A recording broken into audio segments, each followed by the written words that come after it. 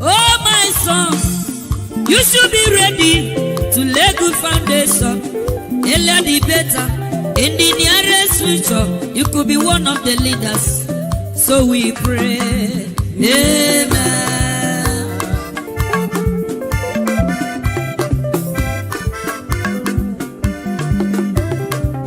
Oh, my daughter, you should be ready to lay good foundation. Earlier the better. In the nearest future, you could be one of the leaders. So we pray. Amen.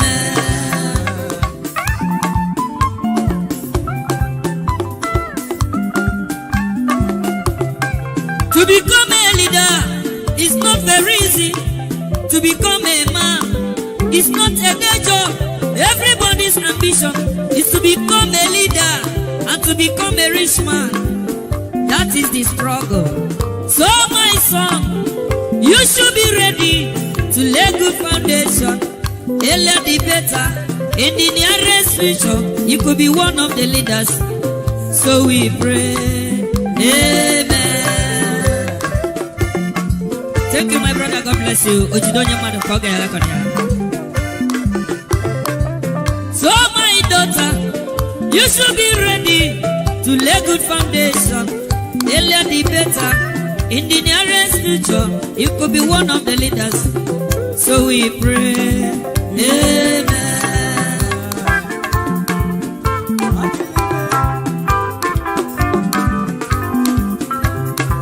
To become a man is not a day job. To become a leader is not very easy. Everybody's ambition is to become a leader and to become a rich man. That is the struggle. So my son, you should be ready to lay good foundation. Earlier the better. In the nearest future, you could be one of the leaders. So we pray. Amen. You are the pillar that holds my life. You are the pillar that holds my life. Master Jesus, you are the pillar that holds my life. Lily of the body, you are the pillar that holds my life. You are the pillar that holds my life. You are the pillar that holds my life. Lion of Judah, you are the pillar. Chickadee, you are the pillar. Daddy, you are the pillar that holds my life. Lion of Judah, you are the pillar that holds my life. anywhere. You are the pillar that holds my life. Hey, yeah. Master Jesus, you are the pillar that holds You my are, life. you are the Master pillar. Jesus, you are the pillar that holds my life. I said, Jesus, unibu kalabati sinduwe. Nibu kalabati sinduwe. Ojo biembe, nibu kalabao. Nibu kwa kalabano. Nibu kwa kalabati sinduwe. Ojo biomi ko nibu kwa kalaba. Chikadije nibu kwa kalabao. Nibu kwa kalabati sinduwe.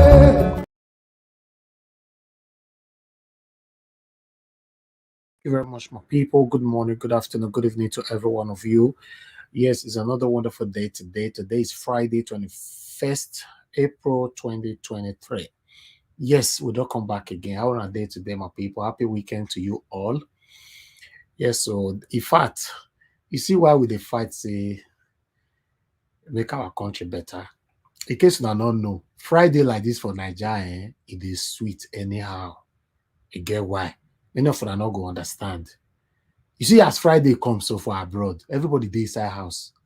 I can say the people that is watching me right now, 80% of the people that is watching me right now that lives in the diaspora, or those that will play back this video later on, many of them are inside house that day for Fridays like this.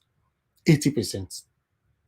But for Nigeria, we dey pray me Friday, Saturday, Sunday, make it come. Because you dey enjoy ram, you dey enjoy ram. Now you go build house for Nigeria. Your tenant go dey enjoy the better life than you will be landlord. Some of you are not if you understand.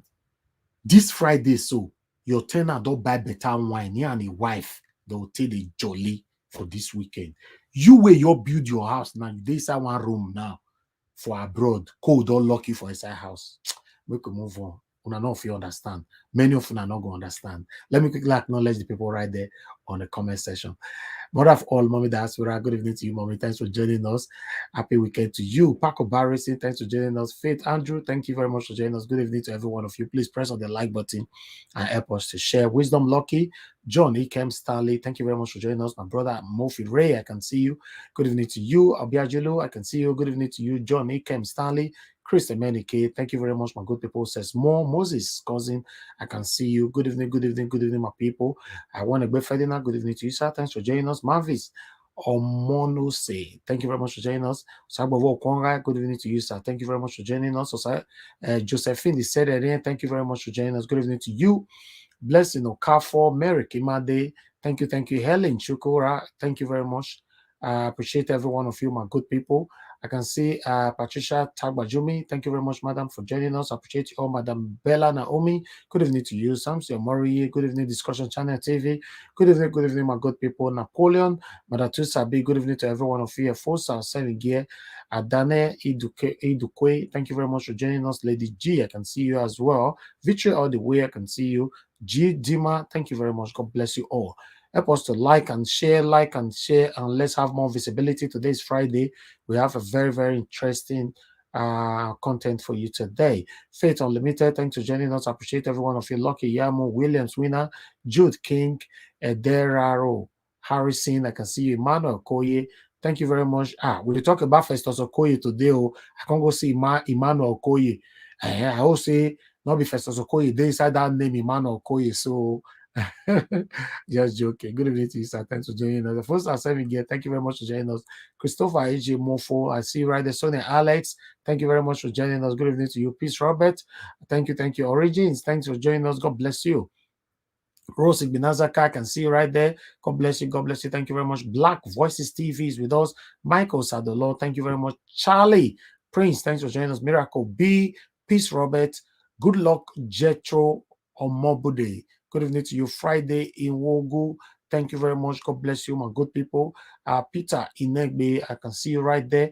Like and share. Keshuku Ike, thank you very much. God bless you. I say honestly, Mr. Elvis, I'm getting addicted to this platform. I'm listening from Abu Dhabi, United Arab Emirates. Keep doing the good work. Oh, I like this. I'll leave that on the screen. Thank you. That's huge. That's a great encouragement. That shows that we are doing something good here. Not be only me. It means me and my panelists will do better work for here. God bless you all. I appreciate you, sir. Okay, Charles Prince, thank you very much for joining us. Ikechukwu Ike, once again, I see you right there. Thank you. Yes, so Ikechukwu, you are right. We are getting sick of abroad, honestly. Yes, we can do this so that they enjoy themselves for house. Daniel Dokwe, once again, thank you. J.O., I can see you right there. Good evening to you, madam. Thanks for joining us. Lady DD, can see you. Isha Oluwa, I can see you right there as well. Chukwama Kamara, thank you very much. Winning, Binosa, God bless every one of you. Thank you. Help us to like and share. Wisdom Lucky, Princess Marcos. The thing don't fool. No, Mrs. I. Boegbe, Favor. Thank you very much. God bless you all, my good people. Like and share. I can see Mr. Kelvin Kel in the building. Thank you very much, sir. Now God bless you. Yes, F is not true. Yes, so that's true now. Thank you very much, sir. God's power, Neon, thank you very much. Faith Unlimited, thank you very much. Oh, I want to be Ferdinand. I don't get super chat already. Yes, I go drink better coffee this evening now. Thank you very much, sir. I really do appreciate this. Thank you for your continuous support. Thank you. I can see Tony South, official Ado. Thank you very much for joining us, Emmanuel Koye. Once again, I have no relation with Festus Okoye. Okay, that's fine. I was just joking. Thank you very much, my brother. Yes, again, love of God is my strength. Thanks for joining us. God bless every one of you. Ima Aigbedion, can see you right there. Thanks for joining us. Alex Osarodion, thank you very much. Eno Ian, thank you very much. And I have another super chat from N.O. Adeni Adebiyi. Thank you so much for this super chat as well. May God bless you. Thank you, my people. Energy don't they pile up now. We want to hammer to this evening. See, I appreciate you now. I beg. I appreciate you now. Thank you very much. I'm not taking any of you for granted at all. Jachuk Sobibweze in the building, and Madarita in the building as well. Good evening, my people. A Pioneer TV, I can see you right there as well. Good evening to you, sir. Thanks very much, my people. Yes, so as I talk on yours now weekend with day. Today now Friday. For Niger, I know say me I dey spend more time for Niger. You know how it be. For Niger like this, Friday come like this. Anyhow you want to enjoy them, you dey enjoy them. If na house you want day throughout, you go enjoy them. If you want drive, come out to say, in fact, there's nothing like our house. Now make us they fight. We want a better country. Nothing like home. So you tell us so, everywhere silent for abroad. As Friday reach, so everybody dey inside house, especially this winter time. Coast still dey for our own coast still dey UK. I don't know about where you are watching me from. Where you want to go? So nothing like home. Let's continue to fight to get it right. If we can get it right, statistically, a lot of us that lives abroad will move back home. I'm telling you, even despite how worse it is right now, many people still they live for Nigeria as it be. So what about if you do good? We get permanent light, we get security, we have health care. You know how many people go back home? Do you know how many businesses that will be successfully created? You create your business, you'll be successful with it if you have a permanent light, electricity, power. A lot of businesses have been hindered just because there's no electricity. Insecurity everywhere. Not be money where some of you now want to buy ticket go Nigeria be the problem. When you go Nigeria, the first thing that comes to your mind is insecurity. If you travel from America, go Canada, they remember most of the time, they remember to pray. If you travel from UK, they go Germany, they remember to pray. That day where you say you don't buy tickets, so you go Nigeria, and that day your mama go say, my pastor say make we do fasting for you for 7 days. Now that time you go pray. Immediately you enter the plane, you don't reach Lagos like this or Abuja, depending on where they come down. The kind of prayer where you go pray for inside plane before you step down. God Almighty, this Nigeria why I can't so. This Nigeria why what did they happen? What did they happen? Where we go to travel, go another country, don't remember to pray. I go to Dubai the other day, I don't remember to pray. I know saying a heart God they look. God they protect us. He go look I can deceive you as I'm here, right? I can't deceive my God. He go look your heart. He go take, manifest every good things for your life. But for Nigeria, allow once your mama don't tell you for Nigeria, say my Peking, they say before you go buy your ticket, now 14 days now will take pray for you. That 14 days go complete. Sometimes your mama will tell you, say, if you not fit, don't worry. If you not fit, do the fast, I go do it for you, my son. If you don't still land like this, your papa will come carry you. You can go pray for you for inside your inner room. I don't want they talk everything for you. Everybody know what they talk about. So if you know, say your mama, your papa not they pray for you, say hello, talk for them. If you know, say your mama and papa not they pray for you, if you still get mama and papa, in fact, if you don't get mama and papa again before your mama and papa die, if you know say they not pray for you or they not they pray for you, say hello, Mosi. They must, especially when it comes to Nigeria matter, not be small thing. And some of them will get children for abroad. How many times your pikin want come out from one city to another, you start to do fasting? How many times? Talk truth now. How many times? You see, say many things where they affect us for Nigeria now failed system that make us find ourselves for that situation. Failed system. Now our system fail. Some people they pray for miracle money for Nigeria. How many times you don't pray for miracle money for abroad? Since when you do abroad, how much you don't see for grant? How many people don't dash you money for abroad? Now in Nigeria, they see people they pray for miracle money now. Now failed system that generated all this setback. Failed system. Thank you very much, my people. Good morning, good afternoon, good evening to every one of you. I appreciate you all. I'm going to be posting out a link right now. Then we'll go on a quick break. We really need to start this on time because we have a lot to talk about today. You see, say I'm not late today. Oh, the day why I go late now, and then you go see some people now. They say like people like Henry Gabriel, Mofire, and the Flashback, and many more. Black Voices TV. All of them come they blame me. You late, oh, mommy diaspora. Everybody they blame me. Today now, I not late. Exactly since I take command, nobody don't applaud me since. You see now. I bet make una applaud me. If not, I go your off this thing or go sleep. Make una applaud me, say I'm not late today. Not be only when I'm late now, they remind me. Tell me, say, well done, you're not late today. Tell me like that. Oh God.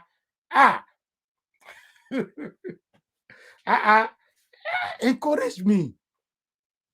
You know easy now. It is easy to they come out every day. Since April last year till every day. If you know, so you get evidence, I don't take a day off. As talk and come out.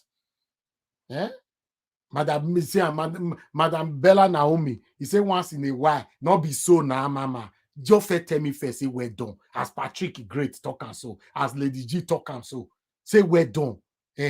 Not see Kate tomorrow say, wait till they talk for them. Man, look at you they talk. You see you now. See human being. You can't please human being. If I late, now I move for they comment. Say I late. Now I'm not late. Now you don't encourage me. Don't worry. If I not quick come out tomorrow, man, no yes, say you talk anything of for here. Don't talk anything. Madarita. Now this one I want to see. Say well done. You know how many times I want to start this broadcast by 6. I go tired. I'll begin to stretch my hand like this. Say, oh God, time don't reach Nana. Time don't reach Nana. Why the name say we'll get better country? You know, I don't know the people who are the part for that contribution for this platform. Somebody they tell me the other day say Nigeria was if I call your platform first place where they run they go in a comment section. Say why?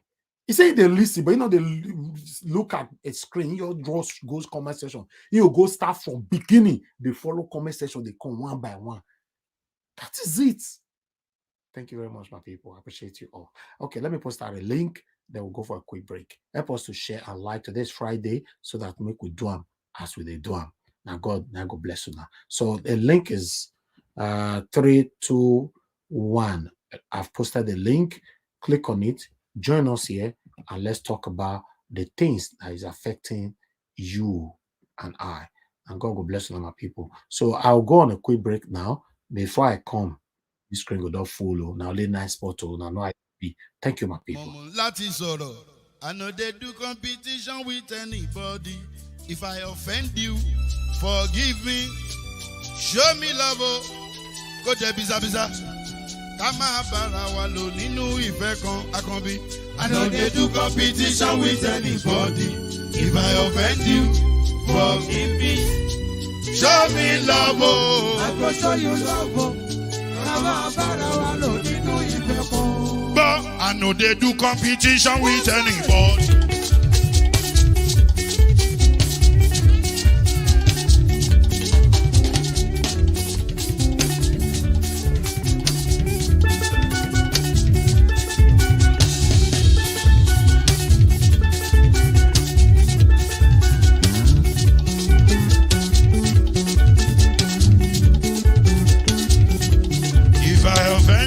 Forgive me, show me love, I go show you love.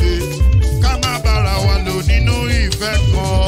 I know they do competition with anybody. If I offend you, forgive me. Show me love, I go show you love. Kama bara walo ninu ife kan.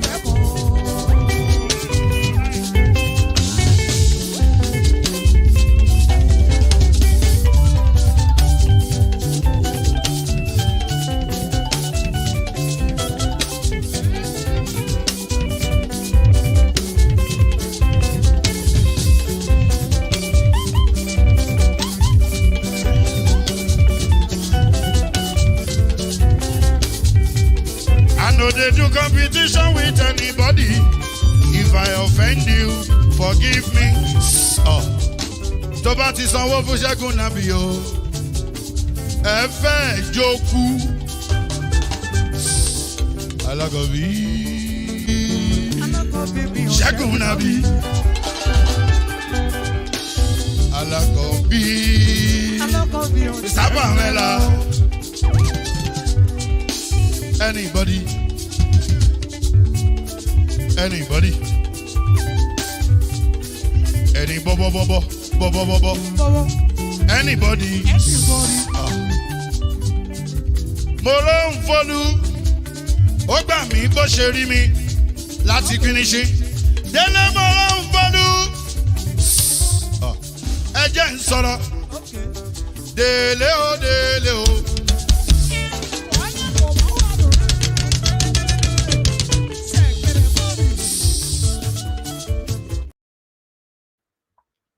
All right, my people, thank you very much for your time. We are back again now. Yes, let me start accepting my people in here. Okay, give us a mandate, my brother. Good evening to you. How are you doing today? Yeah, I'm doing good. About yourself? Yeah, I'm good. It's good to have you. Happy weekend to you, my brother. Thank you very much. Same to you, sir. Thank you. Thanks for all that you do. God bless you. God bless you too, my brother. Mr. Henry Gabriel, thank you very much for joining us. How are you doing today, my brother? Yeah, good evening, Mr. Elvis. Thank you. Let's see what's going on today. Thank you, my brother. God bless you. Good job. Happy weekend. Thank you. Yes, so my sister, why they find all come today? Oh, tell me where you go first. Your first tell me where you go. According to my calendar, I never see you for the past 3 weeks. Oh, Salo Boala Ho. 3 weeks, really? No, according to my calendar. According to your calendar. I never see my sister yet. I don't see any message. If to say you find me, for see me. Yesterday, they use your name, they sing for you, say, where am I? Yeah. As one country call, okay, now FBI do not police for that side now. Now, we get different type. Now, FBI be the highest one. Now. Yes. Okay. And it not be like our own, our DSS, our own. Be like say they corrupt. DSS now model for Nigeria, glorified or model. Now they go and make me coffee, dear. You go and stand by that gate. Now, Malam. DSS they do dirty job for the police. They do my dirty brother, job for they say Yahoo boys, they use DSS anyhow for Nigeria. Go believe yourself for Benin there. Nonsense. That's why we are here. We are fighting. Thank you, my sister. Good to have you on the panel. Thank you very much, Mr. Niger Watch. Man, my schedule can't tight anyhow, and I make, but I didn't miss her since intention. This is intentional to be here. I'm telling you, easy. I do understand. Yeah. But I appreciate you. I don't expect one particular person to do the marathon with me to be out 7 days a week. It's not easy. I know. If I can see you guys once in a while, 2, 3, 4 times in a week, now bless himself. Easy exactly. Now. Everybody easy. That commitment now. Yeah, I know. Exactly. I know especially they work too. And then on top of that, the other things that you're doing. So but Nigeria is important to all of us. That make us make the sacrifice. For me, this is 100% full-time time for me. Why they do right 100%. I can't do another thing like make I come off for us, my rush go do something. I cannot. Exactly. Although I'm grateful to God, yes, but I have all the time to do this. Not a full-time any though. Make people not twist them. Not a full-time any. We have YouTubers watching us. We have to look at the any side. That's when you get to know that yes, you don't get nothing from this. But absolutely. When it comes to time consumption, this take my 100% time. I can't do any other thing. If I was to be going to work or working with any other company doing something else, I obviously if I come out, I'll come out 2, 3 times a week. You don't do. I know. In fact, just now. Yes. You can't try it.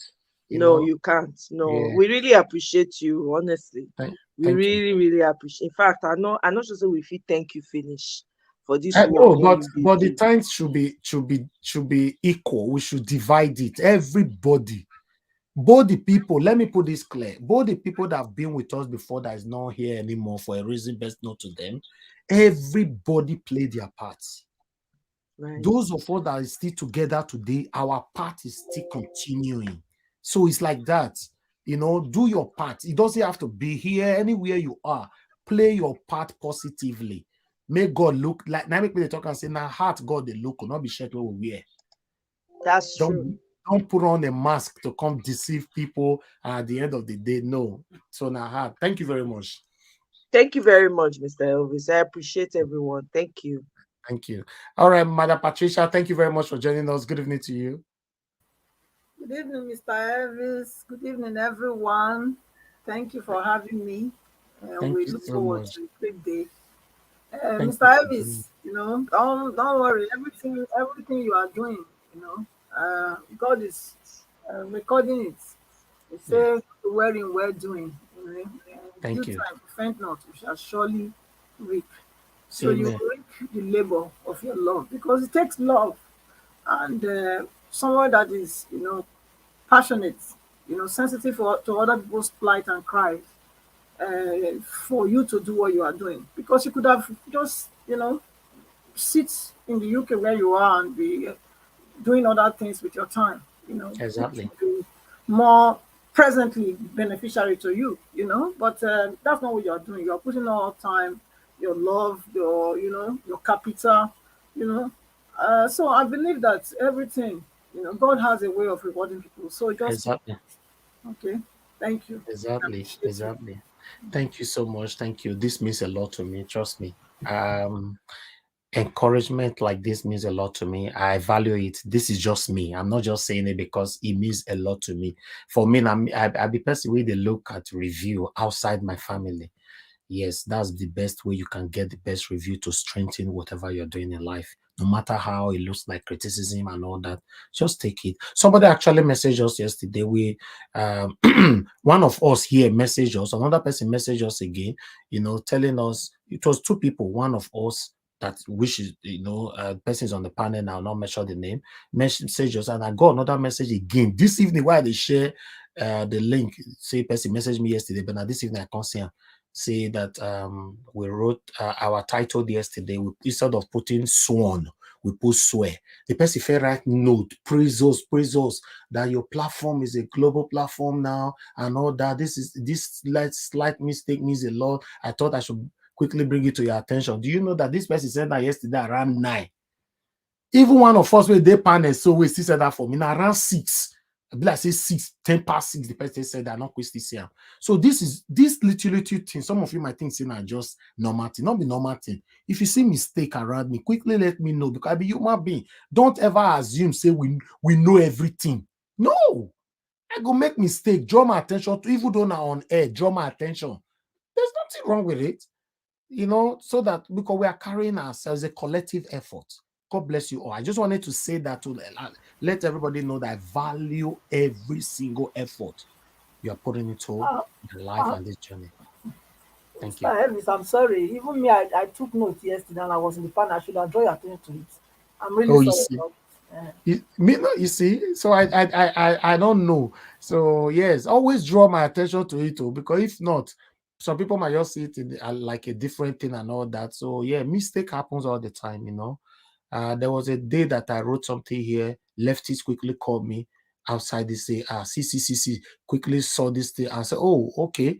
I say, yes, no. The reason, yes, I remember on that. I said that was deliberate because of YouTube. I have to remove that word, you know, so that YouTube not gonna know what they talk about. Because if you write all these words, we start with K, you write down, you spell out well, put out for your this thing, a problem you did, you know, so you get that is a big. But thank you very much, everybody. God bless you all.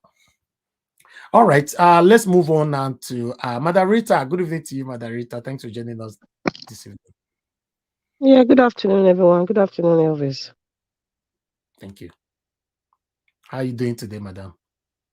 I'm good, though. I don't want to talk too much before some people will say I'm a feminist. So that's why I'm just calm now. No. But I'm ready. But I am ready for the. I'm ready for today. You guys Who call you feminist? We are all feminists. I'm not bother. No, Mother Rita, Like, you guys are let me getting to tell know you me. something. All those things don't bother me. Let me tell you something. If you let people Are kill they you, your, are they your side? Nobody will shake you. Nobody did exactly. it. If you let people kill who you are, let me tell you something you must understand. When I started this my journey, I started this my media journey since 2012. I started writing on Facebook. People now called me and told me that you always writing on Facebook, right. People they read that, they leave comments, they praise you and all that. But you can turn this thing to something else. So to cut everything short, listen, everybody wants you to move to left. And when you move to left, some people in that left want you to move back to right. When you move to right, some people in that right want you to move back to left again. So they will be bombarding you, throwing you left and right. Listen, if you discover who you are, stand by it. So for me, personally, I love Mother Rita the way she be. Mona, you leave her like that for me. She has been one of my backbones. Every supported. Me too. Nigeria, I'm laughing. Me too. Yes, so Many Mona, of you them leave her don't like know that for me. me. There's If you don't like nobody her, that can change me. She's Nobody authentic. can gag me. She's natural. She told it the way Nobody it's supposed can to gag be. me. I told you guys that's how I'm wired. If I'm doing yes, something wrong you don't like, tell me direct, then I would explain. Perhaps maybe my delivery sometimes you don't was even need to misconstrued. explain. No, Sometimes. really, you need to explain. No, see, Nigeria watch, when you're dealing with people, it's not like you don't really care. I don't really care what people think about me, but sometimes it's good to just lay the cards right and then you leave it. But when somebody doesn't understand you or they don't understand what you say, and in their own mind or in their own experiences, they think this is what it is without even asking. So that's why it's good to ask questions and not assume or cast aspersions on somebody. It's totally Yeah, wrong. but the And truth another of the thing matter, too, this is your channel. It has actually made some men, and I'm going to repeat it has made some men realize that there's a lot of women who are outspoken. Some of them, this is new to them. This is very new, but people are learning. It's not just about politics. We're also talking about personal and also social issues. And one way or the other, I don't know about you, but this coming here every day and intermingling with people, it actually changed my life in certain ways. There's some people that like you never ever meet or speak about before, but Nigeria, what you brought them into my life. So that's fine. So I am a woman that cannot be gagged. Let every man know now. If you are a man and you feel just that, this because is talking say too you much. measure Moye corner yesterday, say you measure this, you measure that, now they attack you. It's a normal thing. Look at the comment section. I love everyone. FVC, if the women they here 50-50, if we won't better pass all this our men with it. No, because when she talk, she says she need people like she and many more. I'm referring to all women. Nigeria, before you started your program, you talked about how you are dedicated. There's some of us here. We have businesses, we have children, we have a home to take care of, and then we still come on Nigeria Watch every day. That's what I was referring to. And those are the kinds of women that I would call every day. Madam Patricia, Victoria, Omoye, Mommy Diaspora. People have grandchildren that they take care of, women, but they come here every day. So I have to acknowledge the women. And there's no man in this world that can stop me from doing that. If you want to misconstrue my comment, that's fine, but ask me so that you can be clarified, because I still praise the women who are dedicated to this channel. I support you. I dedicate all the women because the world of a woman. I give respect to all women. Was it Christmas Day or New Year's Day? I think some people were cooking and it was like, Nigeria, this is unfair. It was New Year Eve or Christmas Eve because it's the women. All the panelists were all men. Where are the women? Because the women were taking care of the home, but some still had time to come out. So I cannot take it for granted the sacrifices women make. Men make sacrifices too, don't get me wrong, but a woman's sacrifice is special and it has to be acknowledged. It must be acknowledged. You don't go there now. Not forget, say I be man, no. Now me get the body to turn this life on or off. So may you give us credit first, men first. Okay, men. Our men are trying. Our men are under pressure. And they come here every day. They try to do the best they can for their family and friends and their community. And I really appreciate men. But we also have to acknowledge women because women are not acknowledged enough. And I must say that. And if any man cannot take it, that's not my problem. But I must acknowledge every woman that sacrificed to come here to listen every day. You're working, you're multitasking. It's not an easy job for a woman. That's all I have to say. God bless everyone. And I'm not a feminist. Thank you. One thing I would like to say before we move on is that people will not always, you don't expect people to always agree with everything we do. For me, some people do disagree with me here sometimes on comment section or on the panel. It's a normal thing. You know, just look at the statistic of the people that care more of you and compare with those that doesn't like you. Now that one, look at, since when you don't talk, since now look at comment section. Maybe one person you can come and say, Madam Rita, beg, go sit down. Then you can't take only that one very strong. I should enter house. You don't understand. We can't take that one very strong. No, sometimes No. look down on it and move on. The normal thing. Everybody cannot like me. In fact, I don't want everybody to like me because it will not be sweet like that. Everybody doesn't have to like me. It will be too boring. Joke apart, Elvis. Go to Nigeria. Who are the progressive ones there in Nigeria? Not the women. All those are men being kidnapped everywhere. Huh? No. Mr. Najawash. Yes, sir. What about the last election we did? Who was the face of the election? Is it a man or a woman? Now, woman. Okay. I rest my case. All right. That's funny. I beg will not carry me go where I low. All right. Let's ride on. Meanwhile, let's move on. Thank you very much, everybody. I appreciate every one of you. Yes, sometimes this is very, very important. You know, some of you that normally think that we should just start straight away and get serious. It's not nice. You get video where I go play now from Arise. Now then I go no say. Sometimes these people they go play before they start their broadcast. It's very, very important. You know, if we get serious every day, because all of us don't come to the same category with these same people who they fight. Play the one with the one they do today with exactly. And that was your taste that. You know? That was very nice. Yes. Sorry, Mr. Elvis. Yes. I don't know what's going on, but I just pick up my phone and then your stuff came up on my phone and they're asking me questions. Hopefully APC and these satanic people. What question is that? Is this YouTube channel a good recommendation for you? Okay, what else is it saying? Why is it a good recommendation? Yeah. No. What that statement there? I want to see if he's the natural guy. Maybe you wanted to rate it. Just rate, right? Well, I mean, I wouldn't know, but whatever they like, they them do. It's possible. You know, obviously, these people are fighting us every day. We don't come here to talk about it. Okay, you expect them to be happy that we come out every day to talk against them. Obviously, they will not be happy. They should find transformer to put their hand in front of transformer. They are not happy. They should go and hug transformer. Exactly. So what call me? You know, so that the reason why they are doing this, maybe they don't report the channel tire. So now YouTube want to ask people now by sending message to everybody that is attached to this platform, you know, to see their own review without saying we not did there to manipulate Abi. So that's what they are doing now. So if they send you something now, it's not up to you to write. Even though, for example, because this one thing I like about abroad, you know, go tell police may go arrest person, may they go arrest person for abroad. They want to investigate. That's what YouTube is doing now. So once they send that recommendation notification to everybody, no matter how you hate me reach for this platform, there's no way you fit to beat people who like me. So that means if YouTube is looking for example, out of 100%, they are looking for 65% we go say we go give bad recommendation. They not get them. That's the bad thing. That's the good thing about it. So if you receive the notification, just do the right thing. That's all. Can you not screenshot it and send it to you so that you can read it?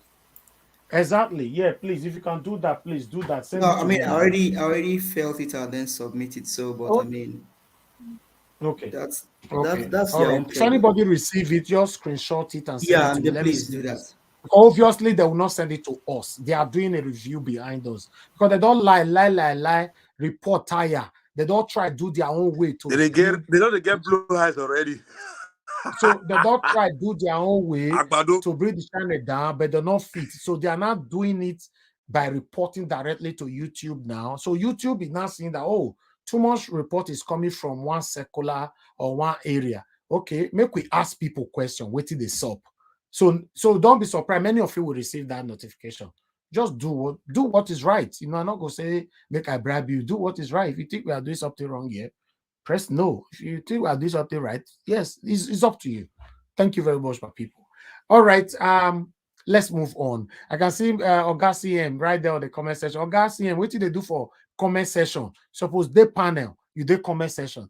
Thank you very much for those. Make it stand by. Make it stand by. If they don't start, if I don't stay some time, I will come up for me and enter. But make it stand by. All right. Thank you very much. The flashback, thank you very much for the super chat. Gloria Ogu, thanks for the super chat. N.O. Debbie, once again, thank you. Peter Ife, thank you. I want to be Ferdinand, thank you very much. I appreciate you all. Okay, my people, I'd like us to start now. Please help us to like and share, and let's do this together. Currently, we have about 800 people already watching us. And if you can help us to press the like button, because the like is 192, to me, is not good enough. Help us to press the like and let's do this together. As we start now, I'll take another quick break. After this break, then we'll go start. Make us now see how today they go. Thank you. You are the pillar that holds my life. You are the pillar that holds my life. Master Jesus, you are the pillar that holds my life. Lily of the body, you are the pillar that holds my life. You are the pillar that holds my life. You are the pillar that holds my life. Lion of the night, you are the pillar. Chickadee, you are the pillar. Daddy, you are the pillar that holds my life. Lion of Judea. You are the pillar that holds my life. You are the pillar that holds my life. Hey, yeah. Master Jesus, you are the pillar that holds my life. You are the Master Jesus, you are the pillar that holds my life. I said, Jesus, unibu kalabati sinduwe. Nibu kalabati sinduwe. Ojo biemede, nibu kalabao.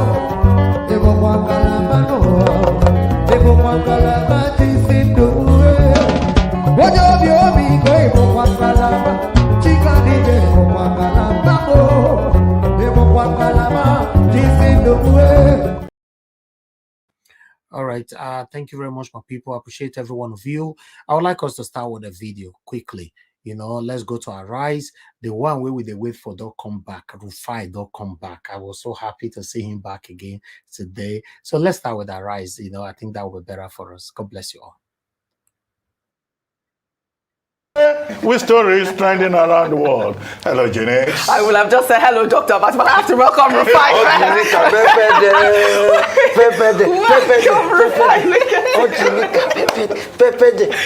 You don't know what you're doing to your fans right now. Everyone's dancing with you. Welcome back, Rufai. High five.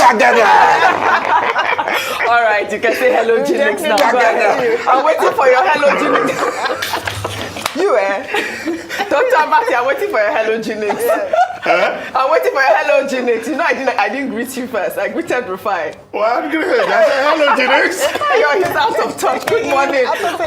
Please, Friday. Somebody need to take us a picture here. I'm not. Oh, Jinx, can you face your assignment? Please do what you have to do. We didn't pick. We'll do it after the show. How about that? Okay. Very well. Well, all right. Good morning to you, viewers. Nigerians follow me. Well, happy Eid al-Fitr. Can we start my show now? Well, all right. Well, good morning to you, viewers. Here are some of the stories that are trending across the globe. In Ukraine, President Volodymyr Zelensky is the latest world leader to have reportedly congratulated Nigeria's president-elect, Bola Ahmed Tinubu, on his election victory.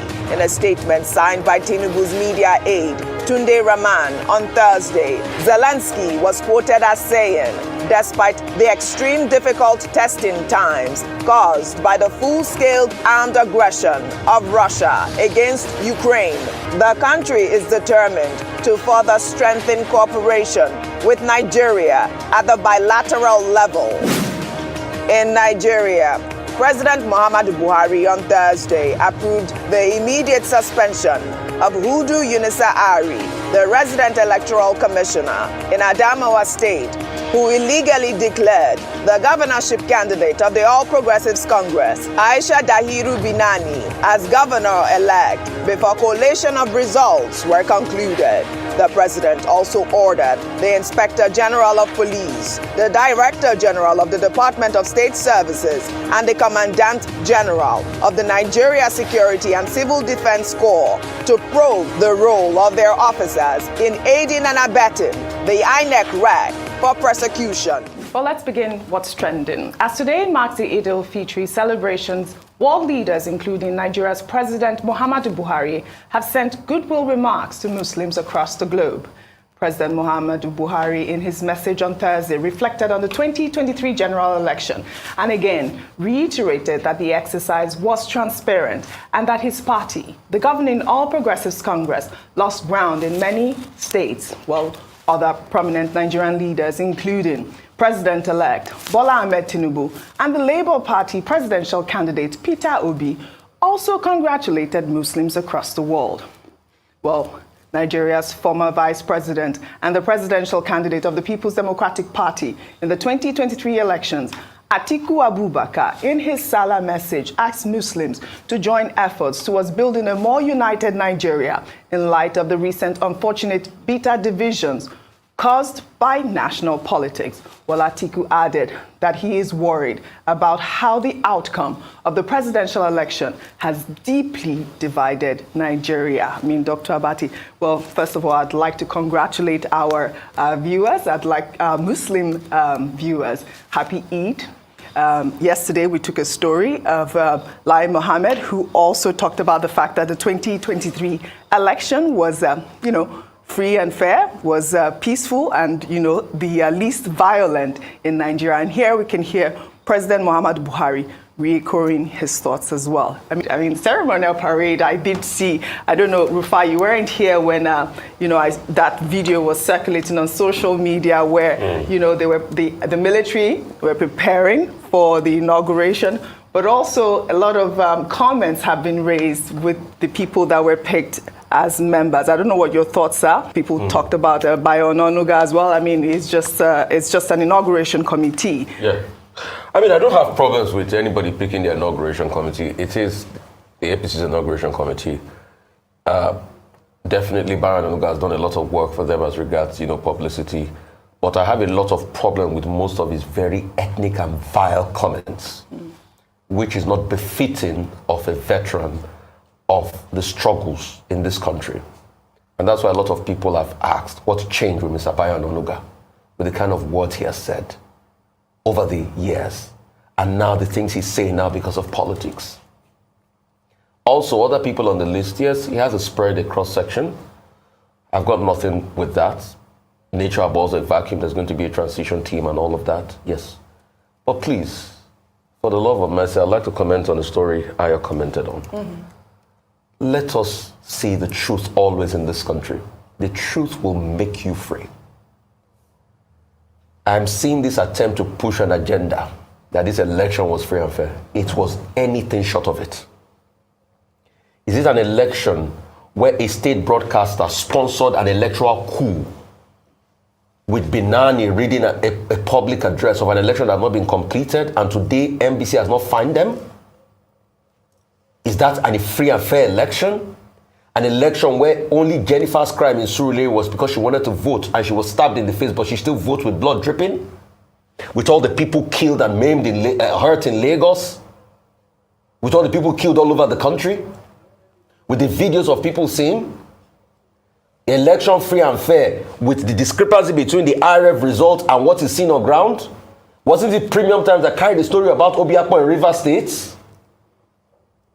Because I've seen this attempt, and this attempt started after the Western media first flawed our elections and said it's flawed election. So there's a backtrack. Some people even traveled abroad. I'm not saying don't go and put your narrative forward, but tell the truth, because posterity will judge all of us in this country if we don't speak up. And the problem with Nigeria is that we've not been speaking up over the years and not saying things the way they are.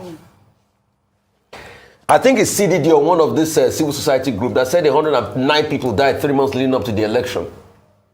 The wanton destruction of lives and property, the fact that people were baited along ethnic lines, town criers came out in Lagos on election morning saying don't come out to vote.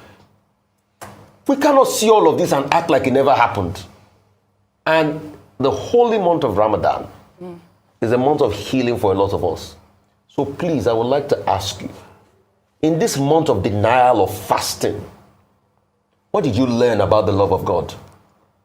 What did you learn about the love of God for you and for further human beings? Did the love of God, did it trump the love for humanity? Because you say you practice what you preach, but you did anything just to be able to get power. Right there as well for you guys to listen, because what is currently going on right now, I want you guys to understand. We discussed this a couple of days ago, less than 72 hours ago, what is going on with APC. You know, like what our brother just stated earlier on, that he saw or one or two reviews. Yeah, this is what APC is currently doing. I'm not mentioning anybody's name, but APC, as long as I'm concerned, APC is satanic. They are trying to silence all media that is talking against them, that is not for them. That's what they're trying to do. Yes, that's what they're trying to do. So don't be surprised. You see all these Twitter owner, Facebook owner, YouTube owner, you see say that they do some kind of thing where they're not supposed to do. Listen, not look their money make they deceive you. People there are Nigeria, we get money past people, we get Twitter, we get money past people, we get YouTube, Facebook, Instagram, and all those things. Now the same person get Facebook and Facebook, WhatsApp, and Instagram. Now for the same person, right? So different person I get Twitter, different person get TikTok, different person I get YouTube. But now one person I get YouTube, Facebook, WhatsApp, and Instagram. You understand? I know the youngest man. I don't want to make sure their names for here because the one will come this, so now everybody have to be careful. It be like say the people will get money for our country now don't pay 1 billion for their account. Say, help me do this one. And they are doing it. That's the painful part of it. Where is the freedom of expression? It's not there anymore. It should be there. It's supposed to be there. They are doing it. They are listening to these people. That's what is currently happening. But I don't want to emphasize or rather expatiate on that. Thank you very much. We have Kashi in the building. Kashi, thank you very much for joining us. Good evening to you.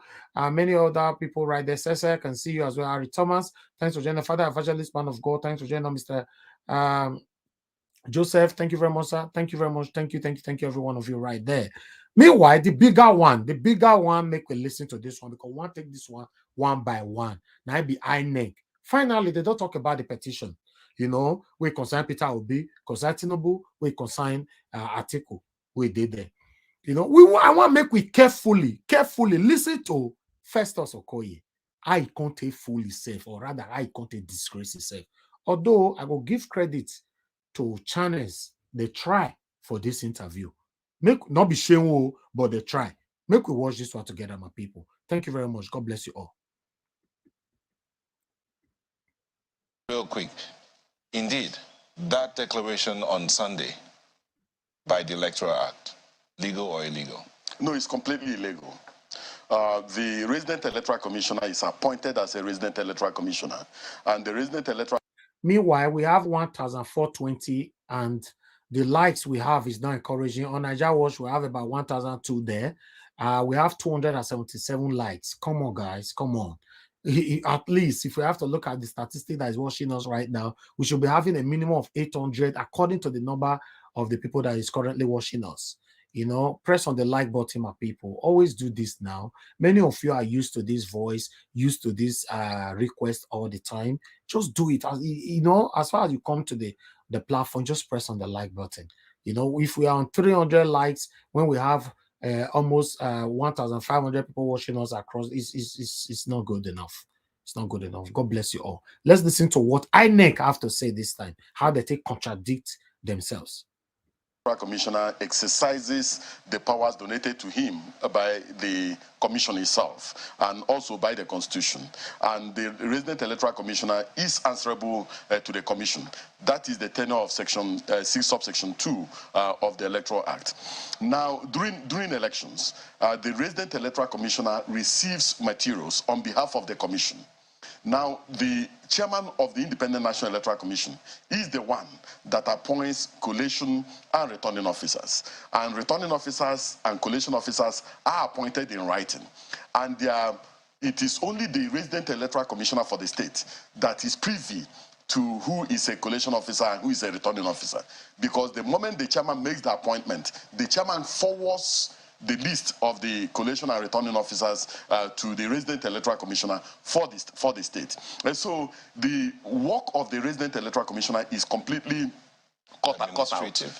Administrative, while that of the collation and returning officers are clearly set out both in the Electoral Act and in our regulations and guidelines. So let's just tell you. Interesting. So Adamawa is currently on the front burner, and just yesterday we understand that the president has eventually given his approval for the immediate suspension and also the prosecution if the police find anything, incriminating But INEC initially wrote to the IGP of police saying that, he should be investigated and also given leave to the police to prosecute him. How is that conversation currently going? Well, we wrote to the Inspector General of Police, and we also wrote to the Secretary to the Government of the Federation. We have received a response from the Office of the Inspector General of Police, and they have already commenced investigation. Our understanding is that the moment the Inspector General of Police concludes the investigation relating to the resident electoral commissioner and every other individual who is involved, and a prima facie case is established against the resident electoral commissioner, the file will be the file will be made available to the commission, and the commission will initiate the prosecution of the rec. Are you aware of the current whereabouts of the resident electoral commissioner? Well, we don't know where he is because after this particular incident. The electoral commissioner for Adamawa, as we talk, so they not see him. He don't run. Now, first of all, they tell us he don't know where he did. He don't run. The same man where they said they give 2 billion. Is the same man where they find. So first of all, Sokoye come on the national TV. He say he don't know where he did. See more questions. Somebody father. Yes. Just listen. He said we don't know where he is. Prosecution of the rec. Are you aware of the current whereabouts of the resident electoral commissioner? Well, we don't know where he is because after this particular incident, the commission wrote to him both in writing and also called him on the phone. He never returned any of the calls. He never answered any of the calls. And we asked him to report to the commission on Sunday. We didn't see him. We asked him to report on Monday. We didn't see him. So up to this moment, he has not reported, and we don't know his whereabouts. Do you think that he could be declared wanted as a result of that? Well, that is the responsibility of the Nigerian police force. If they make a determination that his presence is absolutely needed during the investigation and he's nowhere to be found, it is their prerogative and discretion to declare him wanted. Okay, so he's not under arrest as we currently speak? I don't know. Can you imagine? He's not under arrest as we currently speak. He's saying he don't know. He's saying he don't know. This is somebody that is under your payroll. The person where they pay, he allegedly thieved 2 billion in a fraudulent manner or way. Is he under arrest? Say no, no. It means say, wait till you do not consign us. Have you declared it wanted? Say it's not our responsibility to do that. That means his crime is not affecting the commission. That is my own understanding. When we continue, there are more we want to go see for this video.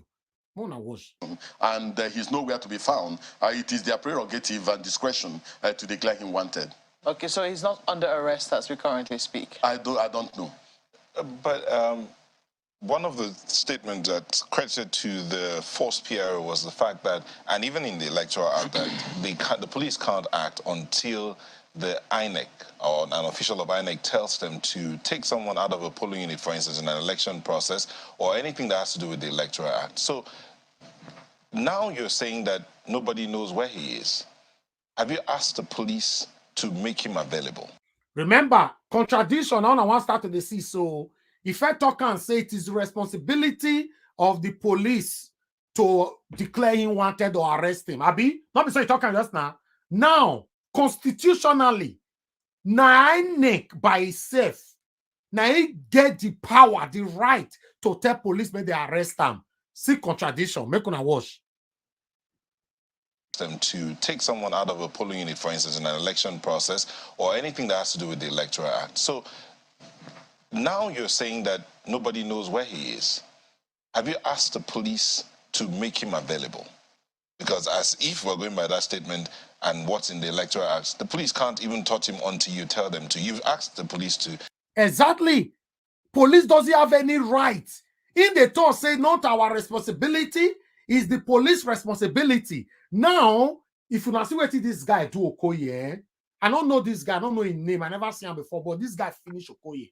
This guy, they tell us, according to the act, the constitution, now you get the power to pronounce against your employee. Now you go call police. Now, Mona, look how you want a lie. Now, Mona, watch. Him available. Because as if we're going by that statement and what's in the Electoral Act, the police can't even touch him until you tell them to. You've asked the police to investigate. Have you told them to produce him? Have you asked the police to produce him? No, it is the responsibility given to the commission under the law is to prosecute. The responsibility and the function and the duty of arrest and investigation resides with the security agency. The responsibility and the power given to the commission is to prosecute. Oga Okoye, Festus Okoye, but he's a lawyer, prosecuted. He's a lawyer, right? You said what?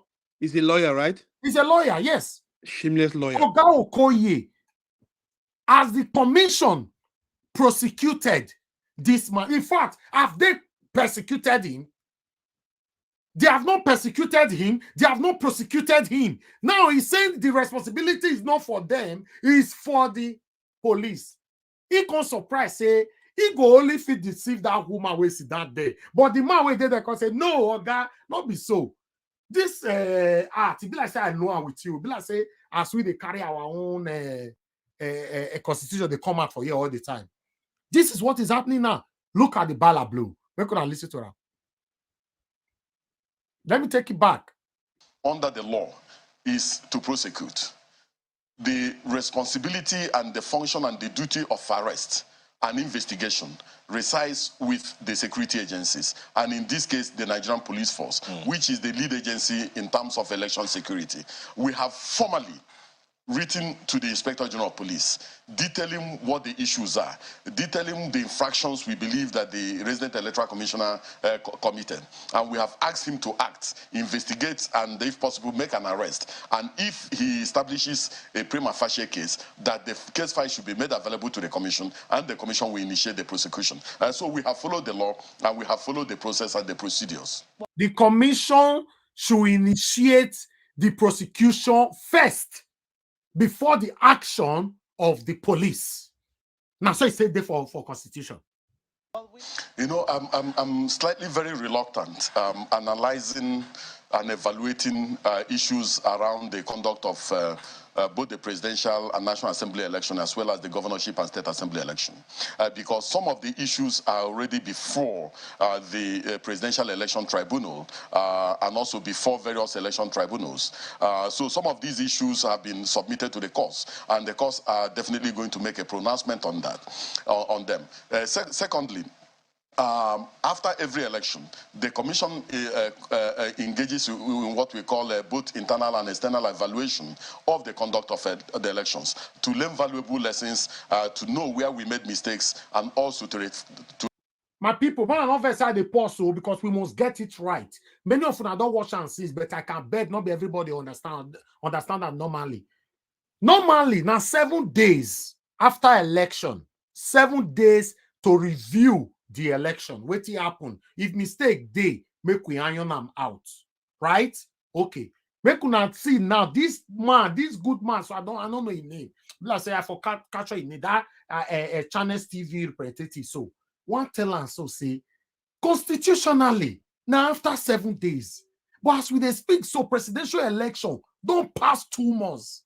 When I never still review, make una see the answer where Okoye want talk. To learn valuable lessons, to know where we made mistakes, and also to rectify those mistakes. But let me say this. At a very reflective moment, at a very rational moment, at a moment devoid of election, we will come to see that this election will turn out to be one of the best elections ever conducted in this country. In fact, that this election is more or less like a revolutionary situation. And I say this advisedly. I say this because if you look at the whole gamut of elections, I do not think that it will be fair to reduce the conduct of the 2023 general election to the issue of result upload alone. That will be unfair. And I say this. I'm not sure I hear that one. It will be unfair to rely only on the upload of a result of the 2023 presidential election alone. Remember what Mahmoud repeatedly stated. Make we not forget so soon. Series of videos on different platforms when this man were stating promises everywhere. Now, look what Okoye is saying. Let's move on. How the draw our attention corner. That will be unfair. And I say this because if you look at Section 43 of the Electoral Act 2022, it makes it optional for any political party that wants to nominate polling agents or political party agents to the 176,606 polling units where we deployed election materials. 4 political parties nominated over 170 polling agents. The APC nominated over 170 polling agents. 170,000 polling agents. The PDP nominated over 170,000. The NMPP nominated over 170,000. The Labour Party nominated over 170,000. So what that means is that at the level of the polling unit where elections took place, they were there. And the law and the process and the procedure is that the moment the votes are segregated and counted and entered into from EC8A, which is the polling unit level result. Do you know that most of the things he's not saying is inconsequential? Let me shock you. You know, when they go to Arise or Channels, they have time limit, not like what we are doing here.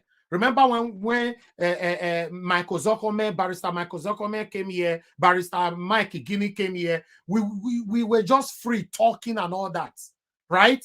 No, you not be like that for Channels. Now, when you put them on the hot seat, do you know what these guys are doing? Now, they don't know what they want to do to kill that time. Maybe you don't tell them already, say, this interview is going to be 30 minutes. They will not start bringing questions on their own, at the same time answering the question to kill the time.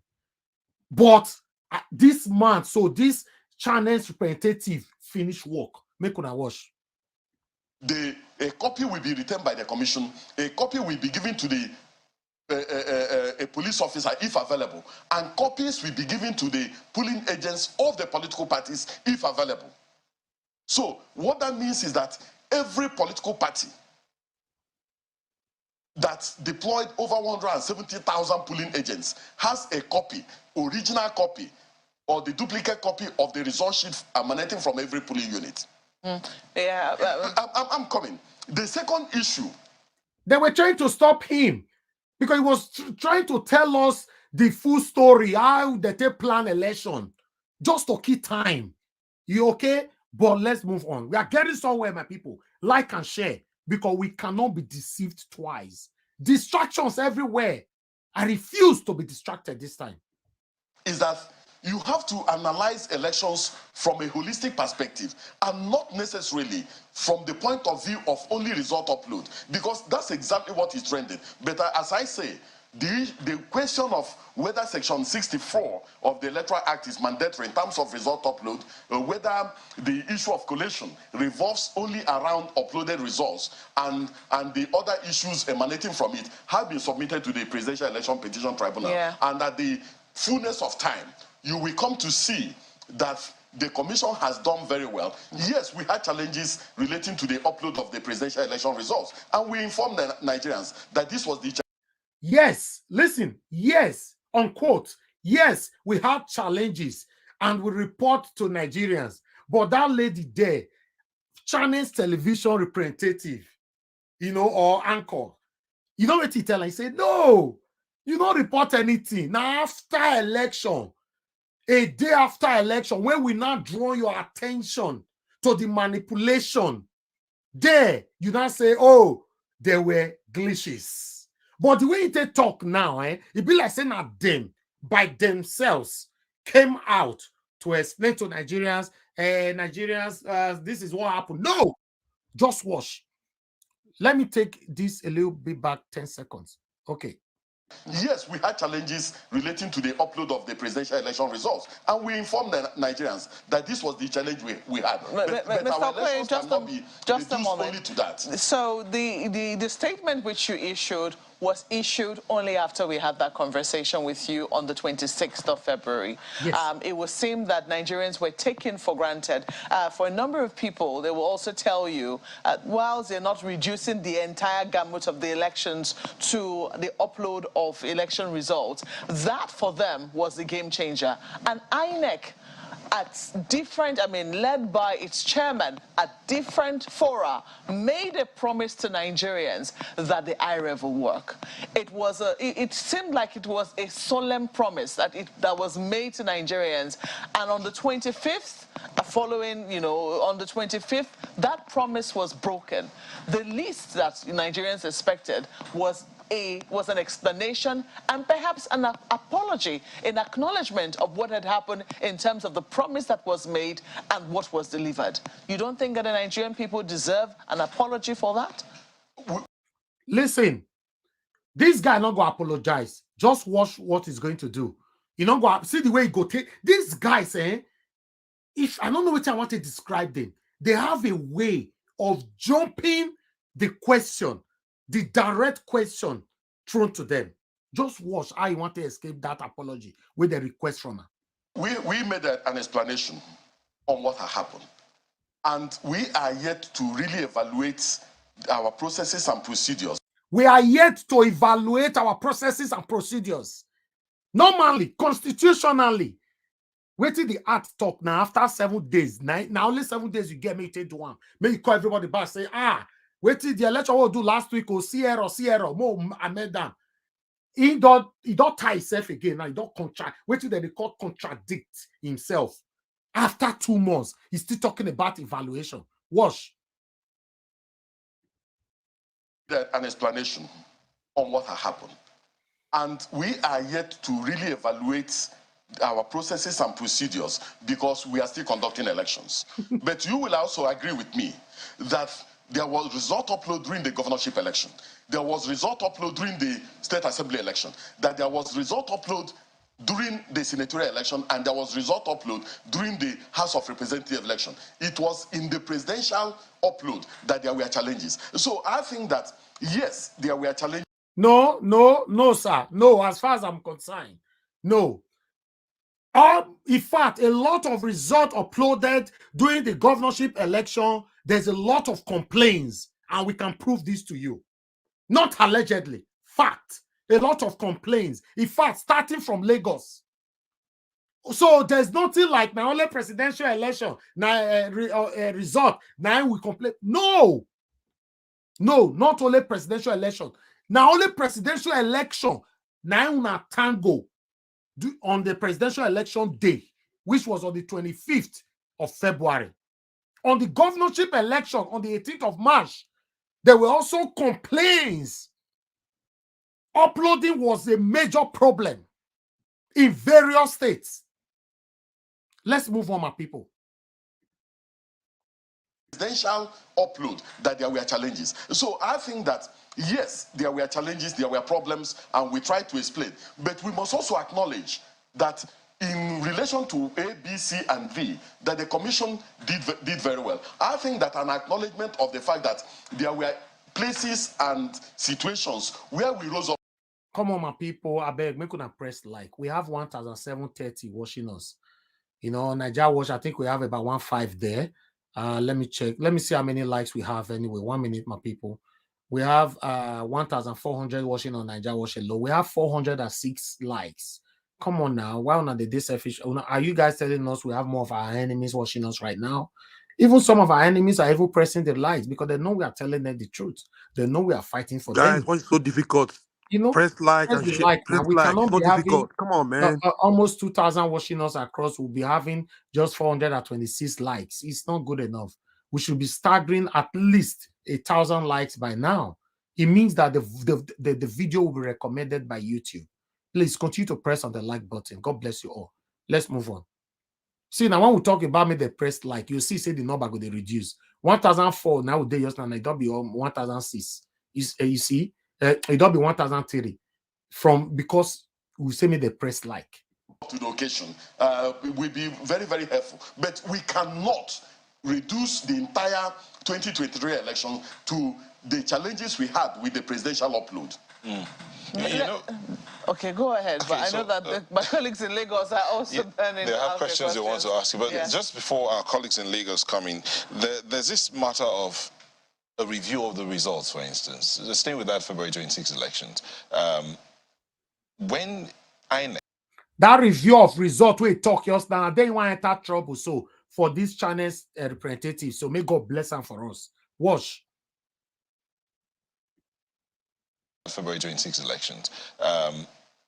When INEC was declaring the results at the ICC, for instance, some parties walked out, and their concern was about some things they were not agreeing with. And by the Electoral Act, INEC is supposed to review its results, the results declared. True or false? You know, I'm coming. INEC is supposed to review its results, right? No, if you look at section 65 of the Electoral Act, it is. Now see the way they jump the question. I write that for screen. See, Okoye jumped the question. That question where they ask and yes or no. Now only yes or no they ask Okoye. Only yes or no. Nothing else. Okoye can just say yes or no. Then he wants to start another episode of story again. Only yes or no. Now everybody ask Okoye. I'll take that part back again. You could not get it right. I'm coming. INEC is supposed to review its results, right? No, if you look at section... its results, the results declared. Yes or no? True or false? True or false? You know, I'm coming. INEC is supposed to review its results, right? No, if you look at section 65 of the Electoral Act, it is within the power of the Commission to review declarations made. If you recall, well, how many days after the declaration? 7 days. Let me put it. No, listen. How many days after the declaration? He wants to say 7. He can't realize saying go enter trouble. Listen to the way he says. He said 7. Then he just quickly change. He not say 7 finish. He said 7. He just quickly change because he knows say they go ask about smart guy, the channel's television guy there. Now smart guy, oh, that guy can drag and come back say, oh God, wait. You say 7. So today now, how many days they will not declare, will not give certificate out for 4 a.m. in the morning? Make I take that part again. It is within the power of the Commission to review declarations made. If you recall, well, how many days after the declaration? 7 days. Let me put it this way: constitutionally and legally, the chairman of the Independent National Electoral Commission has been appointed as the returning officer for the presidential election. Now, if he makes a return and people now story your start so from here now, part of it are inconsequential. How many days? How many days? Exactly. Part of what is not talking about now is inconsequential. How Doesn't many make no sense anymore. How many days? This man was just buying time. I go wait for her. When he finish, I go say how many days.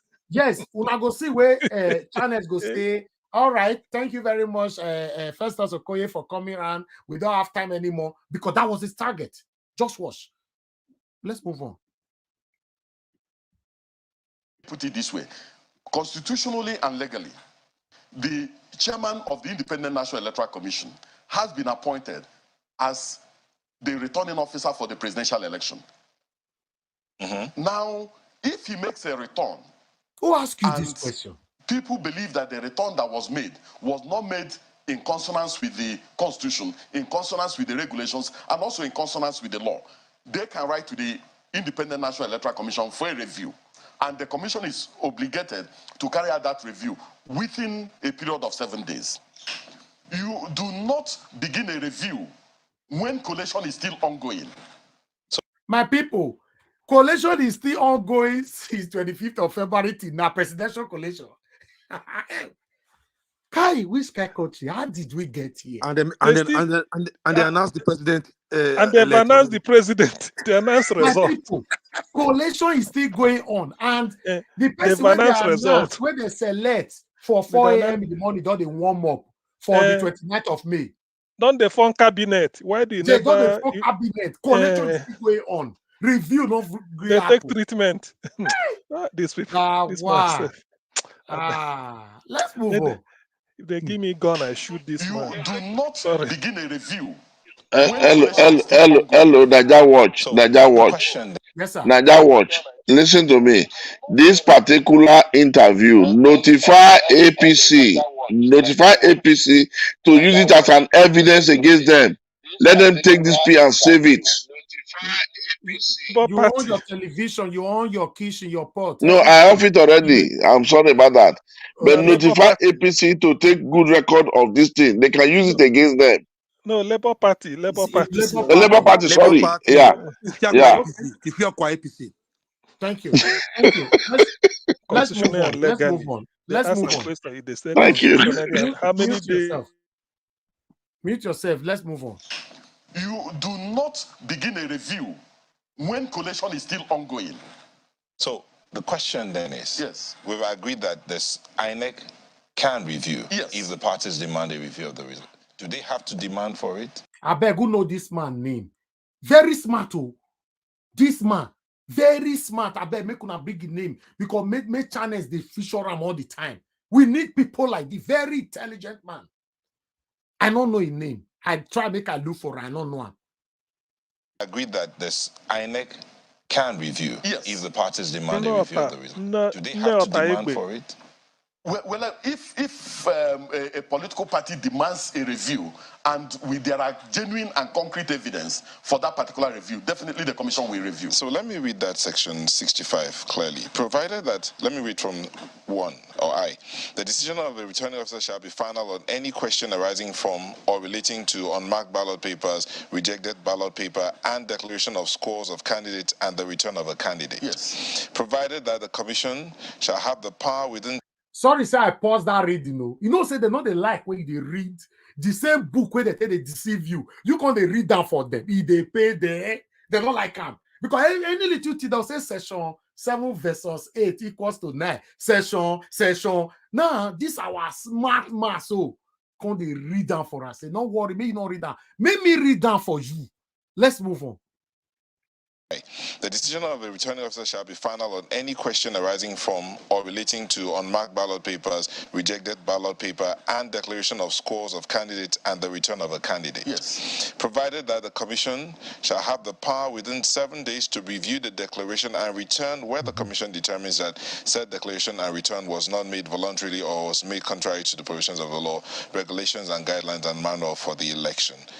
Decision of a returning officer under Section 1 may be reviewed by an election tribunal or court. Yes. That's a different one. But this other one, about 7 days of review. Yes. Has INEC reviewed his results since that declaration? Nobody has asked us to make any review. Even though they did it physically. Ulaye, nobody have asked us to review. Hey, God. Listen, guys. On that particular day of declaration, PDP walked out. Labour Party walked out. Dino Melaye created riot there. Dino Melaye created Yakubu said after the coalition they will visit it. That was his response. Within 7 days, he said it there. When yes, so shameless people I ever seen. Now you see what Okoye they talk. He said nobody asked us, so we just gotta move on. Because normally, if people want to make a review, they go officially write time come. So are you telling us before people go petition? Elvis, let me invite them to go petition. May go to Arise. May they ask that question where? Make it answer that question. May go to Arise. Let's listen. Let's move on, man. We'll just start with the top, man. Tribunal or court. That's a different one. But this other one, about 7 days of review. Yes. Has INEC reviewed his results since that declaration? Nobody has asked us to make any review. Even though they did it physically at the collation center. No. You think, okay, it has to be done in writing. You have to do it in writing. As at the time they were doing all those things, a declaration and a return has not been made. The law says that you can apply for review after declaration and return has been made. Collation was still ongoing when all those things were going on. And so that is not within the contemplation and tenor of Section 65 of the Electoral Act. No, did you say after the return has been made? Look at Section... Read it. You have to read from... no problem with Okoye Day, so this our journalist, so this man, so you know the shadow. But if I tell you the kind of sweat where they pass Okoye head there, that cap we put for head, so the sweat where they pass there, this man know they shout. You know they take him easy with him, but you want finish him in totality. So, move on. 5 of the Electoral Act. No, did you say after the return has been made? Look at Section... Read it. You have to read from, if you look at Section 65 itself, it says, the decision of the returning officer shall be final on any question arising from or relating to declaration of scores of candidates and the return of a candidate. Declaration of the scores of the candidates and the return of a candidate. Okay, but before you went to the C, the B says... Then it says, provided that the commission shall have power within 7 days to review the declaration and return. Mr. Koye, my colleagues in Lagos are waiting. Yes. Let's look at A. Yes. Unmarked ballot papers. Yes. B. Rejected ballot papers. Yes. These were some of the things that they complained about on that day. Rejected ballot papers. C, that's you just went straight to declaration of scores and of candidate and return of candidate. That's that's the one you read. But what about the A and B? It says who is the returning officer in this case? Okay, so we'll come back to this. Our colleagues in Lagos have questions. So he goes. Okay, so Mr. Koye, I'm taking you back again. Please hold on. We're still talking about the presidential elections, and that's where the question of review is coming up. But I want to ask if we now know what caused the servers not to work for the presidential elections, the IREV not to work for the presidential election, but worked for the National Assembly elections conducted on the same day. Well, I wouldn't know. All I know, in terms of technology, I'm not too technologically savvy. There was panic, and I need to be honest, there was panic on that day. Remember, this is the 4th time. If I'm not mistaken, maybe the 3rd time or the 4th time, Okoye is saying that particular question, why was the House of Representatives and House of the Senate was uploaded, and the presidential election results could not be uploaded. The first time they asked him that question, he said they should ask the IT people. The second time, ask the IT people. The third time, ask the IT people. Maybe this is the third time or the fourth time. But my question is, Nigerians, if you are watching me right now, una know be the IT people, not be only Okoye and Mahmoud, not be come they talk to us. Una know be IT people, and since the beginning of this journey, have we seen any the IT people on air speaking to us? Obviously, the IT people will report to Okoye, which is the he's not the commissioner, the INEC commissioner nationwide, right? Or Mahmoud. So what is the IT people this man is saying that? Go and ask the IT people. Ooh. Please mute yourself. Somebody unmuted. Mute yourself. I'm not too technologically savvy. There was panic, and I need to be honest, there was panic on that day when we noticed that there was a challenge. And all the... Sam, he said, I need to be honest. See what you write for screen. So you have not been, you have been dishonest all this while. He said, honestly, I need to be honest. See the way they do shit. Honestly, I need to see pressure.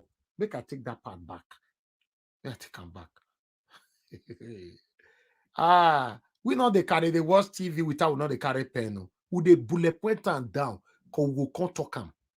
All I know, in terms of technology, I'm not too technologically savvy. No, why Okoye they change share like this? I would not they see her. See the way they do his share like this.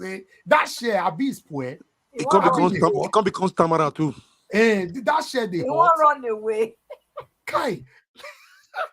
All I know, in terms of technology, I'm not too technologically savvy. There was panic, and I need to be honest, there was panic on that day when we noticed that there was a challenge. And all the ICT people gathered and we are trying to find a solution to it. At the end of the day, I issued a statement and I told the nation that we had a glitch. Now, we are still in the middle of election.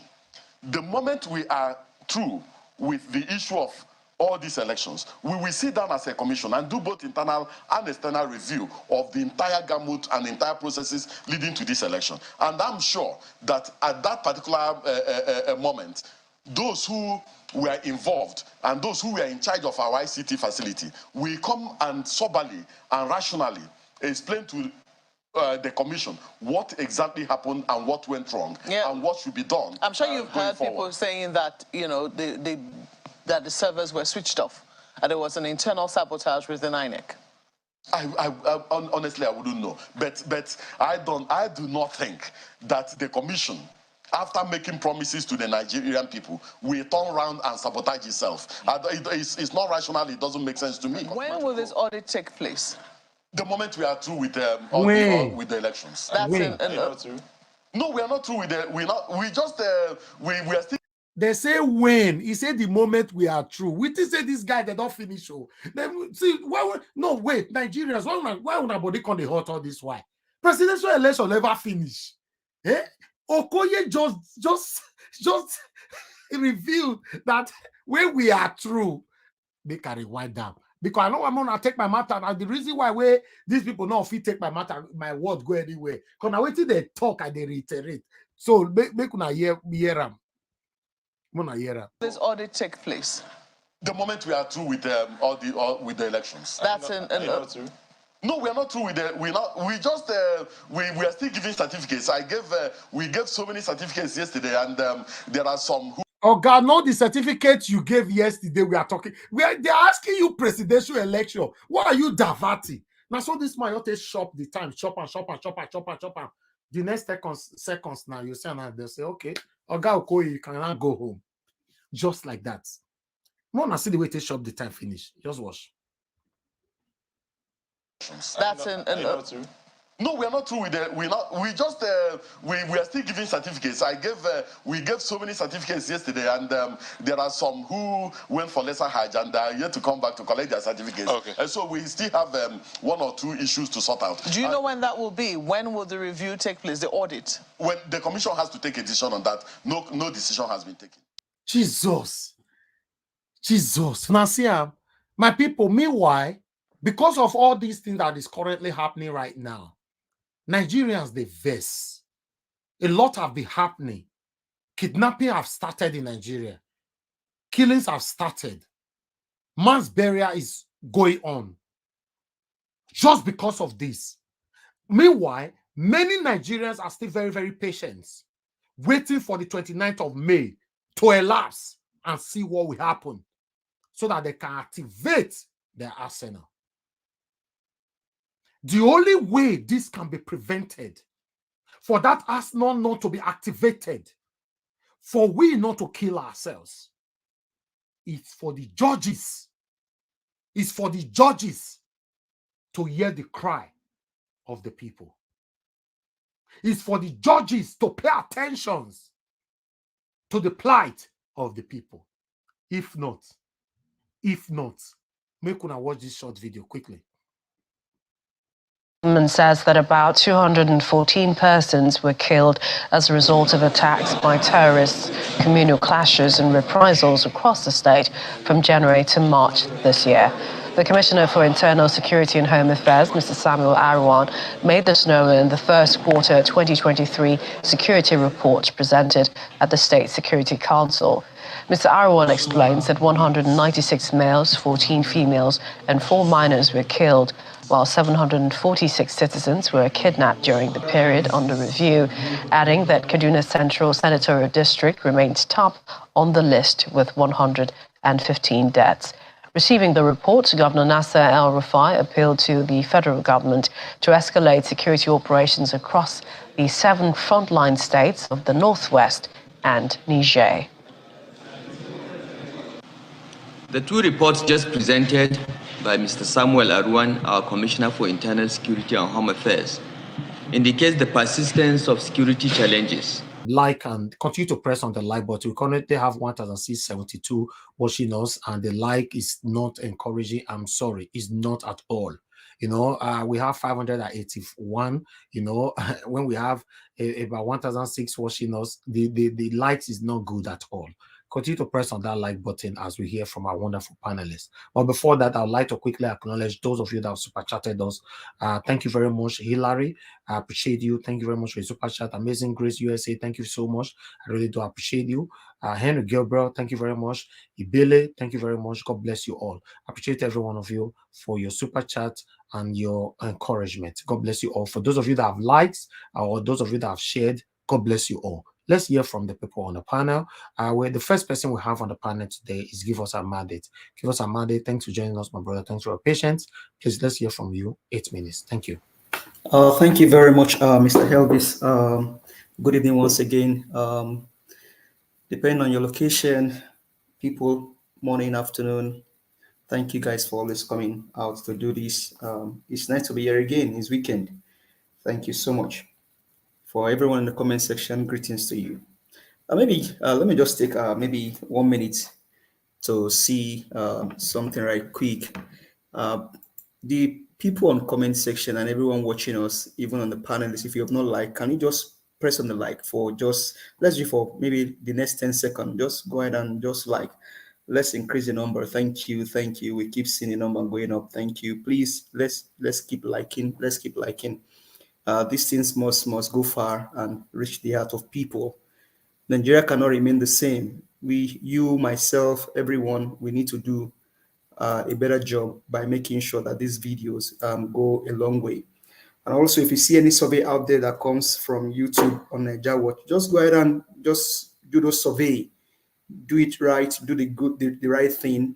Because one thing is, even these wicked people are trying to silence the voice of people. Remember, you and I cannot afford to go to big medias in Nigeria to go talk because the money is not there. So this man is doing a great job. The only thing we can do is to make sure that we tell the truth, do the right thing by doing the likes, share, and take the survey. If it comes to you, say the right thing so that these videos and this platform continues to increase, because we are trying to see that maybe very soon we will have a big media in Edo State, and then we'll move that around the world. Thank you so much.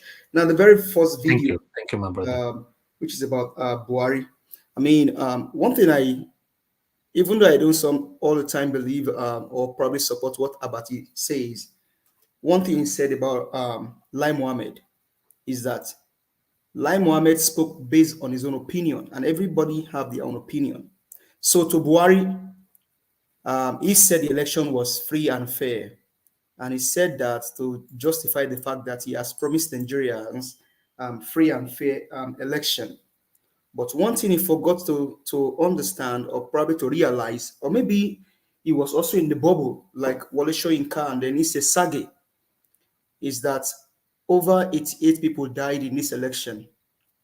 During this election, there was tribal profiling. During this election, there were killings. During this election, a female was stabbed in the face, even though dripping with blood. She went back to vote for a candidate of choice. All of that happened during this election. We saw even cultural heritages, cultural beliefs, cultural thing that people have done for the past several years was brought out and then more or less probably destroyed or probably dragged to the floor for those that are part of those worshippers. I mean, sorry, I'm not judging anybody now, but I mean, that's their belief. But it was so interesting to see that all of those cultures that have been upheld for several years, all of those things were dragged on the floor because of this just one election. And you and I that are Nigerians, we believe in 2015 and 19, things like this did not happen. Maybe I'm right, maybe I'm wrong. In 2015 and 19, there was the level of tribal profiling that happened in this election. I don't think such happened in 2015 and 19. The number of people that died in this just one election is more than those that have ever died in the history of Nigerian election. And the president, the man that is supposed to be the leader, the man that is supposed to speak on behalf of Nigerians, both home and abroad, stand to say this election was free and fair. Does he have a conscience? Does he have a conscience? Does he fear God?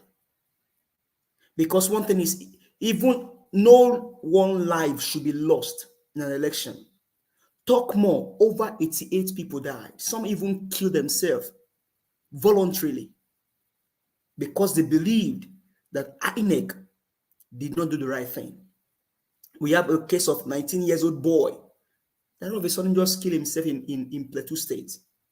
And the president of a nation will say that this past election was a free and fair election.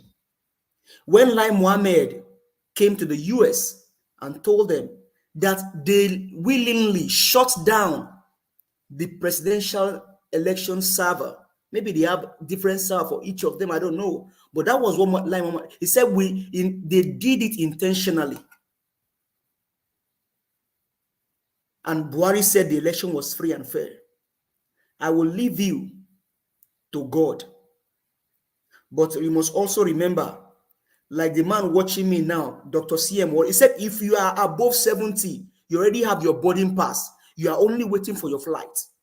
And those words, they carry power. If you are at a certain age, 70 and above, you already got your boarding pass. You are only waiting for when they will call your flight number. And this man, above 70, is saying that this election was free and fair. Remember, those that died, it wasn't water that was flowing in their vein, blood. The blood of Abel cried for vengeance. The blood of Abel cried for vengeance. But thank God for the blood of Jesus that cried for forgiveness. Even God himself said, don't spill blood, because blood has life.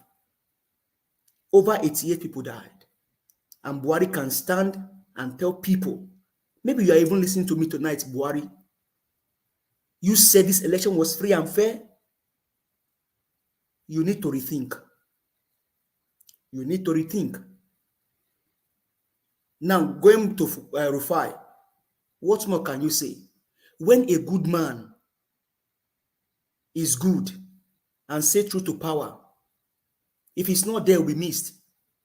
You see the joy in that studio today. When I was watching the video earlier, I was just like, these people, from different family background, but see the love among them. And Rufai did not even disappoint his viewers. Said true to power about each of these things that is going on in Nigeria. Called out the president, called out each of them. People, let's do the right thing. I'm not saying I'm perfect, but you and I can do the right thing by making sure that we say true to power. That is how our nation can get better. Okoye, I have always said, this man, he speaks like someone that has his mouth full of hot corn.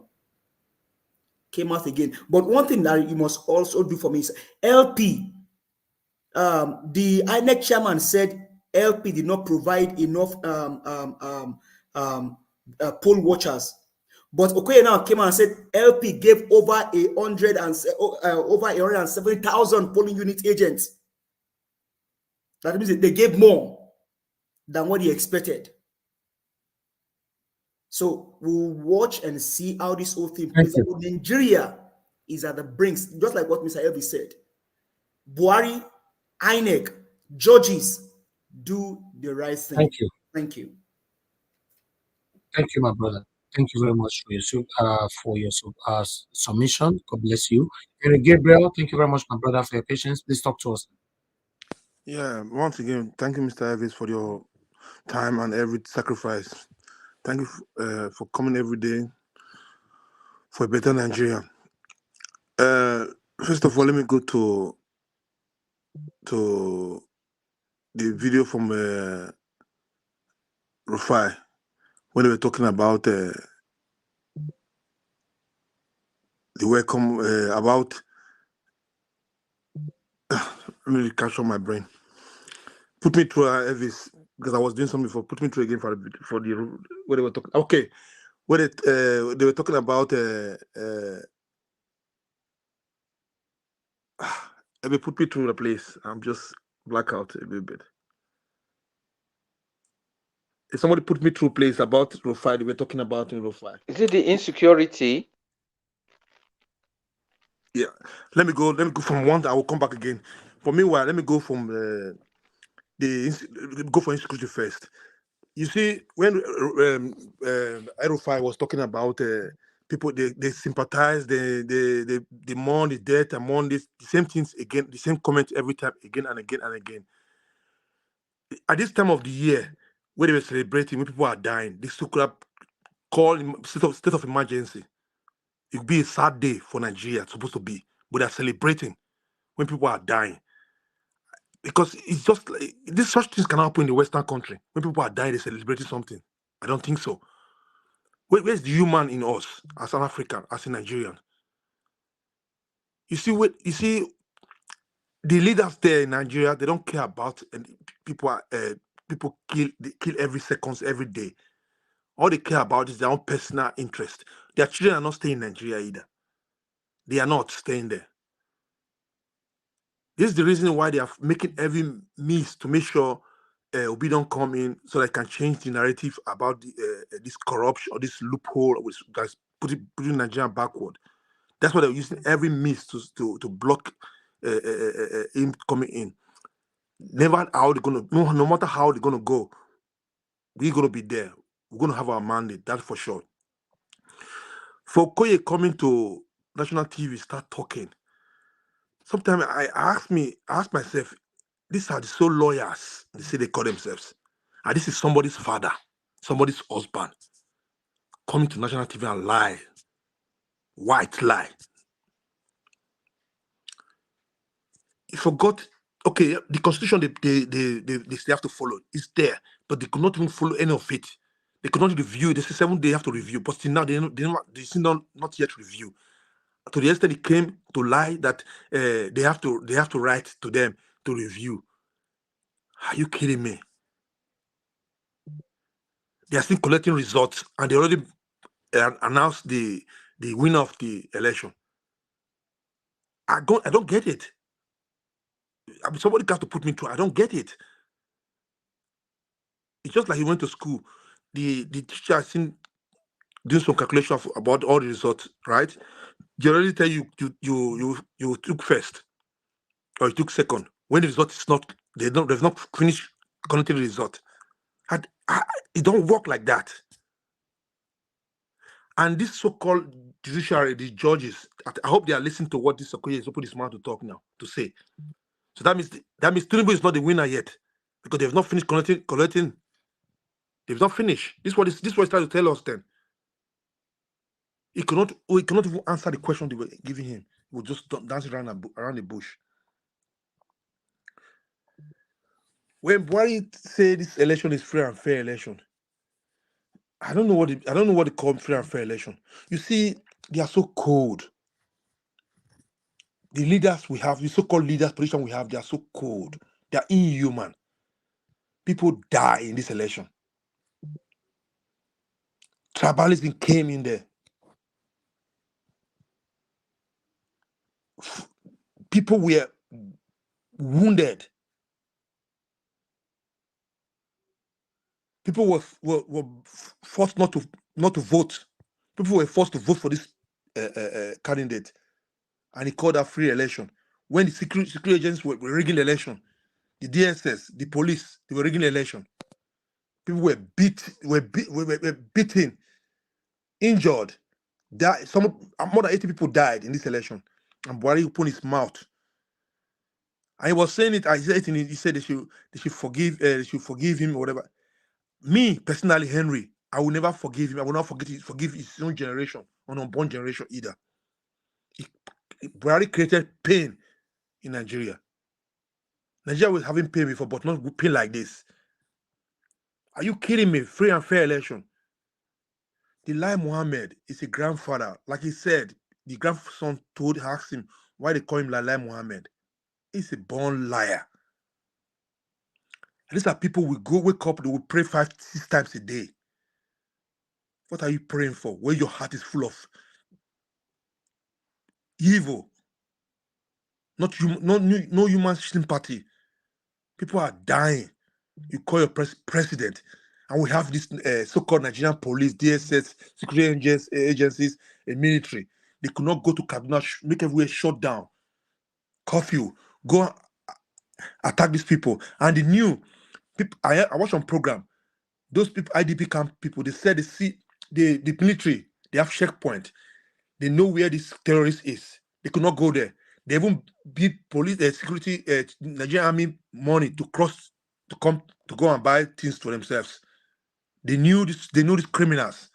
People are dying, and Buhari is saying it's free and fair election. I don't get it. If Okoye can come out in the public and say they are still collecting a result, me, I don't know. I don't know where they get the result to bring Tinubu as a president. So you want to tell me now the INEC officer that make this first announcement in Adamawa is not arrested yet, but the DSS could go straight to go and arrest people. This guy from this influencer from Twitter. He can go and arrest anybody they want easily, so fast, but they couldn't arrest this man. You see why they're doing this ringing issue? Because they could not even hold what do they call him? This Yakubu. Yakubu should be in jail by now. Because they stopped him, they said this election, they opposed the collection of the result. He said they should go and review it. We don't support this. He said they will review it. But what came back, he came to announce when everybody was sleeping, he should be arrested. He fooled Nigerians. He robbed Nigerians. That is the reason why the other one in Adamawa still have the guts, the balls to see come out and announce when the results they've not finished collecting results. You see how shameless the country is. I'm ashamed sometimes. When my colleagues sometimes they talk about Nigeria, sometimes I just start to tease them. They should stop. Our country is better than your country. This and that. This and that. But it's the truth. It's the fact. It's so shameless to see our so-called agencies so cheap in corruption. The corruption is so obvious. The DSS officer they arrest said they gave 2 billion, and that lady who came out in national TV to come and declare the winner, they should be arrested. She should be arrested too.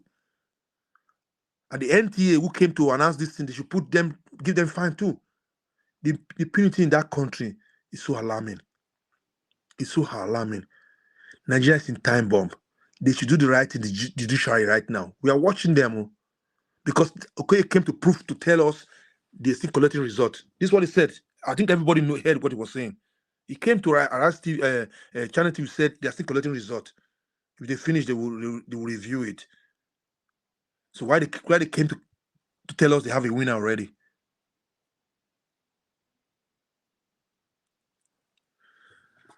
So all I'm saying, we're gonna get our mandate, but that's for sure.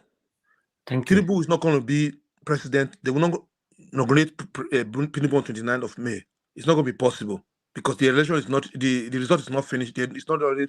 They've not finished collecting their results. So this is what they told us. This is what I stand for. Thank you. Yeah. Thank you very much, my brother, Mr. Henry. Thank you for your submission. All right, guys, continue to press on the like button, help us to share. Let me move on now to Mother Patricia. Mother Patricia, good evening to you. It is me. I left a message in the private section, Mr. Elvis. My position cannot be taken, Na me be number 3, na me be number 3, Mona no rigamo. Hey. Go to court. Were you logged out?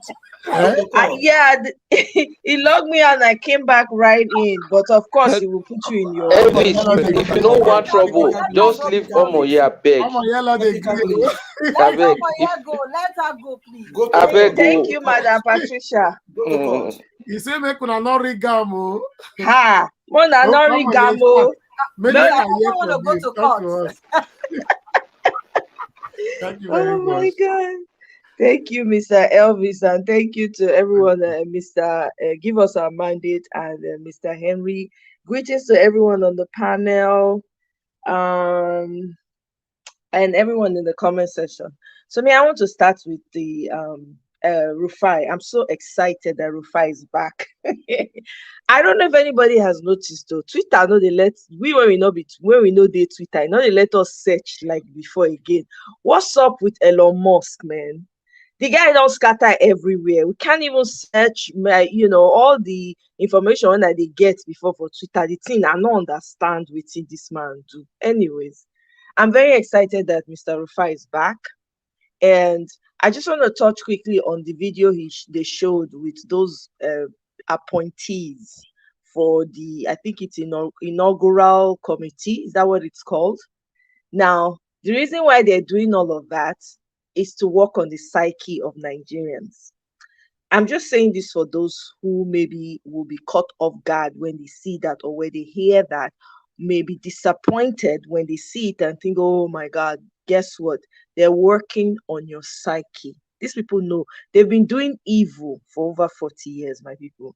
They are experts at this. So they're working on your psyche. So when they tell you that, oh, by the way, we are preparing the inaugural committee, whatever, they're indirectly trying to make you feel like whatever you're doing is not affecting them, and whatever they're trying to come up with it cannot be stopped in any way. That is what. So in your mind, you're going to start thinking, oh, you know what? It's looking like. Now, wow, this one, right? You start to doubt. That's what they're trying to do. But be very careful. Be very careful. Don't let that ruin the focus that you have right now, because we know the mandate is sure. That's what we're looking at. The target is our mandate. So anything they're doing, consider it as outside noise that needs to be kept quiet. You understand? So Mona not they affected by all of that at all. It's all propaganda. They're trying to spin things. Now, with regards to the video with Mr. Okoye, oh my God! Anytime that man talks, my skin, it's like my skin is crawling off my body, off my bones. I don't know how a man. I'm sure he has children. Sometimes I wonder when I'm watching these people talk and lie, bold-faced lie. In my head, I'm thinking, do these people have children? Some of them are even grandfathers. They do, but the unfortunate part of it is that their children is not talking to them. Because they you know what some of these people do with their children? Either they already have brought the children into the same occult that they belong to, so the children cannot say anything, or they take the children's brain, reasoning, faculty away from them for whatever means. And some of the children too, because they're enjoying the benefits that come with all this stealing, their mouth is sealed. So these are the type of people we're dealing with.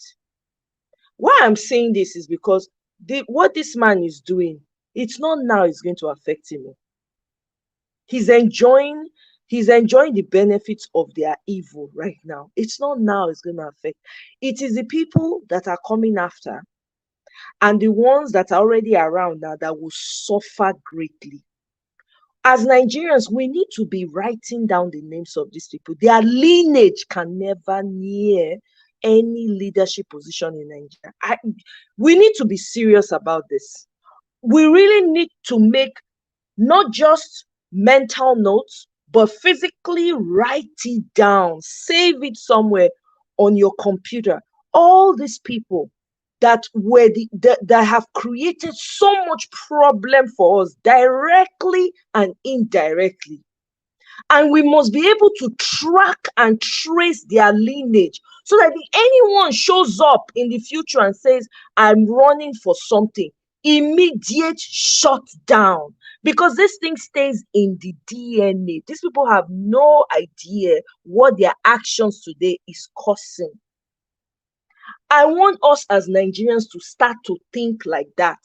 Make mental notes and physical note of these people. None of their lineage need to near any corridor of power again. I'm watching this man lie. They ask him simple questions. This man says they shift for chair. Inside the body, they hot. You can tell. Sister Aboye, Okoye and the Lai Solomon, who lie pass? I don't know who lie pass. So two of them, they compete, as we see now. They are competing vehemently for the top position for lying. These people are sick, deviously sick people. Then in the process of answering the question, he is even speaking against himself. He is letting information out. So people can actually complain, and you did not take note of those complaints. You still went ahead and declared a drug baron, a Guinean citizen, as our president. You don't care because you have taken money. Somebody shared with me that what's his name? For food, not for food. Otobo. Otobo Keyamo. Let me borrow somebody's word here. Otobo Keyamo's house in Texas. They even literally showed him coming out of the house to come and jog. I am very proud of the obedience. So we have researchers, we have investigative journalists. Everybody has become an active citizen right now. Everybody's activated. These people think that they can run this cabal like they've been running it all these years, and think that everybody's just going to fold their hands. I know that a lot of us are waiting for that May 29th, and we are all anxiously waiting for it. These people don't know what's coming for them. Nigeria will not be the same again on the 29th, because it really, really turns my tummy to listen to this man talk and lie. He can't even answer a simple question. He has to dance around. I'm sorry to say, Nigerian lawyers, you guys are an embarrassment. You guys are a complete and utter disgrace. Most of you. Have you guys noticed? Now, mostly lawyers, they carry out this dirty job. Make we start to they name them. The chairman of INEC, not be lawyer, they say be. Okoye, lawyer. Otobokeyamo, lawyer. For Food Kayode, lawyer. And the list goes on and on and on. My question now is, what goes on in their heads? What is the board, the national board, the national board bar association doing about, because these people have violated so many ethic rules? What do they do about disbarment? Why can they not withdraw certificates of people that are painting an ugly picture of all the lawyers in Nigeria? Oh, need I forget the man that traveled all the way to London to go and meet Agbado? You give people sand just because they are doing your bidding. What is the National Bar Association of Nigeria doing? What examples are you setting for lawyers that are coming up? That means that those ones that they're just doing whatever they like. We don't have a system that works. The law that is supposed to be the last hope of the people, the judiciary, you guys have eroded it. I don't care what anybody wants to say here. No matter how much you've achieved as a lawyer in Nigeria, you need to be ashamed right now. It's monumental shame that these people are bringing to you. Aside from professors, you have lawyers that are supposed to stand for the truth, at least as best as they can, not doing anything. Everything in Nigeria is completely bonkers because nobody is doing anything. There's no legal system. There's no police system. Everything. Policemen are like house boys, domestic staff. They're no longer protecting lives and properties of people. They are more interested in how much the oga that they are running around with give them as pocket money. Hello? And people, and these evil people in leadership positions think that people are just going to continue to fold their hands and allow this happen. It will never, in case they are sitting comfortably in their sofas and watching TV and sipping pina colada. Prepare yourself for May the 29th. It is not going to be as you think it will be. If I were you guys, I know that you do not have the capacity to think of other people or rethink about your actions. I know you lack that capacity. But so that you do not continue to be embarrassed, and I know that embarrassment does not concern you, but the type of embarrassment that is coming to you, you cannot even fathom it. The best thing that you can do right now is to give us our property. That is when you will have peace of mind. If you give our property to us right now, if you return our mandate to us, we might consider overlooking some of the things that you have done. But if you do not, and you insist on being stubborn on top of your evil and demonic ways, wait for May 29th. As soon as they prepare for May 29th, make una they prepare. We go meet on that day. I yield.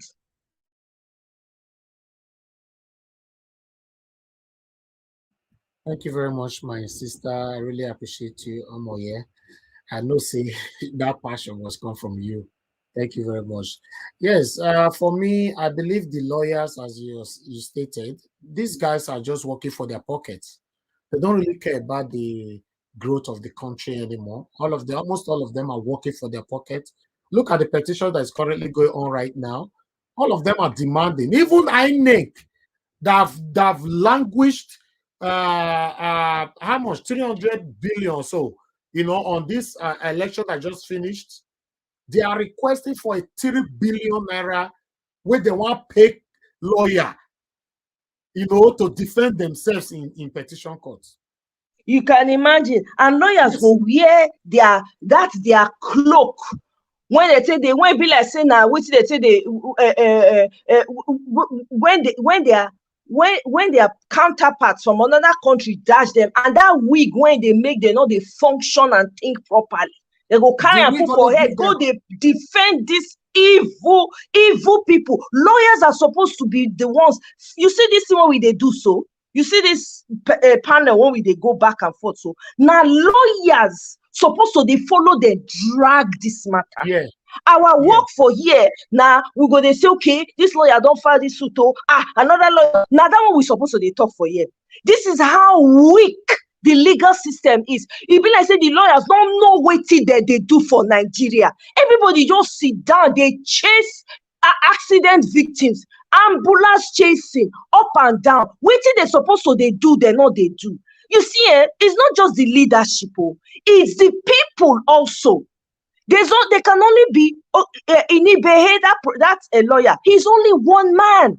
Look at the effects the man is having on the lives of the people that he crosses paths with. Look at the impact he's having. That's what a lawyer ought to do. He's not doing an extraordinary work. He's doing what he's supposed to do as a lawyer. This is what lawyers are supposed to be busy doing. Fanana is supposed to come out now this time to do something now. Exactly. The lawyers are supposed to be coming out, hitting everywhere up. We have filed a suit. We have moved a motion. We have saved a motion. We have saved judgment. We are waiting. That's what we're supposed to be hearing. The lawyers in Nigeria, monumental failures. Monumental. Let me talk them, because it's not just about the leadership. The leadership can do whatever they are doing, but as a lawyer, they're supposed to they fear you. By the time you put case on top of their head, they go back down. But no, these people are sleeping like people that are 6 feet under. Yeah, they care about their pocket. That's all they care about at this moment now. All lawyers are cashing out right now, especially the sons. All of them are cashing out right now. It's very sad. We can't move on like this. But meanwhile, let's hear from the next person here, Madam Patricia. Thank you very much for your patience. Please talk to us, Madam. Good evening to you once again. Thank you for the opportunity, and good evening to my co-panelists and those on the chat page. Good evening, good morning, good afternoon. Welcome to today's broadcast. Yes, I hope we will do justice to our topics today. I want to go the way Lady Omoye went as well. My heart was full of joy when I saw that video from the studio in Arise Studio with Rufai and the team there. It's a thing of joy to see a work environment that is healthy, I would tell me to be a very healthy environment to work in, because it's good you can see the joy in their heart and how they first, kind of, ease their tensions, if anybody had any burden, from home, because sometimes people have different things that plagues them, or that troubles them. They can carry it to their workplace and affect other people with it. But with such an environment, you saw how that giggle, that laughter helped to create an ambience, that was conducive for them to be able to be constructive in whatever they are going to discuss. And that's what we did also here, Mr. Elvis, when we started. I think we need more of that as well. Thank you. Yes. Thank you so much. The appointment of the inauguration team, that was a mind game at play. It's a mind game. They know they are not going there, but they are trying to play with people's mind to make you believe that they have it already. But you see, it's not about what picture somebody is giving you. It's about what picture you have. You have. Which Nigeria are you seeing? Can you see the new Nigeria? That is what you should focus your mind on, and not what they are trying to present to you. Not the picture they are creating for you. If we have a picture, and I want everybody to let that picture that you have about that new Nigeria that we are fighting for, let it be so strong within your spirit, so that no matter what other picture they are showing you, those other pictures, they are shadows. They don't count. Keep the picture of that new Nigeria that you have. Don't let their mind game, topple you. Keep it. Don't be dissuaded by their mind game. Be courageous. That this battle, this fight to reclaim our mandate back is as sure as the day. They must break. When night comes, they must break. So just know that. So don't let any of those their whatever bother you. Be focused. Zelensky, congratulations. I wanted to comment yesterday about this actually. Congratulating Tinubu. Zelensky is also a criminal, so of course he will want to congratulate his own. And he's a poster boy. That's what he is. Some other big countries cannot come out to openly congratulate Tinubu. Hence, they are sending him, like they are using him to destroy his country.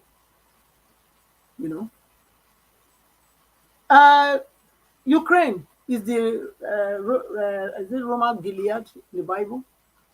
By the time they finish with him, he will not have country, he will not have people to govern. That's when he will know that he was really a poster boy. So that is for him to come out to be congratulating Tinubu. I don't see it from a business part of view, like some of my panelists indicated yesterday. I think is a way of trying to see some of these big players, these satanic people that is also working with these satanic Nigerian politicians. They cannot come out openly, so they are sending him to do it and to get the reaction, to see whether there will be any reaction. And yesterday I didn't talk about it. I would suggest that we reply. He shouldn't be congratulated. He has a lot to solve. He should fix his problem. He doesn't need to congratulate Tinubu. He doesn't need to congratulate a drug lord. We don't want that kind of person to be our president, and he will not be our president. So he has his plate full of problems for him. He should concentrate on his own problem. That's my advice to him. Then our boo-boo saying that still playing the ostrich even at this time. I'm amazed. It's appalling that as the first citizen of the nation, he's still insisting that this election was fair, credible, and transparent. I don't know where he lives. I think maybe he lives in a different planet from the one we live. It must be. Because I don't know. How can you be the number one person of the number one citizen of the nation, and you are behaving as though you live somewhere else. You live in the space somewhere. It's a slap on the face of Nigerians. That just goes to show the interest that they have for Nigeria. The insensitiveness. They are so insensitive to the people's cry. How can you say that this election was free, fair, and credible, when even international observers, regional, local, everyone came and they deemed this election to be the worst ever election that Nigeria has ever conducted? And you You saying it was fair, free, and credible. I don't know. I think he's living in a place of no return because that's what I can see. I don't see how he can deem that to be what he called it. Then the one that is at large now was the INEC official that that announced the use of the authority of the returning officer in that Adamawa state. Is it Adamawa or Nazarawa? I think it's one of them. That they are claiming that I think he suspended him. He suspended him. Abuari suspended him. But I think this thing happens since last week. And for him to be coming out to say he suspend him now, I mean, where does Mr. President lives? It's a question you need to answer because where does he live? Does he live in Nigeria? Does he even live in this world? Because I don't know. How can you be the first citizen of a nation? You're supposed to be, on top of every issue. You're supposed to be aware. You cannot say he's not aware. You cannot say he didn't know what happened. It's ridiculous. The article, we can say article, even though we know PDP, they are all the same, APC and PDP, they are the satanic party. They are the ones that have ruled Nigeria to the level that it is now. But article was, at least this time, it was honest. So we can still give it to him for that because he actually said the truth. He said Nigeria, this election has divided Nigeria, more division, has become made Nigeria more divisive than before, which is the truth. And for the first senior man to be saying, first class city, first citizen of the Federal Republic of Nigeria to be saying that the election was free, fair, and credible. I don't know. I mean, it just shows what interest they have for Nigeria. They don't wish Nigeria good. It doesn't wish Nigeria good. Because if you wish people good, you cannot say this election was free, fair, and credible. And even when those threats were going on in Lagos, he could have as well stepped in, even though the Lagos governor, Showolu, did not come up. But the president could have stopped it. He could have said something to make sure that those threats were not carried out.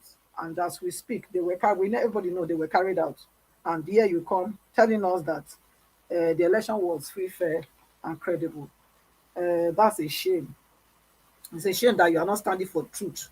Even I don't know how you want us to remember you, because this is going to be, we are going to remember you for evil, because the evil that you have done for Nigeria, to Nigerians, no any other government have done this such evil to Nigerians. The kind of suffer you have suffered Nigerians, may God ask you, may posterity judge you and your generation, because this is it's absurd for you to come now to tell us that you didn't know what happened, telling us that the election was credible. How can it be credible? I wish you have somebody that died in the election. I wish your house was on fire on that day. Maybe you would have had a different take about it. But because you were going about with siren and having people protecting you, so you didn't see anything like that. But you have television. At least you came out today to tell us, to speak to us. I saw you,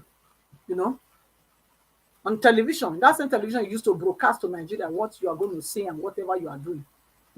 That same television is what brought the news to everybody. That same television is what we saw, where we saw people being killed in Lagos, ballet balls being snatched.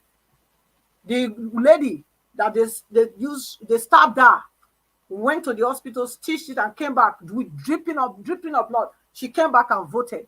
That same television carried, and you saw it, and you are telling us that the election was free, fair, and credible.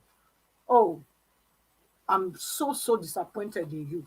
And I believe all Nigerians are disappointed in you because you have not done Nigeria any good. Festus, I would say Festus the liar, because that's absolute. That's what what his name is, and I believe all of them, they are all liars. Children of the devil, they are children of liar. The devil lied from the beginning. He is the father of it, and children of Satan cannot be something else from Satan. If Satan is father of lie, then his children, they are also liars. So we are not surprised that he's speaking the way he's speaking. And these are the people that from the south that have kept this southeast that have. These are one of them. These are the people that are sell out. They are selling out their regions. Oppressing. These are the people they used to oppress the southeast. Then the other one, I think, is Kayamu. That one is the one they used to oppress the southwest. Those kind of people. But thank God that God has given wings to the good people that stand for truth, for love, for compassion, for one another. God has given us strength, courage, zeal, and power to subdue all these people, and they shall be subdued in the name of our Lord Jesus Christ. They don't get any choice. Our mandate we will get back. We will get our mandate back, whether by fire or by force. That's how it's going to be. Nigeria will never remain the same on the 29th. So they should get ready for what they are calling for. They better be ready. So that's my submission for now. If I have any other thing, Thank you very much, Madam Patricia. God bless you. Thanks for your submission. God bless you. Okay, Madam Rita, it's your turn now. Good evening to you once again. Please talk to us. Yeah, good evening. Good evening, Mr. Elvis, Dr. CM, everyone in the comment section, and fellow panelists. I think everyone has practically said what should be said. Great submissions. I'm going to start with the federal government. I've just been laughing, since you started playing all these videos. Festus Okoye, I was just singing in my head, Festus Okoye, where are you? Where are you? I know I shouted that man's name. I've never shouted out anybody's name like that, be prior to the election, even after. And now he's coming, with all his saliva swallowing per second and lying, straight face. It's embarrassing. Now, the federal government saying that, demanding the sack of the Adamawa wreck, it's what I call medicine after death. And it's a very hypocritical move. It's like a chameleon. It's like a chameleon, trying to present yourself when it seems like everywhere has calmed. So you're not the good big brother. You're not the good father that wants peace and tranquility. You're lying. Federal government is a fraud on its own. The federal government, the administration of Buhari, is a fraud on its own. So all those talk is just empty. There's no substance to it. They just make pronouncements, but it's never executed or it's never implemented. So we're just sick and tired of all this kind of talk. As for Atiku, it's the same thing I'm going to say about him. I want to say, Oga, enter house. Atiku Abubakar, enter house. When there was a tribal diversion in Lagos, and when people were being killed and people were intimidated, businesses were burnt. A lot of things were happening. I expected, leaders. You don't have to be a Yoruba person to come out to speak. You don't have to be an Igbo or Benin man to. I mean, everybody should come out to speak, just like Nigeria Watch was coming out to speak. And somebody as influential as Atiku Abubakar, he didn't speak. You know what? He's just the type of person that I don't know what to call him, the arrowhead or the one that food is ready politician. When everything has been laid out, all the hard work, the blood and the sweat has been laid out, he now comes Auntie Rita, he will not speak because his interest is not there. He knows his party will not win Lagos. So why will he not defend the people? No, that's what I'm saying. He was going for the president of Nigeria, right? He wanted to be the president of the Federal Republic of Nigeria, not the Federal Republic of the North or Adamawa State. Federal Republic of Nigeria, sir. And then you see something going on just because you lost, just because you lost woefully, and then they're killing people. You never spoke during that time. All of a sudden, that wasn't the time of fasting for Ramadan. So it's let's just take out the religion from it. All of a sudden now, that's why I say he's hypocritical. He's a food is ready politician. That's Atiku for you. He doesn't like to get his body, his shirt dirty. He doesn't like to step in the mud. You clear the place for him. Everywhere is clean, nice and fancy. And then he shows his ugly head. That's just how he operates. And that's exactly what we're seeing. As at that time, when people were being intimidated, Pa Adebanjo came out. He's not going for president. He's not. Forget the part that he's a Yoruba man. Even Ohaneze, I mean, Nwayahu came out, right? He spoke. Obasanjo came out, right? That was the former head of state. Even some pastors, even some influencers. Niger Watch came out. Hello, he's not going for president. But somebody who is influential and who wanted to rule the country, and he keeps saying he's a unifier, aka unifier, according to Dino. When it's time for unity, when it's time for you to speak up, you know, to kill disunity, you kept quiet. So what is this? Let him enter house. Let Atiku Abubakar enter house. We don't want to hear from you. We don't even want to see you. We don't want to hear any tweets. We don't want to see nothing. Just enter house or you go to Dubai. It's just a very pretentious, disposition. Very kind of pontificate himself. All of a sudden, he became the patriot of unity and talking about, the country is divided now across. You are part of why the country is divided, Atiku Abubakar. You are part of it. I'm not going to call you Sam. I'm not going to call you Alaji. You are part of it, Atiku Abubakar. You do not deserve anybody to even hear from you. I don't regard you as a statesman. You are a deceitful person. So don't come here to pontificate yourself and say the country is already divided. You are one of the causes of it. You are one of the causes of it. You are your corrupt children. So please enter house, I beg, enter house. We don't want to. Nigerians don't want to hear about it. We don't want to hear his name. We just maybe in the history book it was Obasanjo's the vice. That's the only thing. We don't want to hear anything concerning this the likes of Atiku. Please, looking for attention. Should go and retire in Dubai or somewhere in the UAE. We don't want to hear from him. And the inaugural display of the people that listen. I have said it before in the past. Some people misunderstood me. As long as we have APC and PDP, want to hold the reins of Nigeria, a rat can be a president of Nigeria. And that is what we are seeing. Nigeria, I remember I kept saying, as long as we have APC and PDP candidate come out, sorry, a frog can be a president. So in the same way, we can have frog, cockroaches, termites, all sorts of insects come and be part of the inaugural committee. I'm not deterred. I don't even read their names. I'm not even interested. All this, like what my sister said, it's just a psyche to make people feel like, oh, we are moving on. Everything is as scheduled. Everything is designed. We're moving on. We are not even listening to Nigeria. So some Nigerians now who are very faint-hearted or who just feel defeated will just look at this inaugural committee and just feel like, oh my God, so they're really going ahead with it. Oh my God, we have lost. Oh my God, they cheated us. Oh my God, so nobody's going to help us. Nobody's going to do anything.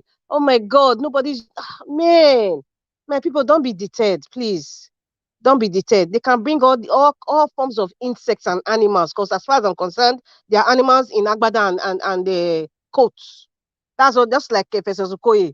You know what I just think, Nigeria Watch? In my mind, when I hear these people talk like, Festus Akamu, FKK, Reno, even Festus Okoye, Yakubu, when they're talking, what I'm imagining in my head, like a movie, is them tying them like goats and putting them into the Black Maria.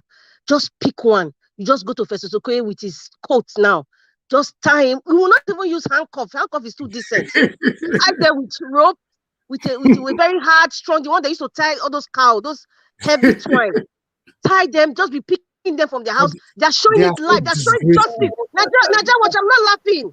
That is justice. They are so disgraceful. Yes. People need to see that justice is being served. That is the picture Nigerians want to see. We go to their house individually, one after the other, pick Ononuka, pick go to Bodilon 26 Bodilon Avenue, tie them up, push them inside the Black Maria. The next person, Mahmoud, go to his house, tie him up, even if he's in his office, even if he's in their car, drop them in the middle of the road. Everybody bring out your phone. Nigeria need to see those kinds of justice, to feel wanted, to feel seen, to feel heard. If Nigerians don't see that, people are still hurt. People are still angry. That is just the picture. I pray, I say, God, I just want to see that. As Professor Okoye is just lying on TV, or like Mohammed, you just see security agencies, the one that Nigerians want, bundle them up, tie them with rope. They don't deserve handcuff. Rope. I don't know what they call it in the outside language, the native rope. I wish Busy Brain was here. Tie them in the twine. The brown dirty one with mud. Tie, because they are not fit for anything clean. Just be pushing them in the Black Maria like armed robbers. We'll just be seeing it and just be clapping. We'll be filled with so much joy because these are criminals in the corridors of power. Criminals. Bloody criminals.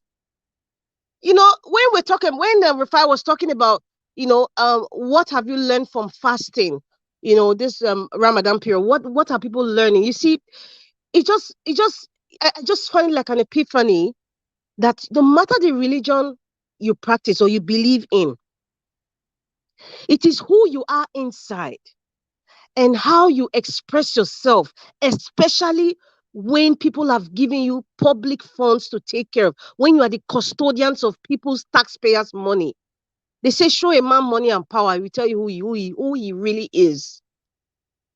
So this is also an example to tell Nigerians, the ones who are not aware, or the ones who are blinded by poverty, that they're not even seeing what they ought to see, is that it's not religion that makes these people steal. In the federal government of Nigeria, the people stealing our oil, the people signing MOUs, the people who are making decisions with foreign companies, to the detriment of Nigerians.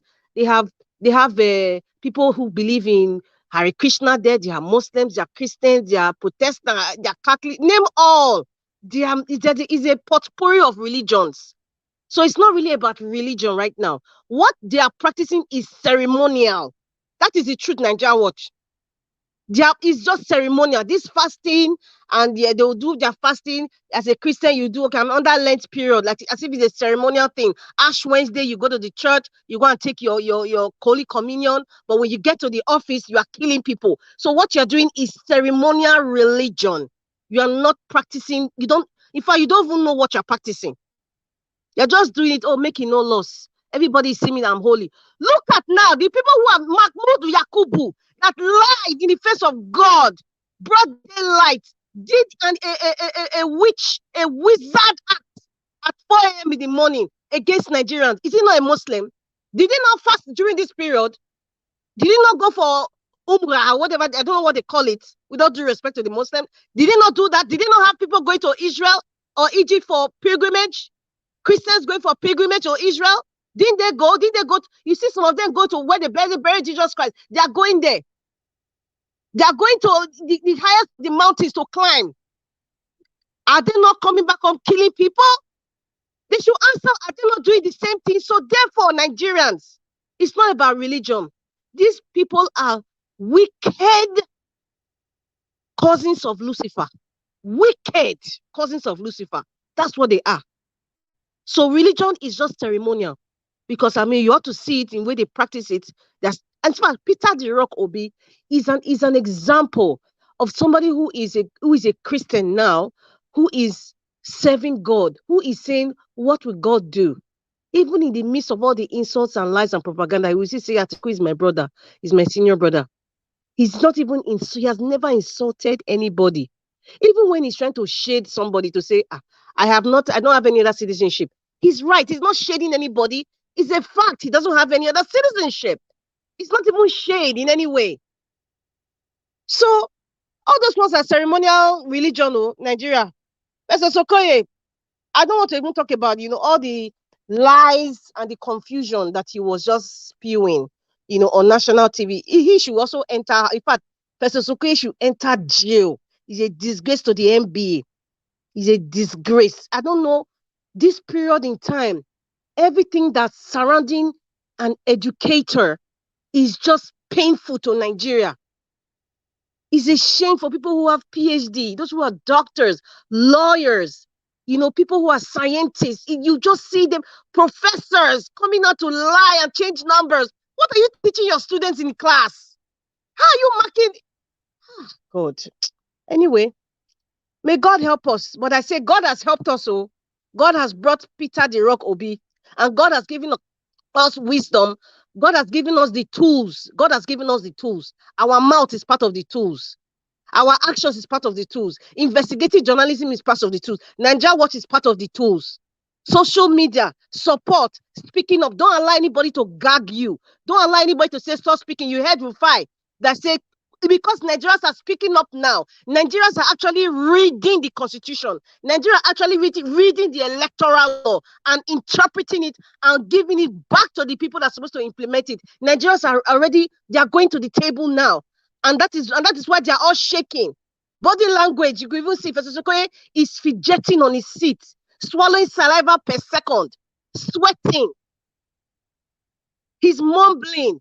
A grown man that's supposed to stand for truth and justice is mumbling on national TV. Oh my Lord. I don't know. And something Omoye said finally, she was saying that we should mention their name, all those people mention that, in time to come, their family will not come into politics and all that, so that they will never. My sister, we are experiencing it in Edo State. We are experiencing it in other states.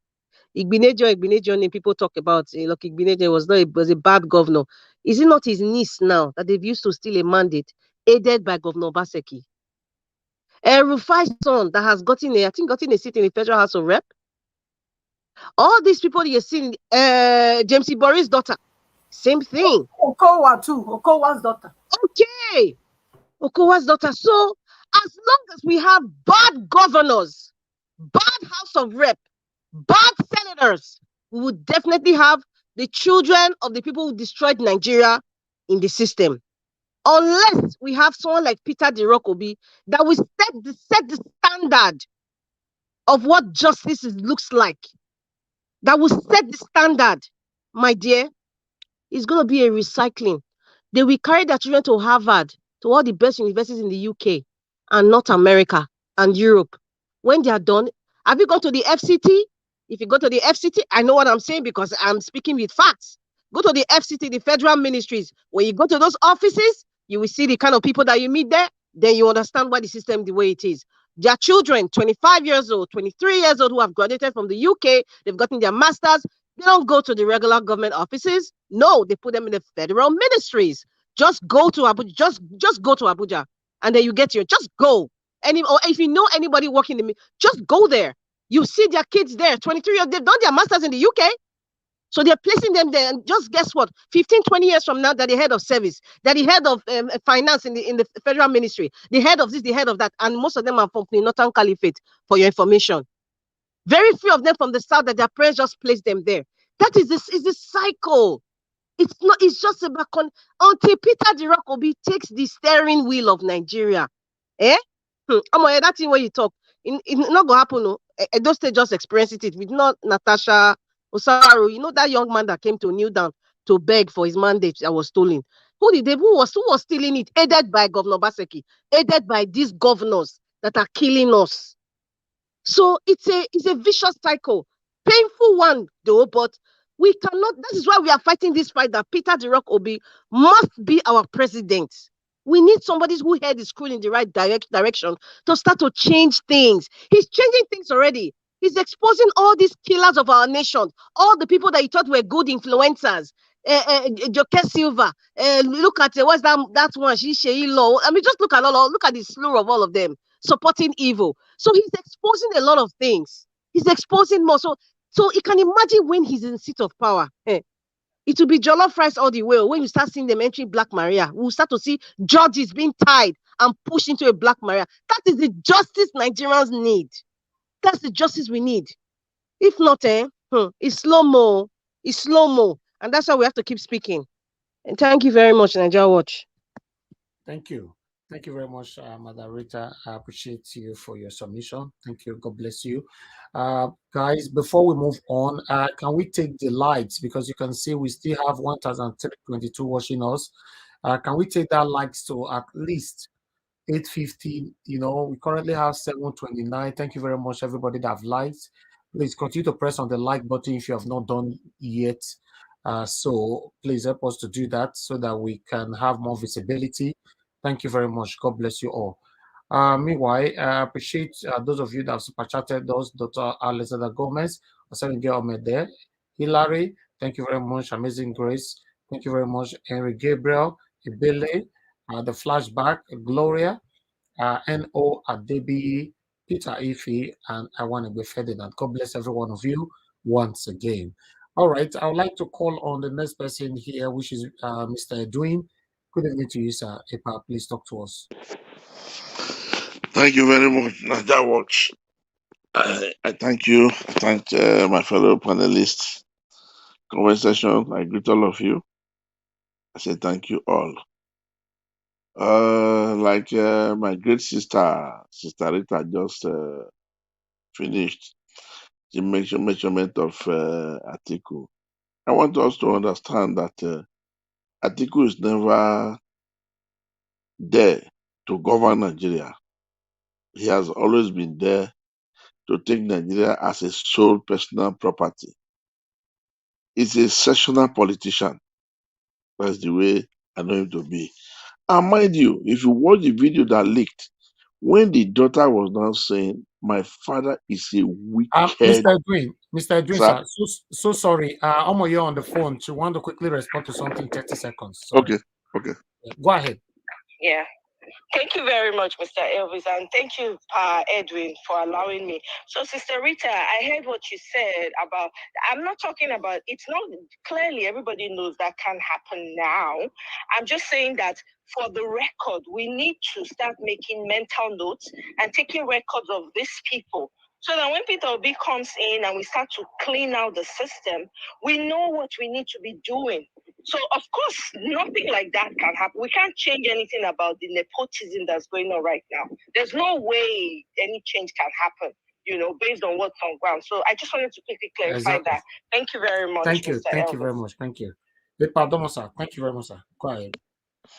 So, Atiku is a sessional politician. We all should bear that in mind. You can imagine when the daughter came out to say, "My father is a wicked Fulani man. He will never forgive. He will pepper Wike if he comes to power." Most of us saw that video. So that's to tell you the extent, when the family can even describe him to that, the daughter, the biological daughter. So let's leave there. I want everybody to understand that the fight has just begun. I will tell you one thing, from what I'm watching now from the court proceedings so far, I will tell you, INEC will start to switch against Tinubu as the fight gets tougher. The signs are already there.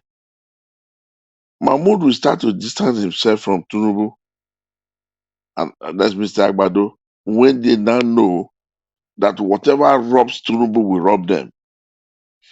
And again, the guy that committed the havoc of Adamawa, if they say they will arrest him, I doubt, because if they arrest that guy, he will make a lot of revelation from the presidential election.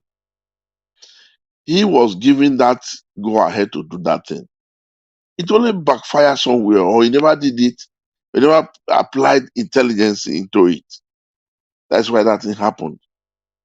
He must have been given that go ahead. But I'll tell you one thing. They have asked him to go into hiding before they now say they are looking for him. Because they will not allow him to come out. If he comes out, a lot of things will be revealed. Go and mark this thing.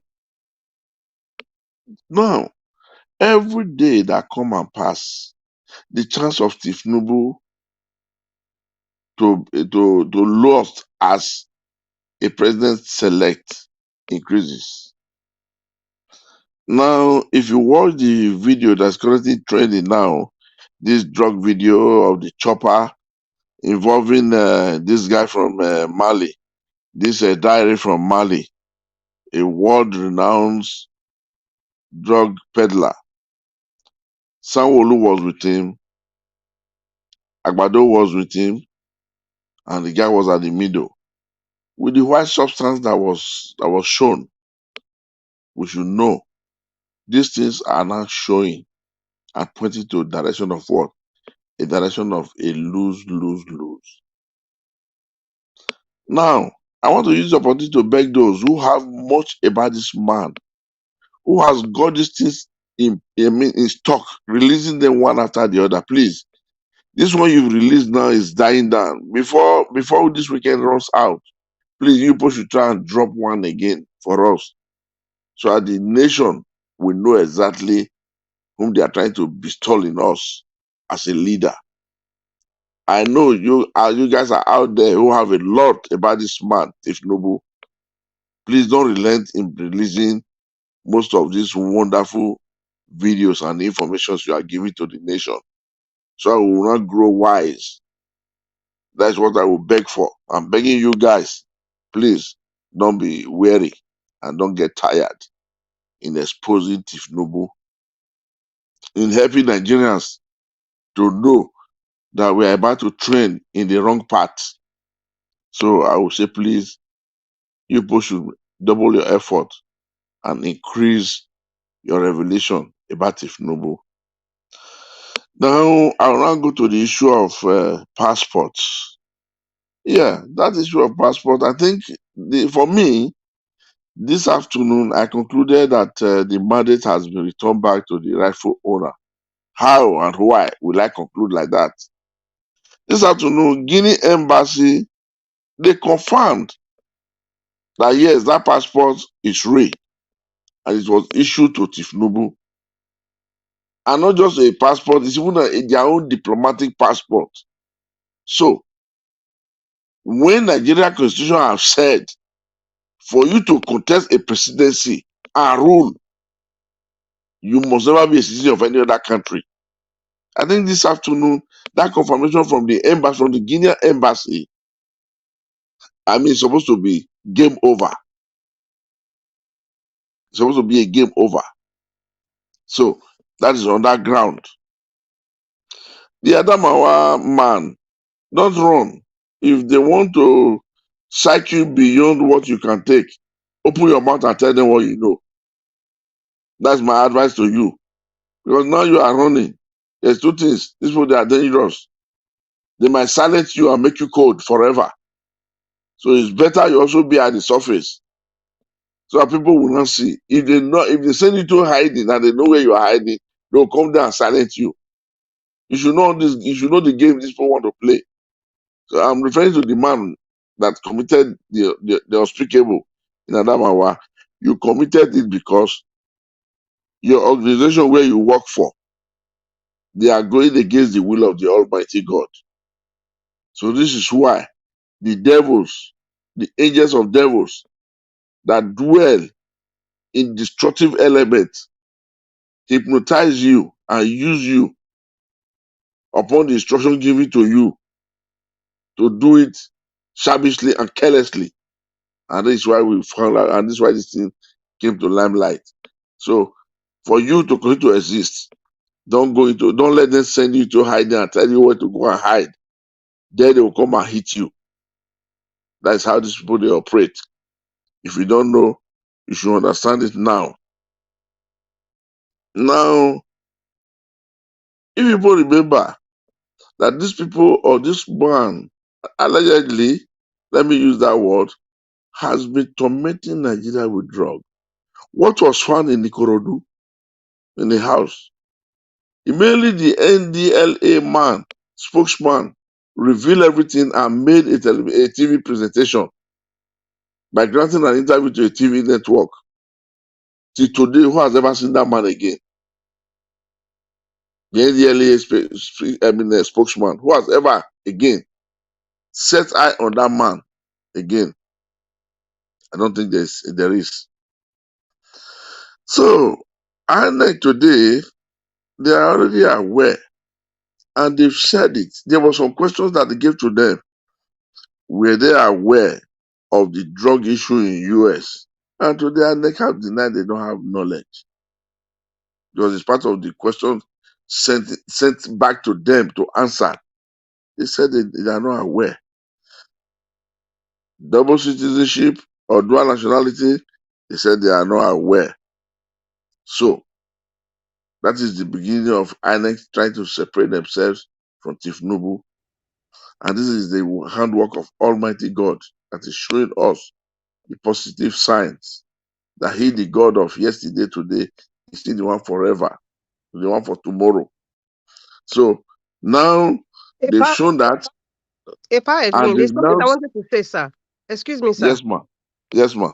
You were talking about them not being aware of his qualifications and all that. Really and truly, I think Sasiyem, correct me. According to the Constitution, I think it's the political parties that have a duty to go and verify their educational qualification and to find out if they have dual citizenship, according to what it applies to whatever it is that they are running for.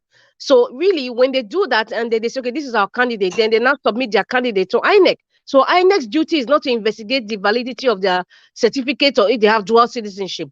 I think that's why INEC is saying they're not aware, and because that is not their duty. I don't think so. Someone can correct me if I'm wrong. Sister Rita, the one today that the INEC was trying to run away from was this issue of US forfeiture and whatever. If they said they don't have any knowledge about it. That was what they denied today. That was what they feel that they don't have any knowledge. Just one moment. I know, I heard some people say about INEC, I think a lawyer is, even if you like, go to the back garden of your house and pluck a leaf and give to INEC as your certificate. INEC will accept it from you, provided you back it up with affidavit saying you are sure. So that is so that they can INEC is not to interpret certificate. So that, but why INEC is saying so is so that if any political party or your opponent decide to ask INEC, I want to see what my opponent submitted, INEC will present it. Say this is what is submitted. It is now left for you to, on the basis of that, took him to court. So INEC absolve themselves of any responsibility for any paper or anything. Their own is to put your name. Then if your opponent allows you to come with a false certificate and do nothing about it, it's up to him. But as far as we know, INEC is not responsible. And whatever this thing is happening, Tinubu INEC can't defend Tinubu. INEC can only defend the result they announced. That's all. They can't defend any Tinubu's character or certificate. INEC cannot. They've said today. No, I think those questions might be a formality, just for them to push themselves out of. You know what? Let me tell you what they are trying to do now. They are trying to now make INEC defend themselves and not pairing themselves with Chief Nubu. And these people, they're not stupid. So INEC is not trying to take their own part. The white Chief Nubu will not take his own part. Get the message. You understand it now? So now they are now already trying to ask them today if they have an idea that what is in the IRF has some difference from what they've declared. They are trying to say they've not completed and they've not carried out the complete coalition to carry out. That was exactly what Okoye was trying to defend today. Because they know what they're already telling INEC. What they're already telling the court now. That is what Okoye was trying to defend today, that they've not been able to now come to compare and compile the whole thing. You see the game these people are playing, because today is one of those questions that they were made to feel. Mr. Edwin, even though that a candidate submitted a fake certificate or documentation and they backed it up with affidavits, like CM just said, now that INEC now get to know that they have submitted a false document, is it not the responsibility or rather the duty of INEC to prosecute that candidate? No. They will tell you the case is already before court. No, before court. But is that the law? Is that the law? Is that INEC's duty? The case is already before INEC court. cannot persecute. That's not their duty. INEC won't prosecute you. What INEC is using that affidavit that you back it up.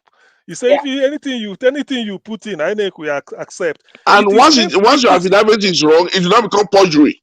Yeah, perjury. But so if you go forge affidavit again, that one are you versus court. So, but this one is that it's left for your opponent or other political party to exploit it. If you get to know, because every political party has an insider inside INEC. Even Labour, they will have their own. So the person will tell them, look at the certificate the guy presented. So with it now, you now raise an erase issue, and that will be another thing again. So yeah. So like now, we're now making reference today to both lawyers that are not speaking up and not coming forward. I will tell you, you see, Nigeria, that country is ours, but there are funny people there. Those wasting people who don't care what they do to other people. Some lawyers who have not got that backbone, some of them will be so victimized, they will gang against them in court. And some of them will even be suspended for no reason or for no good reason. And their license will be suspended because they are speaking up. Most of them, they know what they are doing, but they will just go to the bridge and they will keep quiet because they know they don't have those godfatherism among them that can back them up to speak out. This is the gospel truth. And that is why many of them, some of them, they even go to the extent of even, making some of them cold forever. They just make them cold forever. Put them out and no more existing.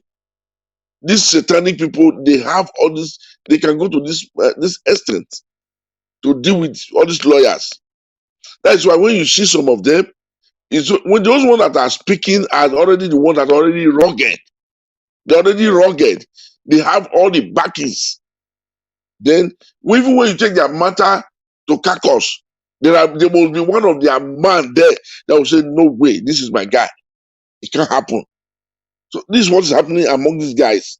People that are supposed to be speaking, that's not speaking now is people like Falana and Co. These are people who has climbed to the climax. And I would have expected this sort of people to please help to add their voice, the voice of Nigerians who are yielding for the cry of Nigerians, of the cry of the nation, of the cry of a mother to hearken to the voice of their children.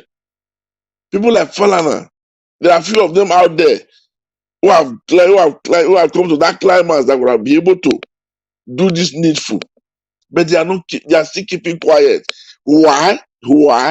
Most of them that has the opportunity to do this, most of them are Yorubas. And their people must have called them. I'm sorry to say, this is the truth. Their fellow people must have called them. If you are not supporting them, just keep quiet, please. Your voice will now make more damages to the situation. Instead, keep quiet. If you don't like it, just keep quiet. And that's what they are doing. Because it's people like that speak out. They can't do them anything. Because they've gone to the climax in the bar. So this is what this is what is happening in Nigeria. This is how they are now revolving around the situation. So, lastly, Americans, about one or two Americans has put up to writing down that the American government should look into the file. Round up, sir. Thank you. Sir? Round up. Okay, so look into the file and details and try to get the true picture of who is Tinubu. And when Americans put such a write-up, I know the government will be doing something. So why am I saying all these things?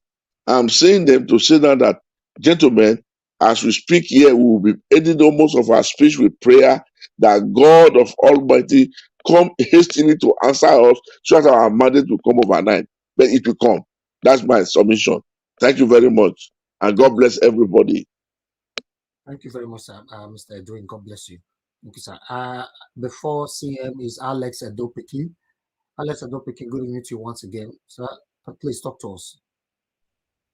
Yeah, good evening, Mr. Elvis. Good evening, everyone. Good morning, good afternoon. It's such I don't know, kind of saddened me talking about Nigeria in this manner and listening to people like Mr. Okoye today. I was so I didn't know how my emotions were. I didn't know what to think about. I didn't just know where my dear beloved country Nigeria is heading. I couldn't just imagine the things that this man was just saying from his mouth.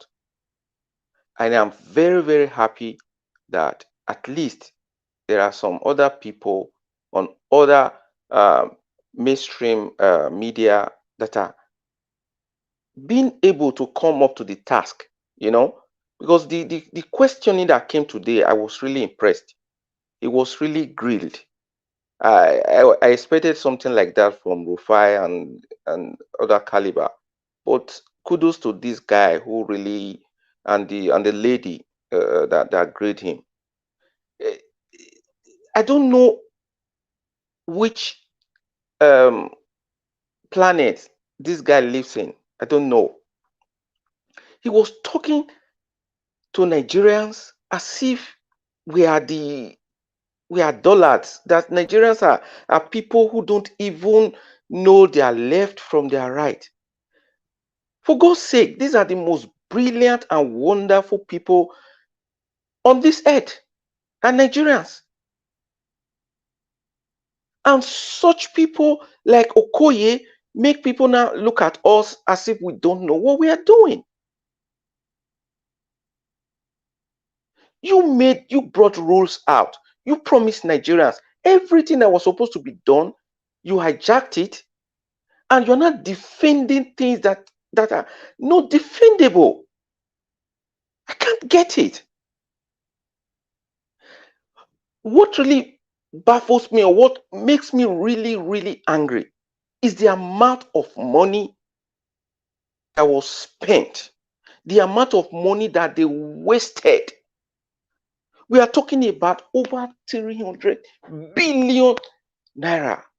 For God's sake, people, think about this. Think about the amount of years and lives that could have been saved. Think about the progress that could have been made with this huge amount. These guys wasted this thing and now decided to bring pain and anguish upon Nigerians. I can't really how devilish and wicked men are. Somebody was telling me one time ago, he said, don't you think that the devil itself is black, something dark? That is why evil things happen when it comes to the dark, this dark color. I said, I can't just give you an answer to that, because when I see and hear about Nigeria, what goes on there is so disheartening. But thank God that Nigerians are waking up. Thank God, according to Rufai, that Nigerians are now speaking out. There is heat on them. The fire is burning them within. You guys should understand something, that it has never been like this before in Nigeria. They never saw any opposition that is not corrupt like them to stand the ground or his or her ground until Mr. Peter Obi came to the picture. And thank God he was able to carry Nigerians along. Like my people here are saying, May 29th is the very, very crucial date in Nigeria's history. And we are calling, we are appealing to those who really want to keep Nigeria together. I mean the judiciary, that this is the time for them to rewrite history in Nigeria. This is the time for them to stand up and let the people's voice, let the people's choice be given what belongs to them. If not, it's going to be, I don't know what to say about that. And as for our dear president, Mr. Buhari, you know, I thought maybe now that it's about time to leave, to leave the stage, he's going to just, for once in his lifetime, bring honor upon himself. But it's a pity that he failed himself. He failed himself and he failed his family. I cannot imagine the number one citizen of Nigeria without empathy, without any sign of emotion, to see things going so bad. It was all over the place.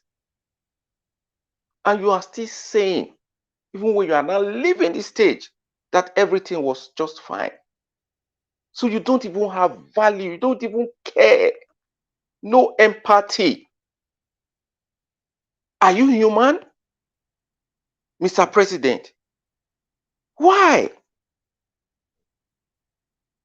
Just come out for once and say it was wrong. Let it be said. Then history will remember you for that. But for what you are leaving behind now, I'm sorry, your name, I don't want to mention how it's going to be used. You made that decision and you are going to live with it and your generation. That's all I will say about him. So my people, we are still in this same circle of trying to get what belongs to us. We are still in this same journey together. Nobody should give up. We're on the right track. Let's pursue this mandate. Let's pursue it and stand for the truth.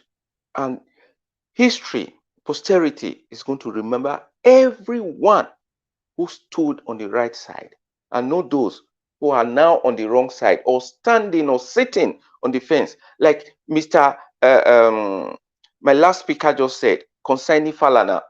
I give this man a lot of respect. Showore, my guy, my former guy, it now shows that there's a line when it comes to this tribe. I'm sorry, I'm not tribalistic, but there is a line when it comes to saying and standing for the truth. Most of these guys, they don't do it when it is about their tribe. That's just the truth. It needs to be said.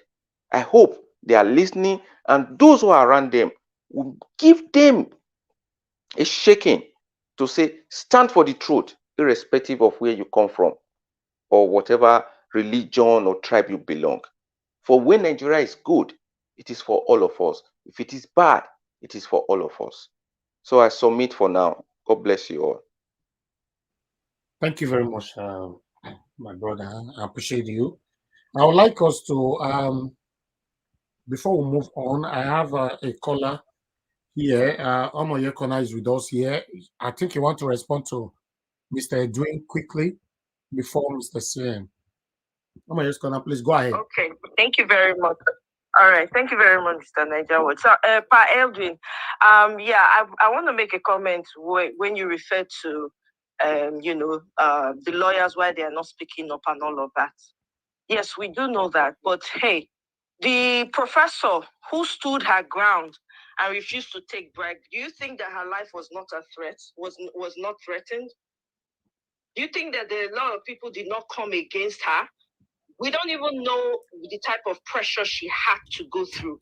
That's just one person out of the many professors that have embarrassed themselves.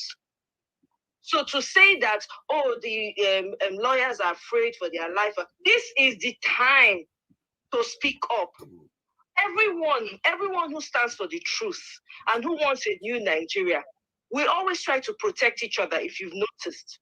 I don't see any other time than now that these people cannot stand their ground and choose to do the right thing. This is the time. If there was ever any time to stand up right now and put your money where your Zawo, money yeah. is. Because what else you can do? Listen, Zawo, listen. Let me tell you one thing. Auntie Rita said one thing yesterday. He said, let her finish. Let her finish, sir. Okay. Finish this thought so you can interject me. Now, okay, Inibehe is another person, is a lawyer. He's doing his work. He's fighting for the citizens. He's just one person, for Christ's sake. If we keep making excuses, one person cannot do it. Do you know why Peter the Rock Obi is moving ahead like he is? Because he has the support of the ordinary people behind him. That is what is giving him the courage to keep moving forward.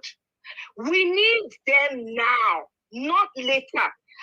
Save me the story of they don't have Godfather. We know how rotten the system is. You talk, you die. You not talk, you die. Which way do you want to go? It's just that simple. Everybody's hand needs to be on deck on this issue. This is why I'm calling them out. They don't have to do it in once. They can form groups together. 10 lawyers can come together and pursue these things. Let's start putting the professors that have put shame. Only one professor has stood up. How many, all the lawyers that have been coming out and disgracing themselves on national TV? Not one has been able to stand up. You mentioned Falana. Where is Falana today? And you're correct in saying that somebody said, I think I was listening further on, so somebody spoke. Yes, we know it is so clear now. All the important positions in the country is occupied by Fulanis and Yorubas. Let's just call it what it is. I'm not a tribalistic person. But let's speak the truth. Thank you. That's what it is. How many Southerners you don't see? How many South people you don't see for position? Well, once we talk all the way the truth, me not all that one of they not get Godfather their life. If they come up on social media and say this is the group for this is what we're doing, I guarantee you there'll be support for them. This is not the time to be silent. Thank you very much. I will wait for you to answer and then before I leave. All right, Mr. Dean, please quickly answer to that. Thank you. Thank you very much, Sister Omoye. More grace to your elbow. And let me tell you one thing. You just use the professor, the lady professor, as an example. You said, let's say it the way it is, which is correct. And I want to say it the way it is now. Sister Omoye, when a woman stands for something, until you choke her head off, when she knows and she believes in that thing, she's not going back. Most men, I'll tell you, most men, 90% of men, I'm also a man. I'm not putting myself out of it now. They will not go forward. That's the gospel truth. I know that the men goes to war, but they will not go forward. That is why, and when Auntie Zita said yesterday, tell the women in this, I was trying to tell us, but she was saying the right thing. She was saying the right thing. So that's just it, my dear sister. Thank you very much. All right. Okay, Omoye, thank you very much. Let's move on. Thank you. Okay, thank you very much. I just really quickly, Mr. Elvis, sorry, not this, I beg, not this. See, Miss Pa Edwin, I get it that yes, women, but there are also, let's not just blanket men and say that men will not, some men, most of it. There are men who are men of integrity and will stand for the truth. Let's speak to the conscience of those people and have them stand up as the women are standing up. So thank you very much. Thank you. Yeah. All right. Garcia, please. Good evening to you, sir. Please talk to us. Okay. Good evening, Niger Watch. My greetings to the rest of the people on the panel and those listening to us wherever they may be. Actually, today's topic is quite straightforward, or the video we watched. Starting with Rufai, who came back maybe after some vacation or maybe a break. You see the way he was celebrated because nearly everybody have been waiting for his incisive analysis. Actually, what Rufai is saying It's not new. We all know it that the election is not free and fair, irrespective of what the APC gang are doing. Like he pointed out, it's true. They are going around trying to change the narrative, even with all the evidence we saw that the election was not free and fair. Some if they want to insult our sensibilities, they say, "Oh, this is the best election ever conducted." It is all rubbish. That you say it's best doesn't make it best. It's only best if there is nothing to contradict you. But in this case, there are quite loads. Is it the harvest of blood on the 18th in Lagos and some other parts? Is it the voter intimidation?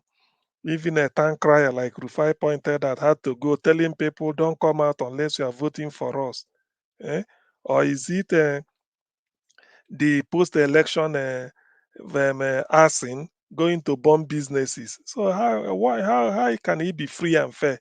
Even at that, because when they want to talk, if they said they uploaded. I remember on the 18th, I was here watching it live when under Niger Watch. There's one INEC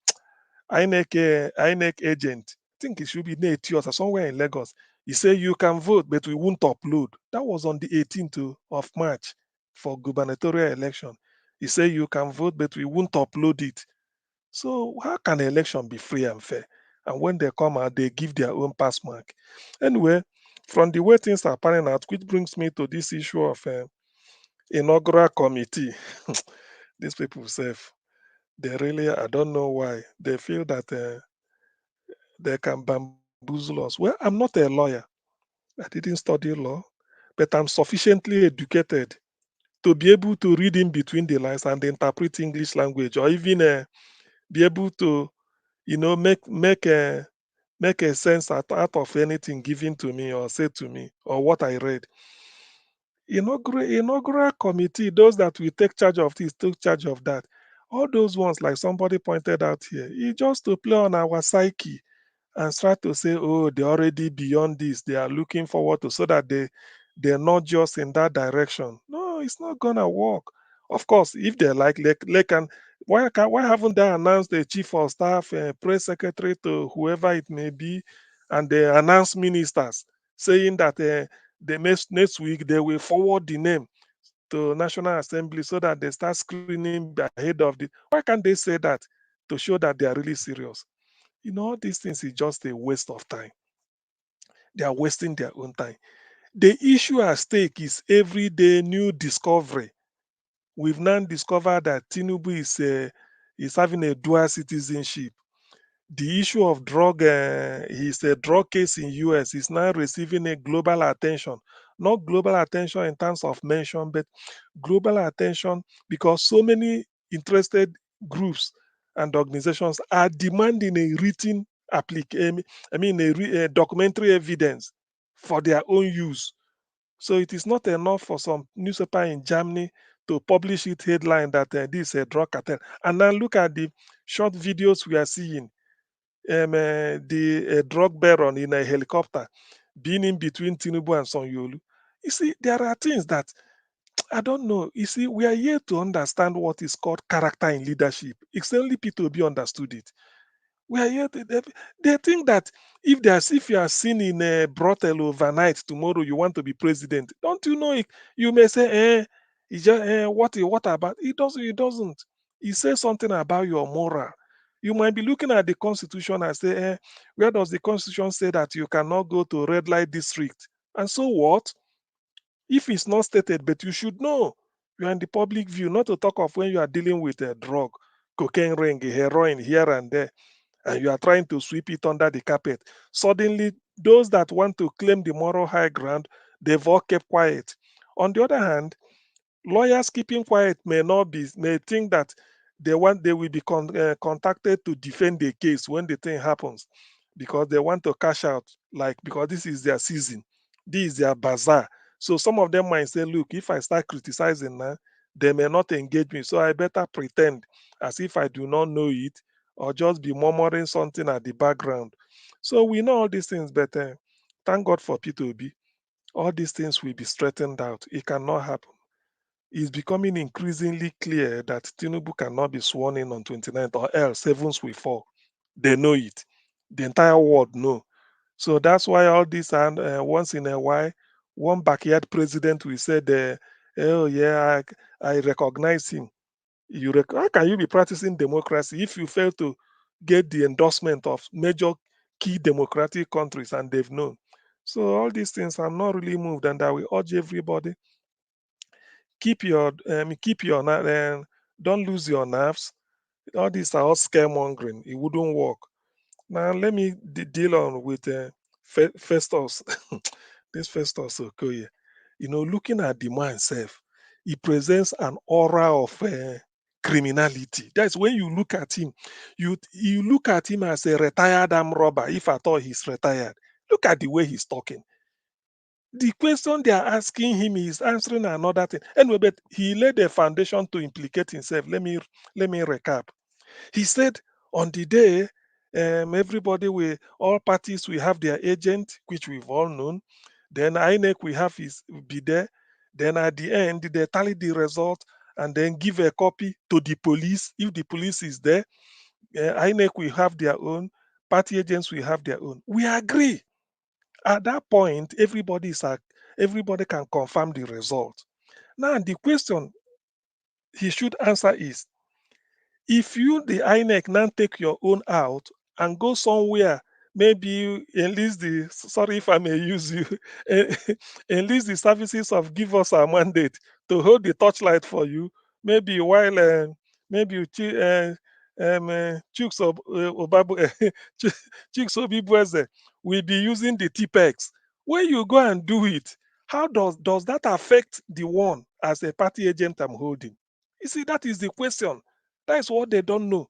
Because if you don't want to upload the result like you do to others, and you go and TPEX it, the one I'm having, all the agents are having, did you TPEX that? That is the thing. So when I'm glad, I thought not Egbe would have seized the opportunity and said, okay, since INEC will take their own away, everybody takes his own away, the agent. If you now go and TPEX your own, will it affect how do you change? Will you go and call for the one by different party agents to TPEX? So this guy is just daydreaming. He can't even answer a single question. All he's doing is just to feel that he can say anything. Imagine, I don't know when it will be reviewed. Do you know whether this thing he say he doesn't know, and they are coming here to make noise? The thing is that they're only trying to save face, but it's too late.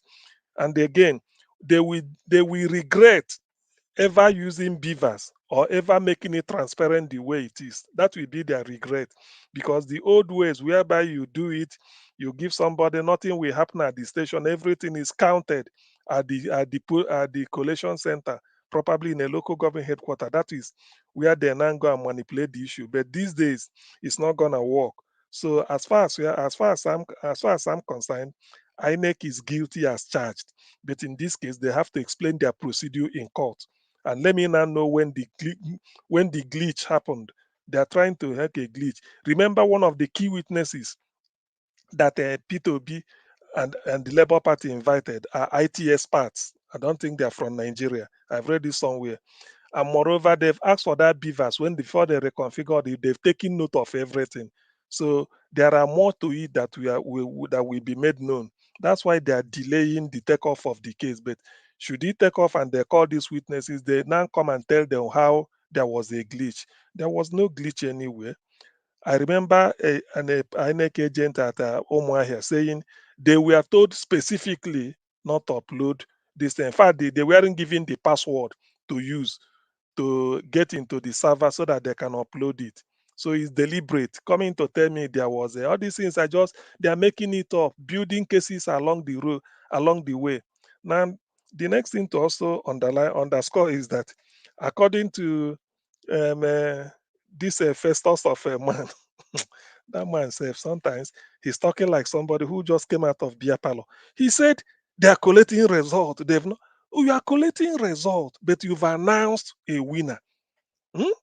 This is a typical Nigerian something. You award somebody first class honors degree. Call the person, come and take certificate, come and take award, prize, and they clap hand. You take a group photo. Then you now go home. Say, let me go and mark his answer script.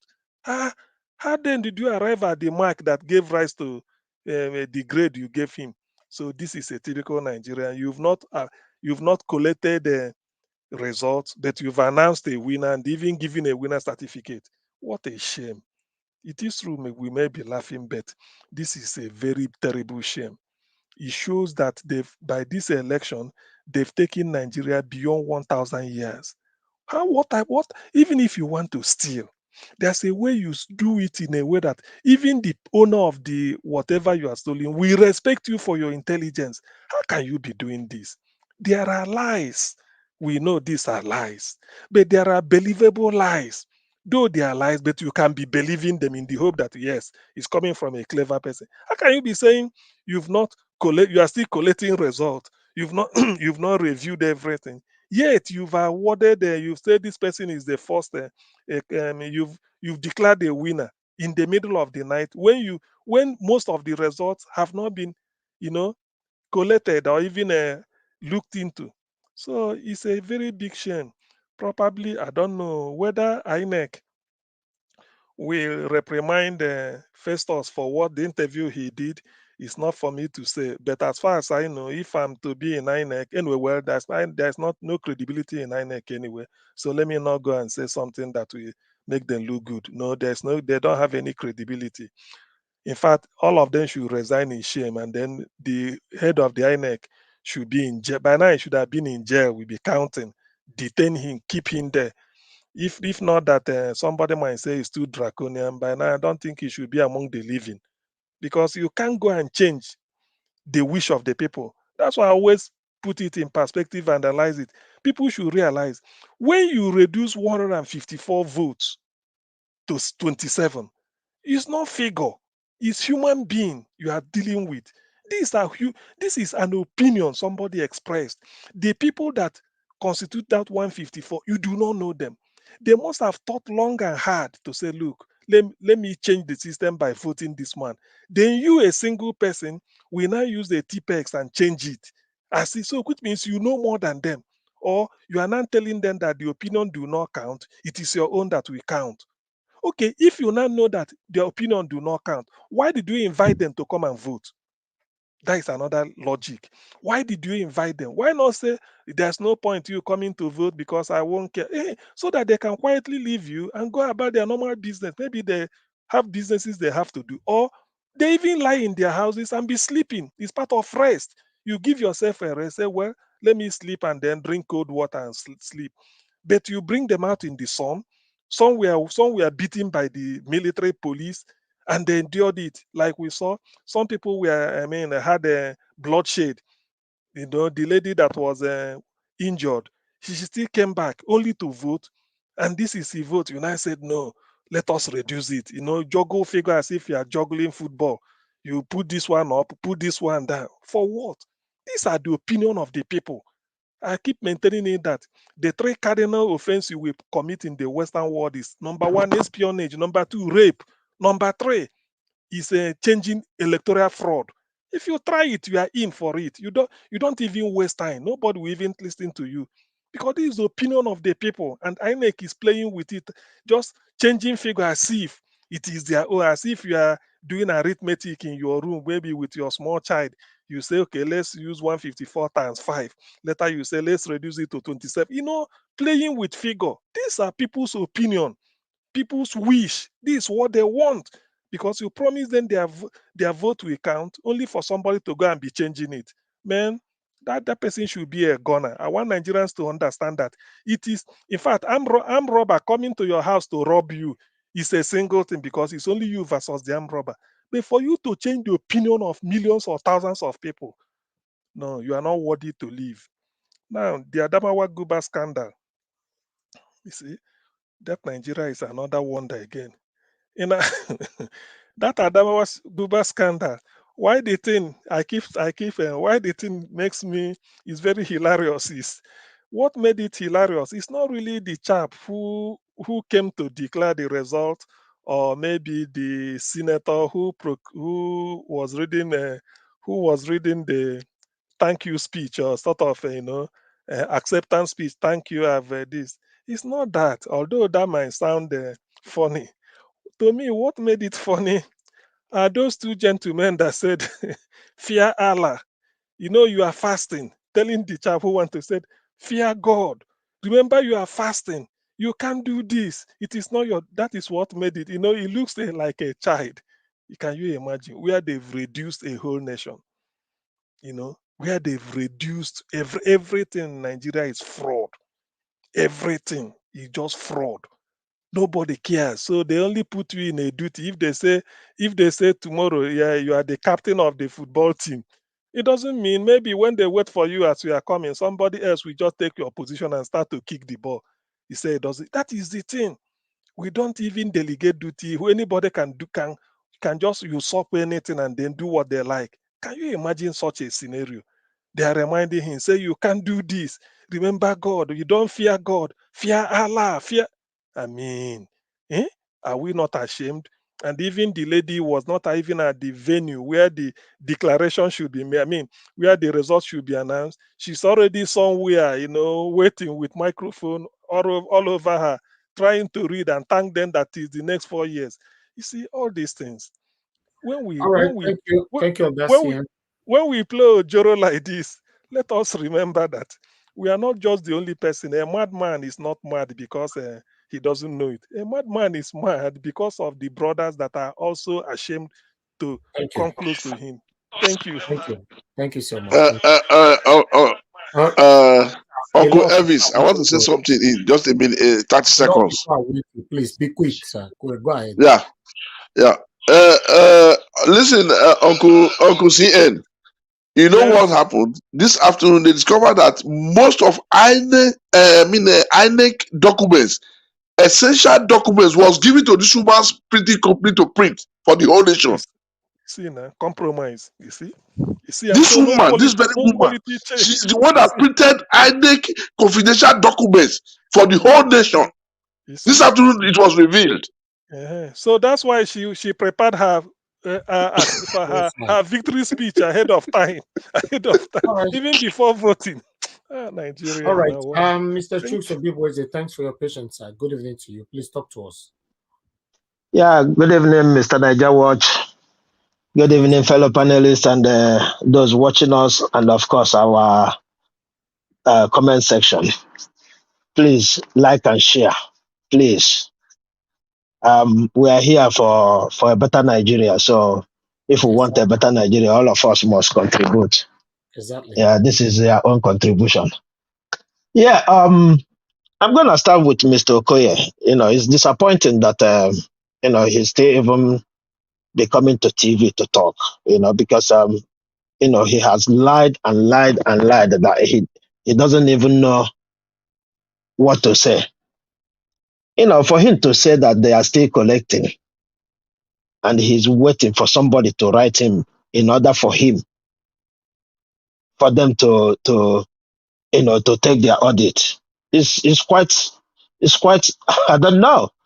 They said after 7 days, so that if you can reverse the result. But this is more than 7 days, so there's nothing he can do or any one of them can do. So he's just saying it for saying sake. So I don't know. He was dodging all the questions they asked him, especially the one they asked him about them offing off this. I was hoping that they persist that he answer, switching off the server. Because their man, they should be able to say his name.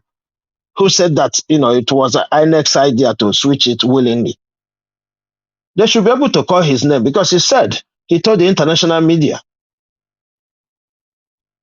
So you see, there's no way these people is gonna willingly give up this power. That's exactly what he come to do. Is their way, and there's no kind of repentance from them. If we are thinking they're gonna repent, no. Our principal said it yesterday. That it's not gonna be easy. They're not gonna just give up. That is what I see. Look at what happened Adamawa. This is exactly the same thing that Mahmoud did. The only difference is this man not being in the right position and not having newspaper to announce. Because as far as I'm concerned, what Mahmoud announced is newspaper. It's newspaper, nothing more than newspaper. So for him, for them to arrest him, Mr. Okoye is still telling us that he doesn't know who INEC is and their duties. In any case, they tell us police cannot arrest or, prosecute. When they catch somebody, they said the reason they haven't started prosecuting the ones that they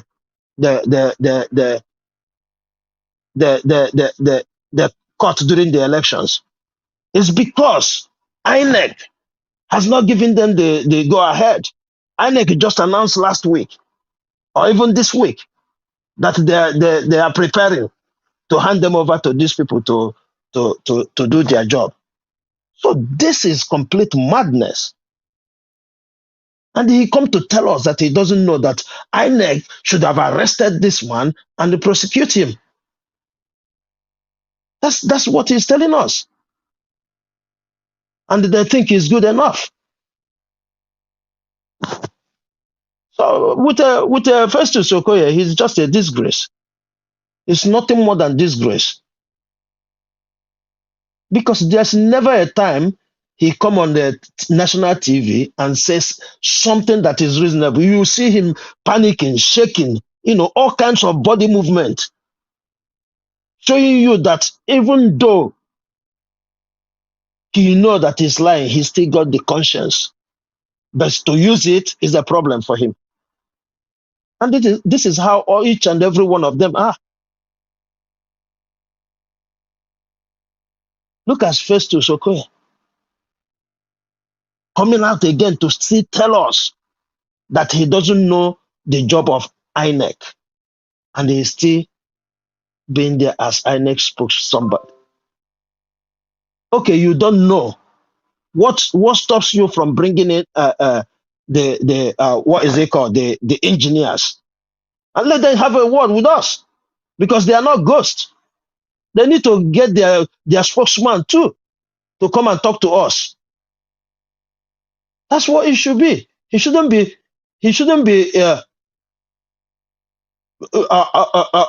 telling us that he's not a tech guru or whatever. But he has somebody who is speaking for him. He has somebody that should be speaking as he is a spokesman for INEC. They should have a spokesman for technical department, so that when things happen, that person should come and address Nigerians. That's what it should have been. And that's why, it's like nobody's business. Nobody's talking. Nobody is shouting. And we keep saying this here until all of us start saying it as it is. It's big trouble. Look at what is happening in Benue. And by the way, I'm sorry to ask this question, right? I don't see the Benue people as well as some northerners coming out in mass to condemn this. Even on a platform like this, they should be coming. Let us reason together. Let us stand with them. Let us come out. It's what we hear in newspaper. We can say. The people from there, even those who are in diaspora, they got people from their place that are home. They can get more information and say it here. That is what it should be. We should not be fighting one-sided fight. Everybody needs to come together It is too much. I come to Buhari saying this is the free and fair election. Well, his usual language is "I'm not aware." So we might not be aware that people died in the election. He might not be aware that there's ethnic tension during the election. He might not be aware that some INEC use Tipex. He might not be aware. Everything he's not aware. So for him to come out to say that it was free and fair, I don't think I should be surprised. People might be surprised, but not me.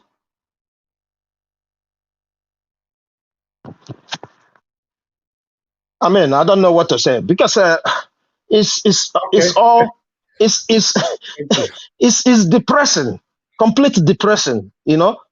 For somebody who went to Mecca to go and stone the devil, is now telling us that he didn't see what the devil did.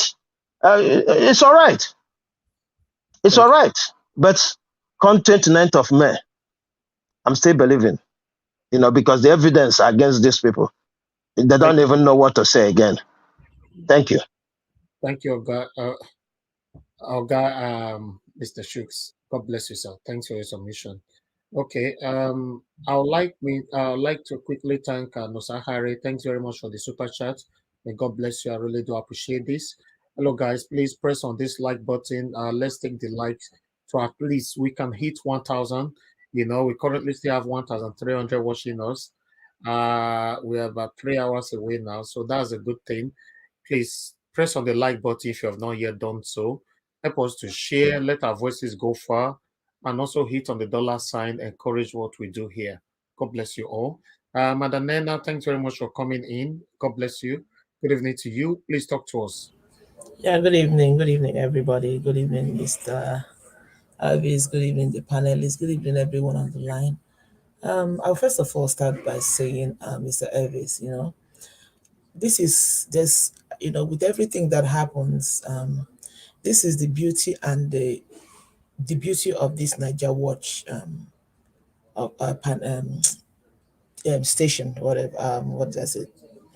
I'm looking for the right word of this platform. Yes, that's what I'm looking for. You see, the way, that's why I said the other time, like what we are doing here is beyond what we think is happening, because one thing that this Niger Watch platform is doing is giving us, I don't know for that, but I'm getting a lot of enlightenment. And a lot of people who follow this page get a lot of enlightenment. People are getting more educated. Exactly. The Bible has this word that the people perish for lack of knowledge. Yeah. If there is one thing that Niger Watch is giving people, it is knowledge. And that knowledge empowers a lot of people. Now, a lot of people who are really following this station and people who have good conscience, if you want to argue, you argue with facts, you argue with intelligence, you can argue with, correct information. Having said that, the reason why I said that is that, okay, look at the way you brought out this on a good day or before. Somebody could just sit down, maybe sit down, admire what is he called, Festus Okoye, with his nonsense he said, listen to him from beginning to the end without taking time to analyze and understand exactly what this man is saying. Okay, I know where you are going. I know where you are going, my analysis, right? Yes. Thank you. Yes, because for the fact that you see the way the whole thing was coming, you bring it, he makes one line, people may not understand it, then you pause, and people will be like, oh wait, that's exactly what this man is saying. Oh no, I never said it. Like it gives people a better understanding of what is going on. And now it will not make you, next time if somebody sits either on channel or Arise answering questions, you will not begin to critically analyze what they are saying, to know when they are making sense and when they are not making sense, to know when they are deceptive and when they are not deceptive.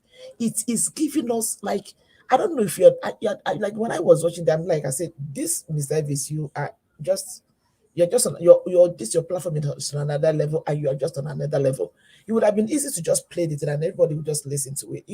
That's the way when I was watching it, that was where I was seeing it. I'm like, wait, this is actually making sense. It makes people to really sit down, because sometimes you listen to people, you hear more of what they are not saying than what they are saying. Now you begin to analyze even the body language, the eye movement, the hand movement, and everything. Say, okay, you know.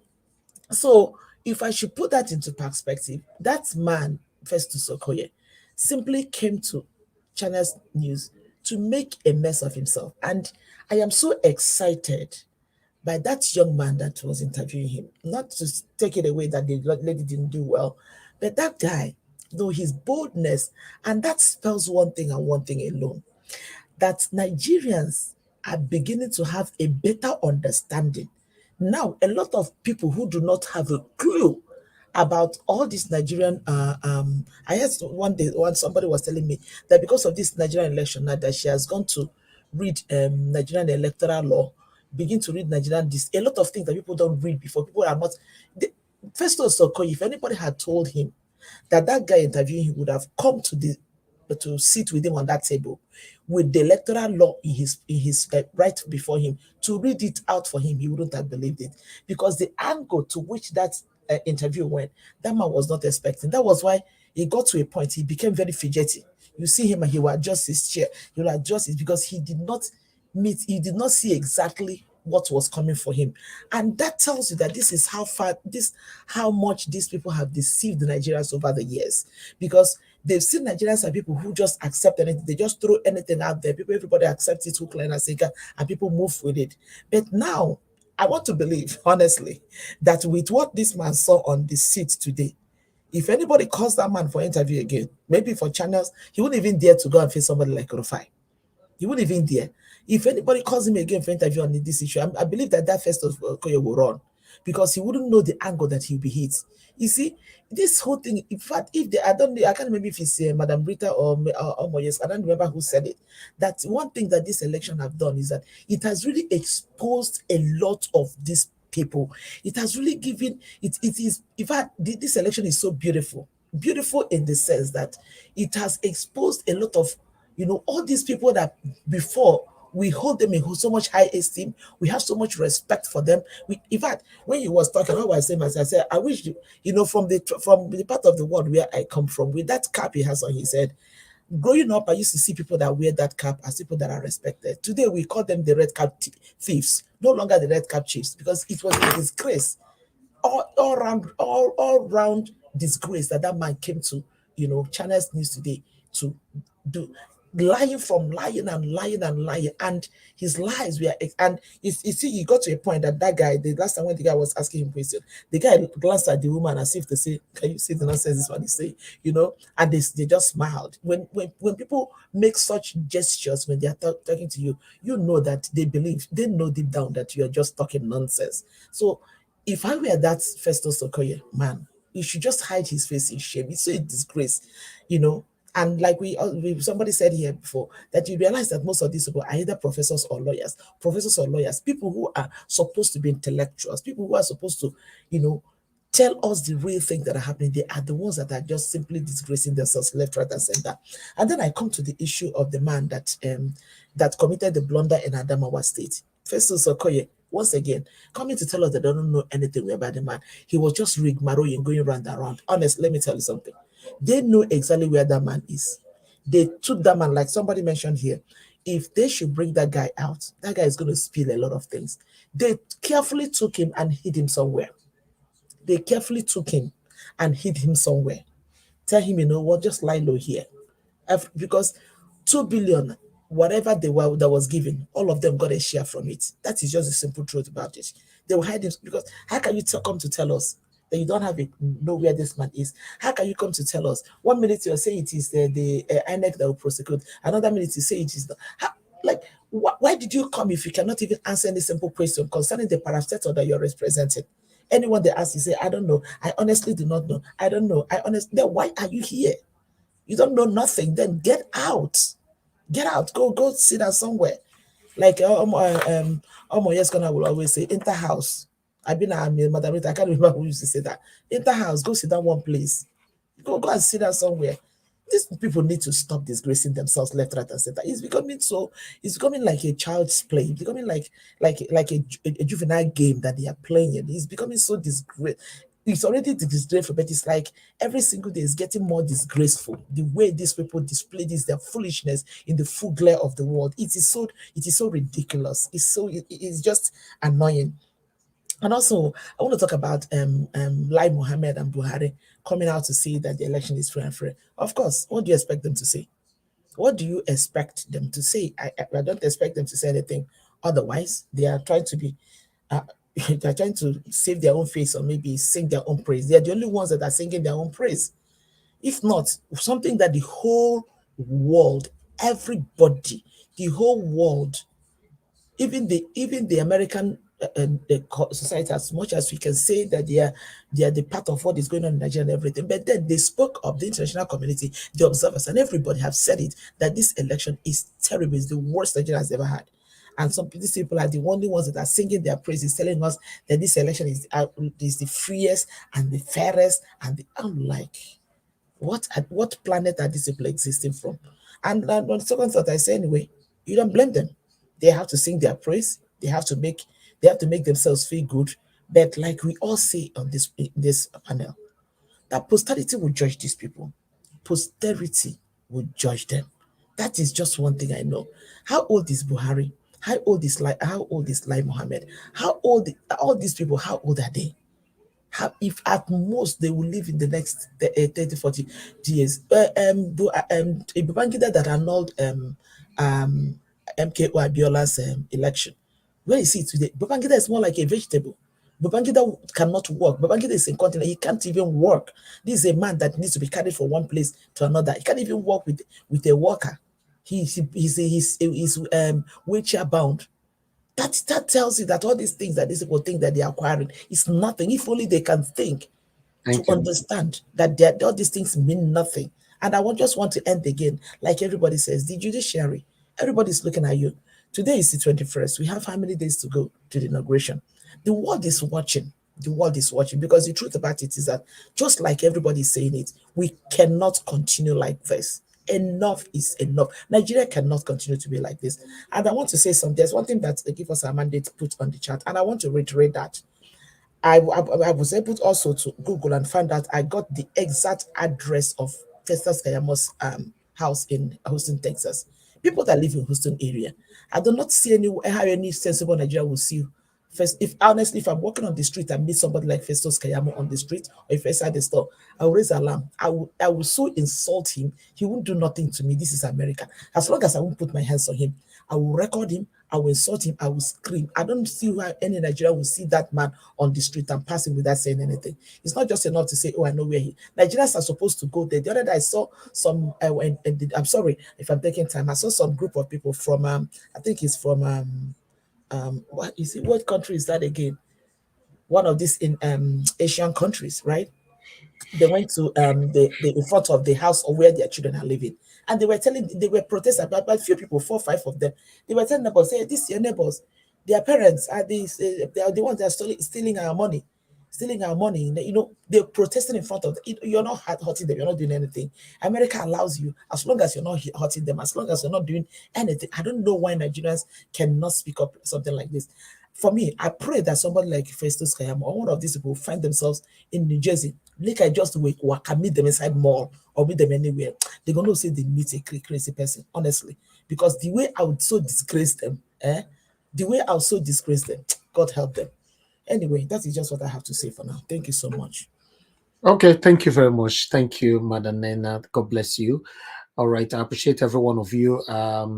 Yes, we are going to have a second segment quickly before I call on the people that are just joining us right now. Before that, a Crown, thank you very much for the super chat. May God bless you. I really do appreciate this. Thank you. Guys, please help us to press on the like button and help us to share. Let's hit at least 1,000 likes today. We can do this. We currently have 835 likes. Please press on it. Continue to press on it if you're just joining us right now, and help us to share. The dollar sign is right there on the comment section. Help us, support us, rather encourage us on what we are doing here. Thank you. All right, I'd like to quickly take on an article here before we move on the second segment. Thank you very much, my people. Let us quickly take on this one here, DP. Yes, I guess you guys can have it there already on the screen. Yes, let's quickly take here. May 29 inauguration, Tinubu were about to raise controversy. All right, ahead of the May 29 inauguration, questions on the whereabouts of the president-elect Bola Tinubu have taken the center stage. It has become a norm in Nigeria for people of the upper echelon of government to keep their health status secret, even when this becomes a major concern for the country. The dark cloud over the exact nature of the illness being suffered by the leaders always led to rumors and speculations from concerned Nigerians and members of the opposition. This will also leave their aides, their political parties, and party chieftains with the gargantuan task for managing the huge public relations crisis that would greet their absence.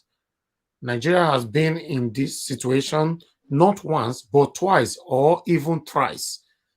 Sorry, guys. For instance, the severity of the illness of former President Umaru Musa Yar'Adua was shrouded in secrecy even when he was airlifted out of Nigeria for medical treatment in November 2009. Yar'Adua had always suffered some kind of sickness since May 29, 2007, when he became president, but the illness was kept out of the knowledge of Nigerians until it was later speculated he had kidney problems and an ailment related to heart condition. This secrecy was one of the reasons he never formally transferred the presidential powers to his then Vice President Goodluck Jonathan, a situation that sparked a constitutional crisis in the... Oh, mute yourself. Who is this? I said this all the time. When somebody is concentrating, don't mute yourself. Sometimes I don't know how to communicate to you guys sometimes, to be honest. The secrecy was one of the reasons he never formally transferred the presidential powers to his then Vice President Goodluck Jonathan, a situation that sparked a constitutional crisis in the country. A report that he collapsed after suffering a possible heart attack before being flown abroad was debunked, and it was later reported that the former governor died of congestive heart failure, a chronic condition in which the heart doesn't pump blood as well as it should. Recall that the 20th November 2010, Yar'Adua complained of chest pains, and on 23rd November, he boarded a plane to Saudi Arabia.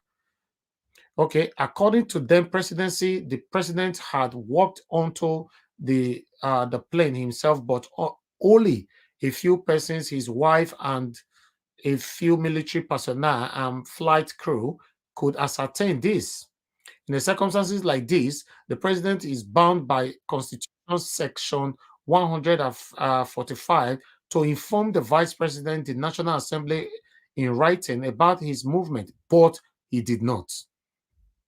The president spent 4.5 months in Saudi Arabia, with most Nigerians no longer believing stories being put out by his cronies, as many thought he had died months ago. Nigerians were told that Yar'Adua had returned to the country in the dead of the night of 24th February 2011, 2 weeks after Jonathan was installed as acting president. No one was to see the president, and no one saw him, not even Jonathan. Tuari Yar'Adua, wife of the president, and their Midas held Nigeria to ransom. They kept the president's secret in sickness, in death. In a similar case study, but different ending, in the case of President Muhammadu Buhari, the Nigerian leader had on February 5th, 2016, 8 months after being sworn in, took his first medical trip to London, the United Kingdom. This time, he spent 6 days between February 5th and 10th February. Buhari's second medical trip would follow 4 months later. On June 6, 2016, he spent 10 days treating an ear infection, after which he rested for 3 extra days before returning on June 19, 2016. On January 19, 2017, this time, the president wrote to the Senate on taking a 10-day vacation back to London, though the vacation was expected to start on January 23, 2017. He left Nigeria the same day and failed to return until 51 days after. Just 2 months after he came back, on May 8, 2017, Buhari left Nigeria again to UK for medical attention and remained there till August 19, 2017, spending 104 days in the UK. On September 21st, 2017, he made a detour from the US to the UK on medical ground. He was there for 4 days. Again, President Buhari returned to the UK for medical reasons on May 8, 2018, where he spent another 4 days. The stay was longer. In March 21, he was there for 15 days, having routine medical checkup. Just make una dey see how our money take dey waste on sick people wey they put for power. In July 2021, he was in London again. This time, he spent 14 days. On March 6, 22, the president left again for London for a 2-week medical trip, which lasted 12 days. And also on, Buhari spent a total of 237 days on medical trips to London. Taxpayers' money in the tune of estimated 1.2 billion, 1.2 to 5.5 billion naira was spent on landing alone. Fuel parking charges on President Buhari medical trip to date. No Nigerian can confidently say very illness their president has been treating. They can only speculate. We are getting somewhere because we need to get this history, everything right. Because before on the 29th of May, it's better Nigerians know where we are coming from and where you are possibly heading to.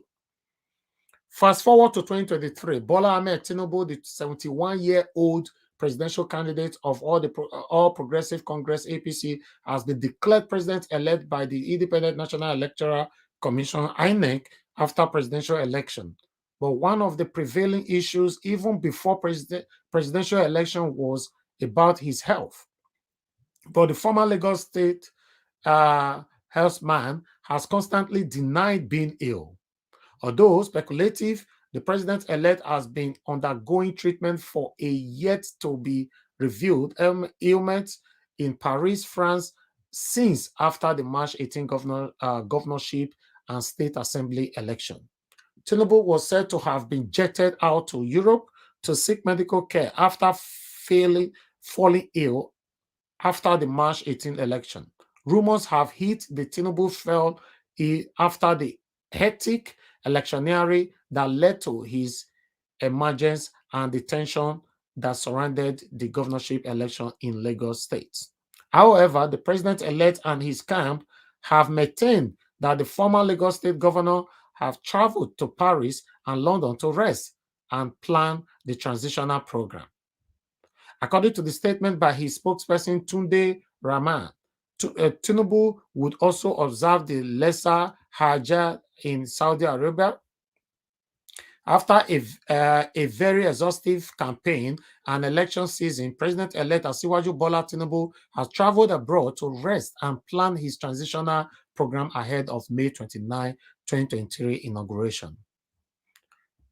Unquote, continue. The president-elect decided to take a break after the hectic campaign and election season to rest in Paris, London, and preparatory to going to Saudi Arabia for Umrah Lesser Hajj and Ramadan fasting that begins Thursday.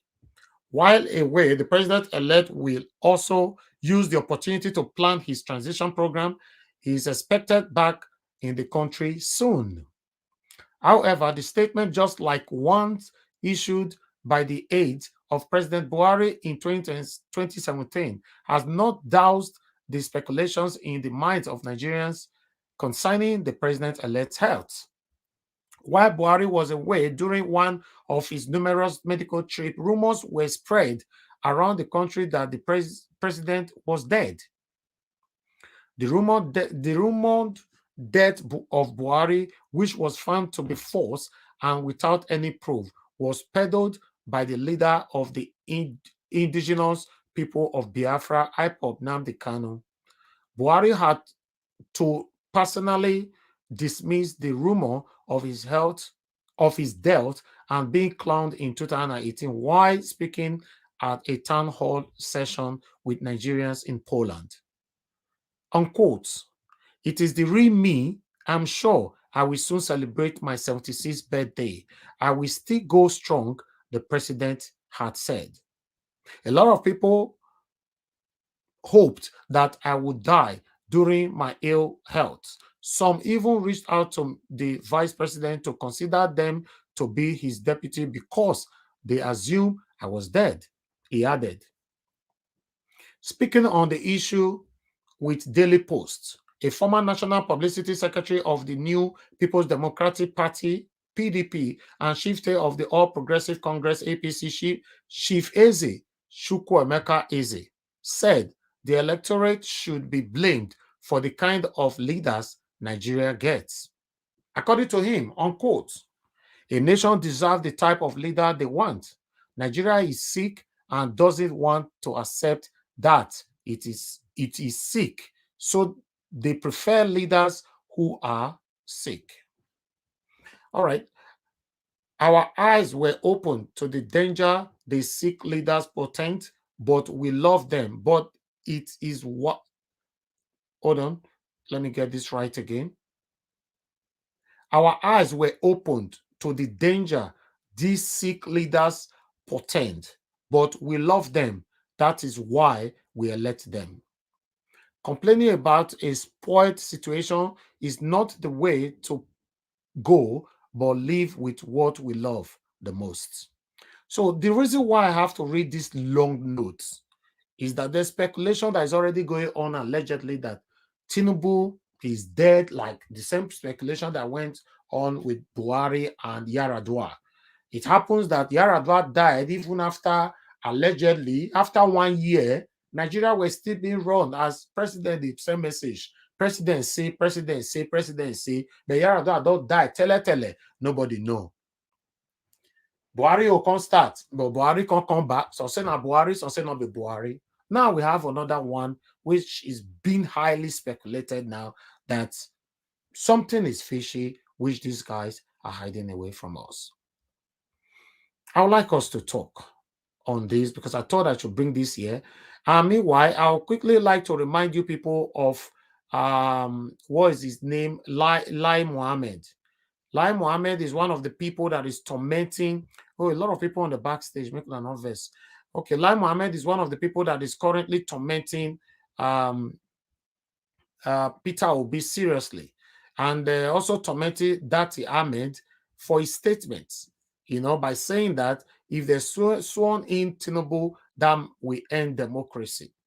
Forgotten that he said the same thing back in the past. So let me quickly bring this. This is him. You know, say history. It's just like the way I did screen now, they lie anyhow. When I go use my light, when I remind me 5-10 years from now, say see what you talk. That's life. So this one now be Premium Times. Premium Times, you know, you can see the exactly way that Ahmed talk. This man where they fight them now for treason, he talk him. Say democracy will fail in Nigeria unless APC wins in 2015. Lai Mohammed, the same APC that Dati Ahmed is speaking against, Lai Mohammed also don't talk against these people. Exactly the same statement. Swearing in Tinubu illegitimately we end democracy, right? From Dati Ahmed. Why this one said democracy will fail? It means it will end, right? In Nigeria, unless APC wins in 2015. he was saying, he was speaking in favor of APC, I mean. So I don't really want to read this because it's a long note, but that headline, I've said it all, right? This one was in April 27, 2023, you know, maybe now that report time or so. So my people, I thought I should bring all this to your notice for you guys to know what we are facing from the hand of these satanic leaders. For you to know that they are only fighting for themselves. They are not fighting for you. They are not fighting for me. Meanwhile, let's do our final submission on this. Let's go back again. Let me start with the people that are just joining us before I come back to those of you that have contributed before. I'll move to Mother Victoria. Mother Victoria, thank you very much for joining us. Good evening to you. I'd like you to talk to us in 5 minutes. Hello, good evening, everybody.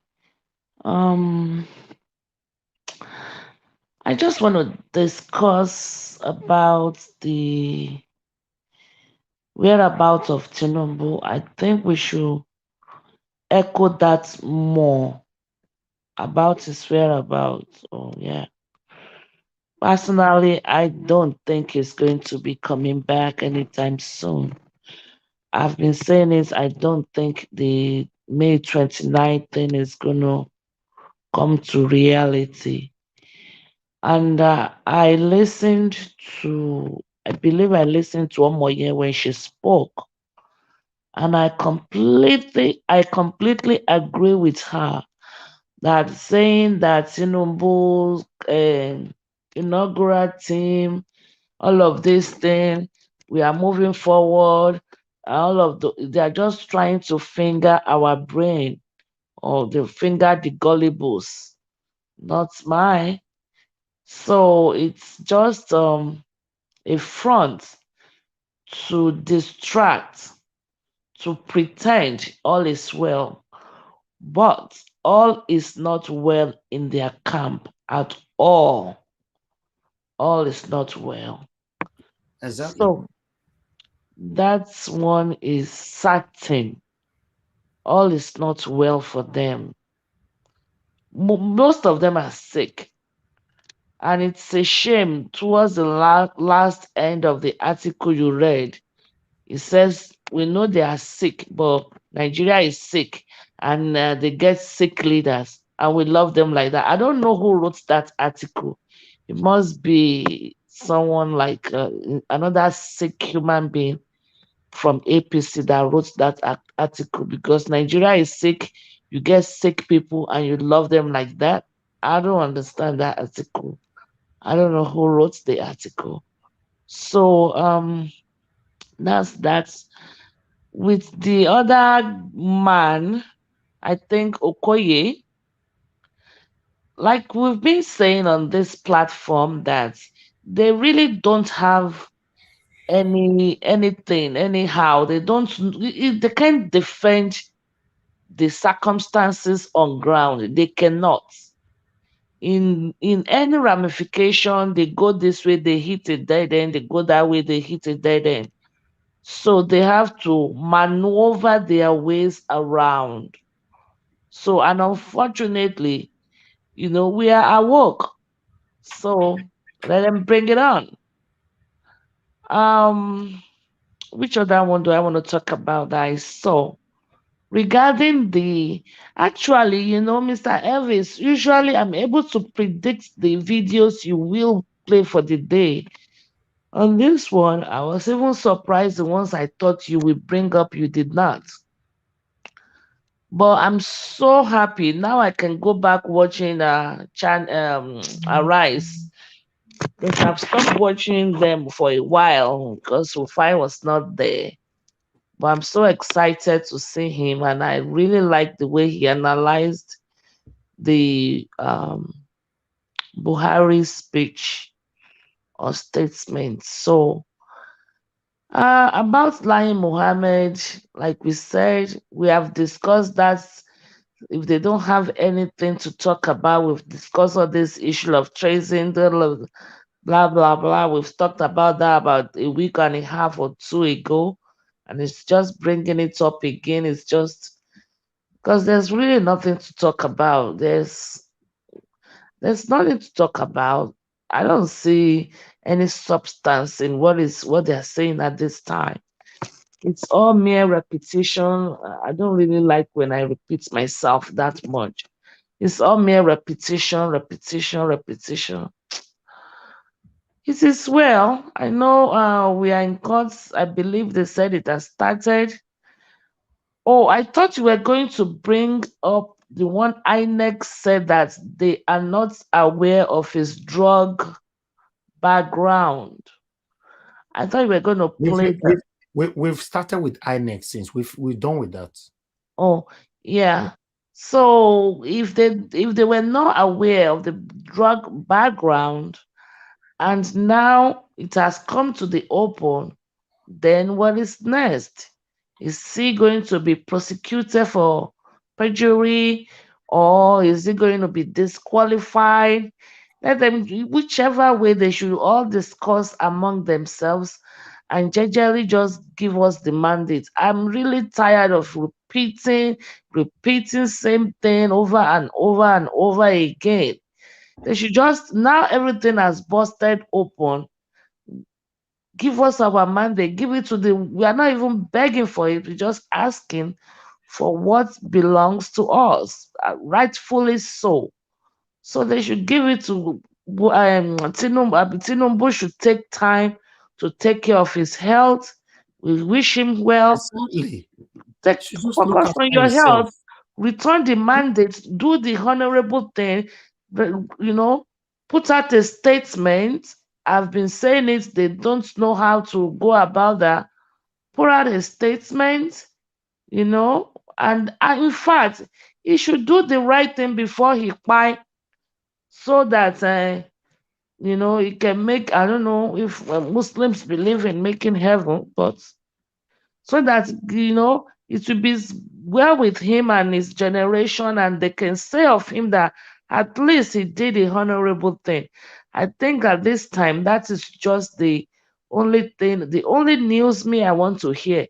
All this Lai Muhammad said this today, Lai Muhammad said that tomorrow. I'm sick of hearing Lai Muhammad or anything like that. I mean, what do you expect? He's living up to his name. He's lying and lying about. So it's okay. He can say whatever he wants to say, but we are not moved by that. We focus on our mandate. We want it back. Someone should just say, okay, after all these propagandas, return the mandates to the rightful owner. They did it with Adamawa or whatever they did it with them. They returned the mandate to the rightful owner after all the bribery and corruption, everything busted open. So they can do it again. It can be done. Let them just do that which is lawfully so. Let them do what is lawful and right. Return the mandate. Sorry, somebody can say that I don't care what happened to Mahmoud afterwards, but it's okay. Just return the man. We forgive everybody. Okay, fine. We forgive you all. Return our mandate, and Obi will be our president, and that's all we want at this time. And when we get there, we will Let's move on. We will move on. Thank you, Madam Victoria. You didn't join us on time, so most of the things you were talking about, we've already discussed them from the beginning of this broadcast. Yes, it's unfortunate that we find ourselves in this situation, but I just hope the judiciary will look at the plight of the people and make the right decision. Amen. I just hope. All right, I would like us to quickly move on to okay, let me go back. Okay, let me quickly move on to God's Power. God's Power, are you there? Please quickly talk to us in 5 minutes. Good evening to you. God's Power, are you there? Okay, God's Power, before you unmute yourself, let me just move on to the next person. I always wait for you to unmute yourself. I don't know why. Madam Helen, thank you very much for joining us. Good evening to you. Please talk to us. Good evening to you. Good evening. Thank you very much. Good Thank evening, you, Madam. Mr. Elvis. Good evening, panel. I just want to believe that we are seeing what is happening. For me, Adamawa is a game changer. Adamawa has exposed these people to the point that they can't hide. INEC can't hide anymore. Like somebody pointed out that they've hidden this man and now they are claiming that they can't find him. They know what they're Exactly. doing. Yes. Because if he comes out with the 2 billion, bribe, it's going to expose a lot of... Somebody just can't carry 2 billion and give to just an ordinary state returning officer. That money has to go to people at the top. So they know, so they can't afford for him to come out. It was since when did they start rumoring that he has run away? Of course, you know that he's somewhere hiding, and they're hiding him. Because that, was it Sunday or Monday that the PRO to the police, this thing had said they are waiting for INEC to give them the go-ahead, so they can, because they can't just go and arrest. It can only come from INEC. And today INEC is saying police didn't arrest, or police did this and police didn't do that. This Mr. Festus Okoye is a saboteur. That's what I'm going to call him. You understand? Because I don't understand why you want to position yourself against your own. These guys are playing and then they are shielding their own, and you are playing and you're exposing your own to what? And then yours is even the best offer that Nigerians have ever had for a very long time. And you chose to be in the camp of these wicked, wicked people. Mr. Elvis, when you keep saying the satanic people, go and check the meaning of Satan. He is the father of all lies. Exactly. The Bible says that he is the originator of lies.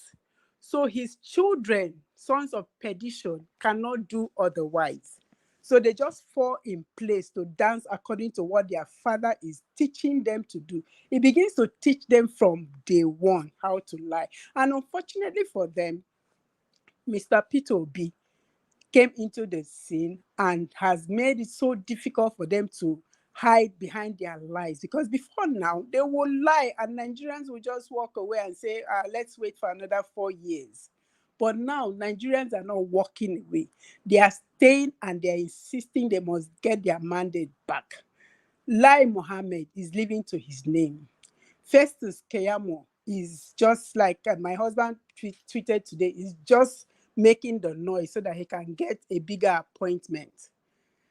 All of them know what they are doing. And like I will always say, we are getting our mandate back, because right now, if the judiciary, if they are not seeing what is happening and they play into their hands, too bad for them, because they are going to join and they are going to mess up their generation, their entire generation, their entire family, the whole mess is going to rub off. It is them now that will get the bulk of the shame, because it's obvious that it's obvious what these guys did, and they can't hide anymore. That's why this man was shifting his bomb on the shift to the side, shift to the left, shift to back, shift to front, swallow saliva and re-swallow. Why? Because he was lying. It was obvious that he was lying, and the kind of questions that were coming, he was not expecting them. I don't think he was expecting. I think he came prepared to do the usual dance round, mesmerize Nigerians and talk about beavers and how blah, blah, blah. But this time around, thank God it wasn't Shehu. Well, though Shehu has graduated from his usual, double standard, but thank God it wasn't him. And then somebody that we need to watch out for is Mr. Ruben Abati. Please always watch when there's a question. When they start that when there's a question, watch his legs under the table.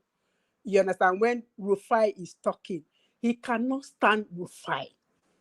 His body language shows that he can't stand. If you could tell him, get up and leave this place, he would do it. I don't know why I can't stand that man.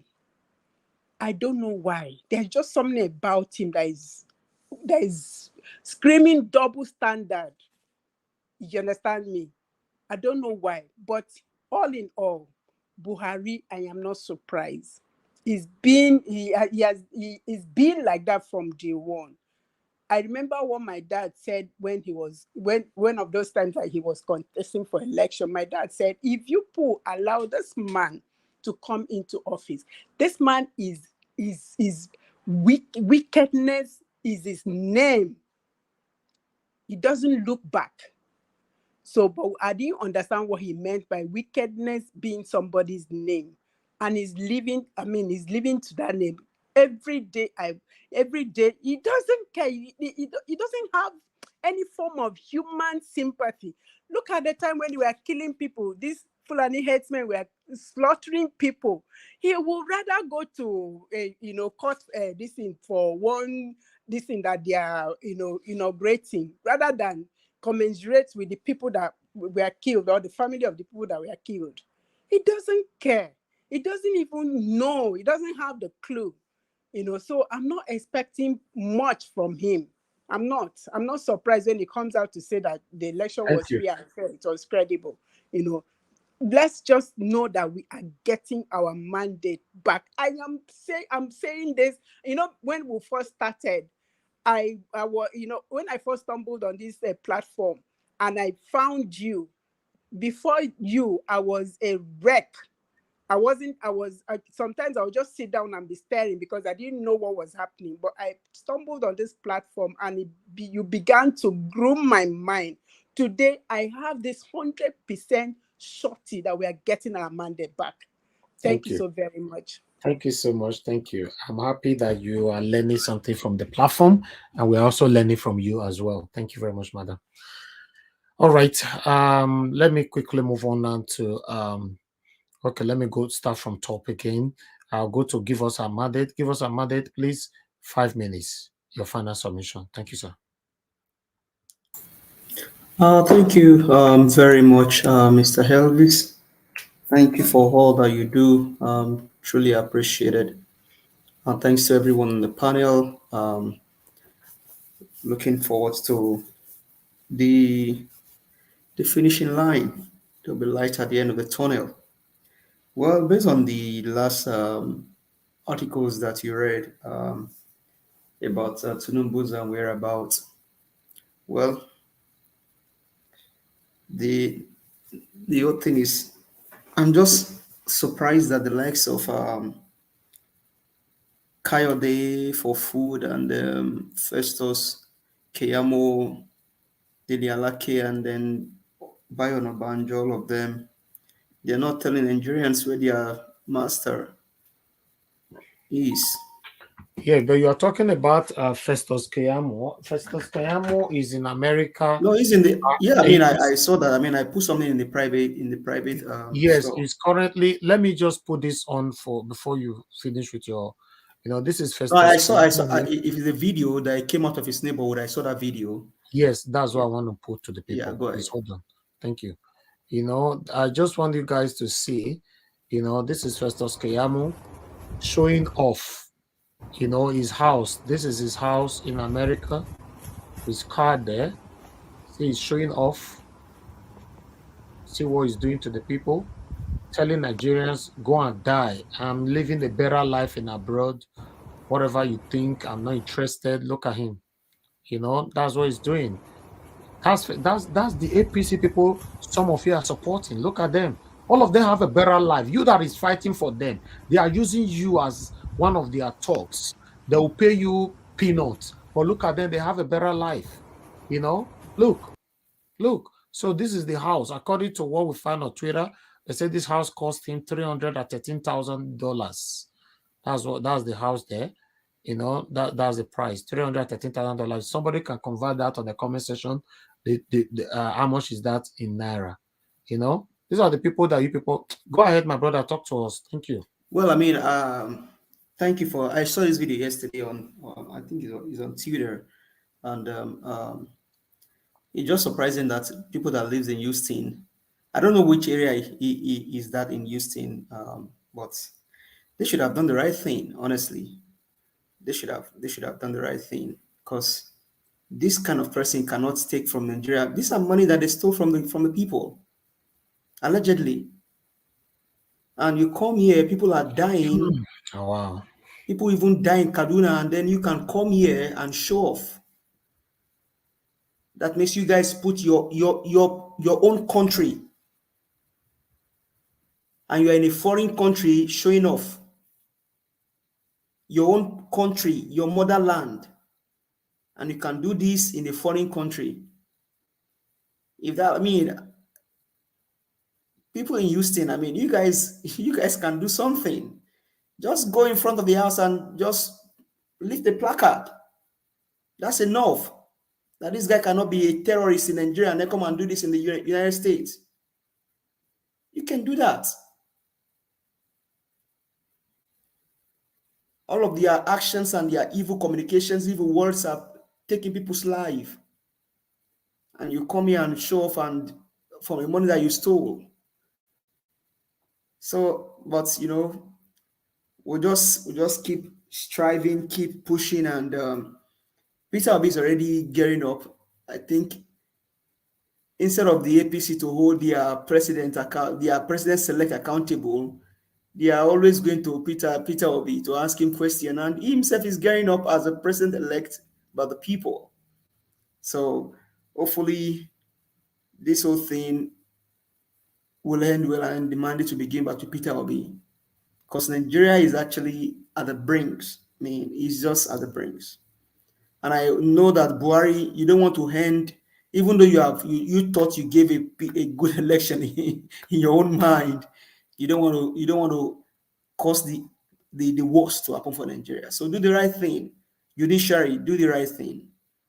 Do the right thing by making sure that the rightful owner of the mandate gets the mandate back.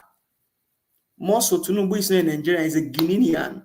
How can a Guinean come out of Nigeria, for God's sake? Judiciary, you guys do the right thing. Do the right thing. So, I mean, I'll just end it here tonight. Mr. Elvis, thank you for all that you've been doing, bringing out all of these evidences and then sitting down here with people, rubbing mind, just clamoring, just fighting for this nation to get better.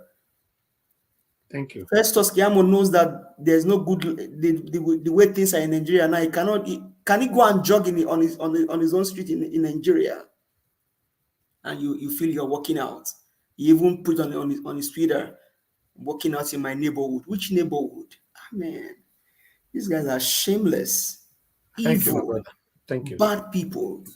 All right, let's move on because of time. I appreciate you, my brother. Okay, I would like us to hear from Mother Patricia. Mother Patricia, please use your final 5 minutes, your final submission. Thank you. Okay, Mother Patricia, let's assume you're not available right now. I'll move on now to someone else quickly. Mother Nena, please use your last 5 minutes. Thank you. Your final submission. Yeah, thank you so much. Yeah, there's really nothing much I have to say at this point in time. It's just to tell us and to keep educating people like as you're already doing from this platform for people to keep their eyes and their ears open. It's important for Nigerians to be educated so that when you get the education you need, that don't mean going to university or something, getting to know what is going on around you, you'll be able to get yourself better equipped to handle things when they come your way. So that I believe at this point, a lot of people are getting wiser to understand they cannot be used, that they cannot be deceived anymore. It's very important. So Nigerians have to keep our eyes open. With whatever game they are playing with Tinubu, let them keep playing their game. Whatever their game they are playing, they keep playing it. My people will always say, I think Afimaka, like there are two things you cannot hide in this life. Two things you cannot hide: pregnancy and death. There is no way you can hide them, no matter what. When time comes, let's wait and see. If you will sneak in on the 29th, collect the presidency title, sneak out again. Let's see. So whatever they like to do, and somebody is asked, they say, why Professor Kayama and the rest of them are not talking. Let me tell you something. It is very, very possible. It is very, very possible that even the Kayamo and the FFK that we see, those parrots that we see that are ranting left, right, and center, they might not even know where the state of health of Tinubu. They might not even know the exact state of the. You know why? No matter what they rant on they're just trying to make it. These people might not even be trusted even in their own camp. You cannot tell me that these people in Tinubu's camp are ignorant of these people's activities in the nearest past 2-3 years ago. You cannot tell me that they don't know. They know. They know. Everything that Keyamo and Fanika have said about Tinubu and the lines of them about them. As up until 2021, they're still there. There are people, they are still there. People, everything has been surfaced, everything has been coming out. So I want to believe that even a lot of people in their camp might not even trust them, because they know if they trust someone like Kayama, we will not get. If you just maybe when he will be messing up with one of his side chicks, he might just spill it, and that one will carry and waka. It's possible. So they might not even trust them to tell them exactly what is going on. It's possible that they might not even know where their principal are. They just on Twitter ranting, making noise, acting as if they're the inner caucus, where they are not. After all, Tinubu has called his what did they call him? Inauguration, whatever. Do you see any of their names there? If they're so much that important to Tinubu, at least if I don't squeeze them somewhere, you could. So they might not even know. These people are just waiting to thank criers. That's just the way I see them. People who are looking for crumbs to pick from under the table to eat. That's all they are interested in. Anyway, let's just keep saying what we keep pushing. Thank you. Yeah, that's just the thing. Whatever they like, let them keep hiding. They hit Yeradua, it happened the way it happened. Let's keep watching. At the end of the day, few days to go, we'll see what will happen. That's just what I have to say. And for people in Houston, the full address of where that place that Kayami is running around from, I have the full address, the complete address. If it's I have it too. I have the full address. Maybe not. Yeah, that's in that's for give us a mandate. I think you're hosting. That is in no, don't say it on no, air, I'm not please. saying the full address. I'm not saying it. I'm just saying that it's a host. I'm not giving out the Okay, that's fine. No, it's not something I want to give out. I can't just give it out unless I'm permitted to do so. But it's in somewhere hosting. So thank you very much, around madam. that area, they need to surround that house. They need to make some noise there so that he will know that Nigerians are around there. They need to gather themselves and go. Even if it's 5-6 people, let them go there and do and tell him that we know that you're here. You can't just be jogging with this and act like nobody sees him. All right, thank you. Thank you. Thank you, Madam Nena. God bless you. Thank you.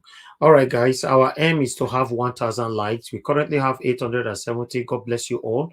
That 870 people that have liked. Please, can we press on the like button? Let's hit 1,000 tonight. We must hit 1,000 tonight before we leave. We can do this. 871 now. Please continue to press on the like button. I'll continue to remind you before we end this show. Our aim is to hit 1,000. We only have less than 125 to go. It's not 875. Continue to press on the like button. Let's hit at least 1,000, minimum 1,000 today. 880 now. God bless you all. 880. Continue to press on it. Press on it. 882. God bless you, my people. Press on it. Press on it. Press on it. Do this for us. Do this for us because our voices must go far. YouTube, if we hit 1,000, we are on a priority for YouTube to instantly recommend this video for others. Immediately we finish, they will start sharing it on their own. When you can hit 1,000, that's what they do. Although when you hit less than 1,000, they still recommend it, but they put it on the queue with others. But when it pass 1,000, is immediate recommendation. So please continue to press on it. We have 889, 889, 893. If I make it reach 900 before me, I call on the second person. Then before this person finish their submission, we'll come back and check again. We have 895 now. 895, 895, 895, 896, 896. You're gonna press and press and press and press. Okay, my talking like people with the auction. Press and press and press and press and 896, 896, 896, 899, 899 is about to go, it's about to go, it's about to go, it's about to go. 899, 899, 899. Come on, come on, come on, come on. It's gonna be the lucky winner, it's gonna be the lucky winner. Press it. 899 902. Correct. Continue to press it, my people. Let me call out the next person. God bless you all. It's an Nigerian watch. You're very funny. Oh God. Augustine, not just wait for that. I know they call you. See, I go keep you. Now me and you go end this show. I never want to call you at all. Me, I don't pass you since you don't reach your toes. I mean, not why you call you. Mother Rita, I beg, talk to us. Your 5 minutes starts now. Thank you. Yeah, thank you, Sir Elvis. Thank you so much. I don't know. Reading the publication you were reading, about the history of Yardwa and back and forth. I don't know. I just The history of you sickness know in power. I don't even know where to start.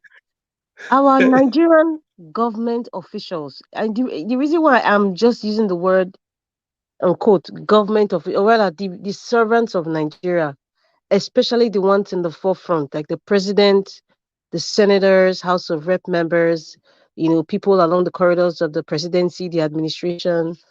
Um, there's just something that is kind of the common denominator there, here, and it's like they have a penchant, for going abroad, for every little thing. It's I don't want to say it's painful to hear. It's kind of demeaning.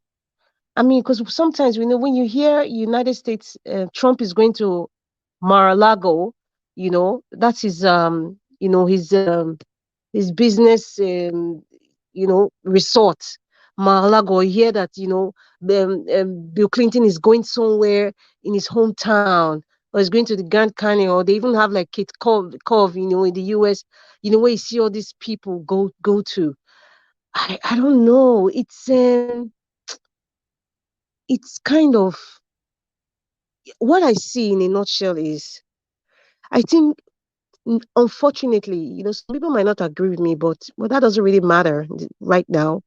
I think a lot of us, if I don't want to say us now, these people, government people, I think they're still mentally enslaved. There's this penchant to show pride in showing off your houses in foreign lands, in showing off your foreign clothes, in showing off the class of travel, to foreign lands. There's this penchant, there's this pride to show it off. And it has an oppressive way um, of telling people that you are suppressing, that you are depressing, that look at me, I'm the one depressing you, I'm the one suppressing you. But see where I am enjoying. And that's why I say likes like Dino, like this Festus Akamu, saying my neighborhood. I don't know. It is a mental enslavement there. I don't know if somebody is getting to the level of what I'm saying. There's this mental enslavement that the foreign land where there is peace and tranquility, or where you are comfortable, where you have resources, where things are working smoothly for you, you take pride in it as a Nigerian government official, and then you are showing it off. I don't it's scary to even think that these are the kinds of people that are in the corridors of power. They are enslaved mentally. They still feel that the white man's place is better. Okay, I'm showing off now. See me. See my neighborhood. See my clothes. See my car. See my watch. It's a mental enslavement. It is a mental enslavement. And then you now see such a person having or being the custodian of public coffers, of taxpayers' money. Somebody that is mentally enslaved to the white man's place. How can he manage your money in your own country? He can't. What he will do is, because of that mental enslavement, he would make as much as he wants and invest it in a place where he shows pride, where he has a penchant to show off. See where I dey. See my neighborhood. I am jogging with my joggers. I'm smiling. I'm looking fresh. You are taking pride in that. The picture I see in my head, I don't know about y'all, but the picture I see that hungry child in Oju Elegba market, or I see that hungry child in the Amajiri on Mission Road in Benin.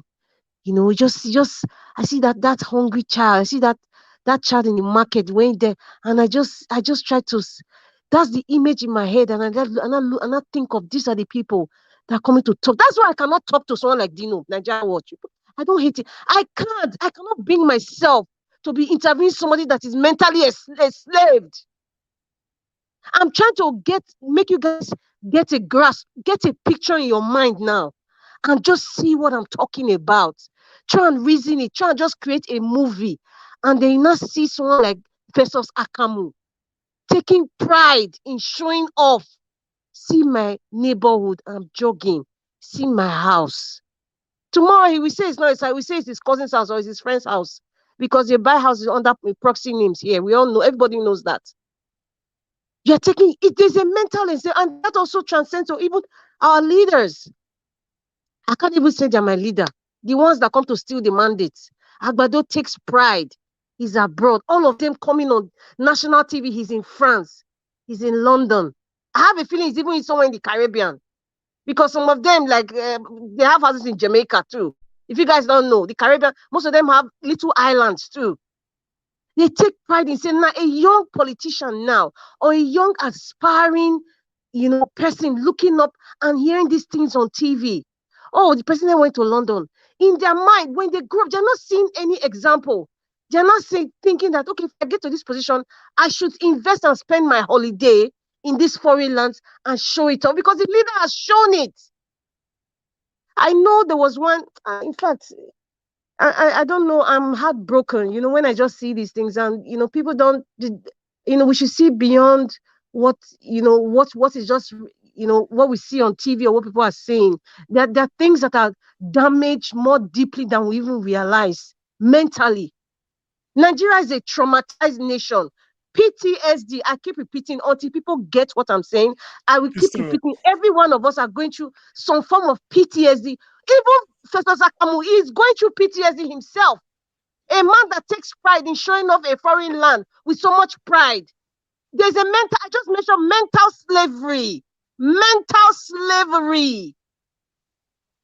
That is what is wrong with at least that's part of what is wrong with most of our leaders, and that's why there's this penchant to be greedy, to invest in foreign lands, to Dubai.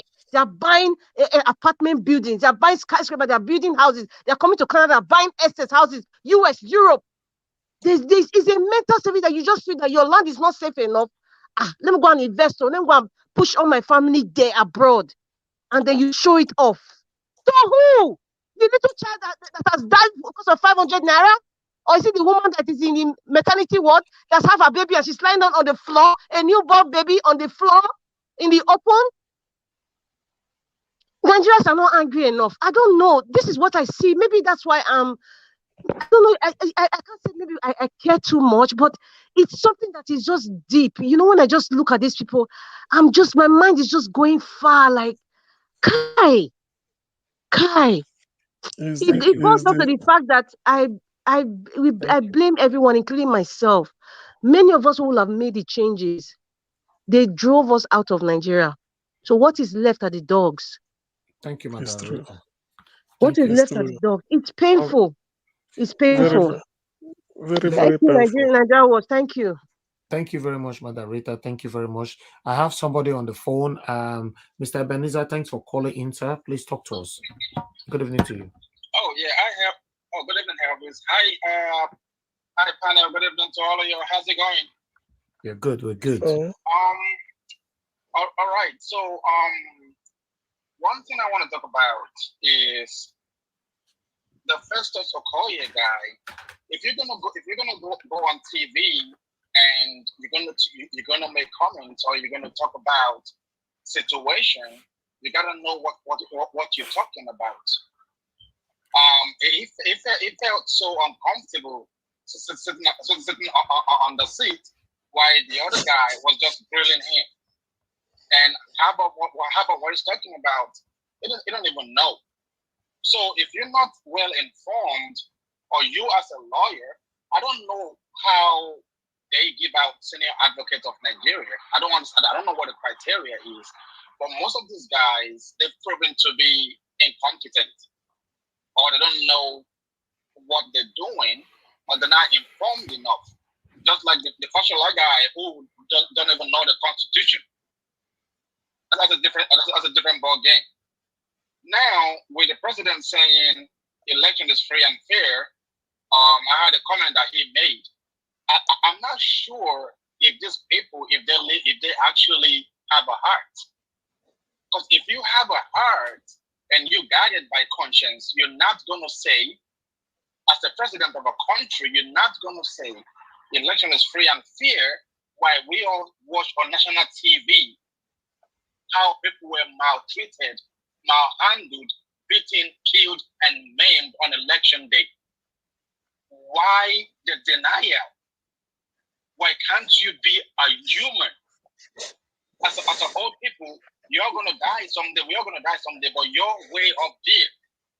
You're almost there. What legacy is you're going to leave? Like, what legacy are you going to leave behind all of you?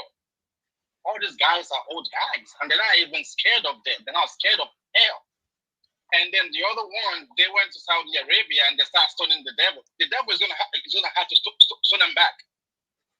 The devil is going to have to stone them back because what they're coming to, what they're doing in the country, even in the fasting period, the fasting period, these people still lying on national TV and they're still doing all forms of irregularities, even while they're fasting. So the devil is going to have to eventually stone them back. That's my submission, Elvis. Thank you very much. Thank you, Mr. Beniza. God bless you, sir. Thank you very much. Okay, let me pick another two calls again. Hello, yeah, good evening to you. Your name and where you're calling us from? Yes, sir. How are you doing today? I'm fine, sir.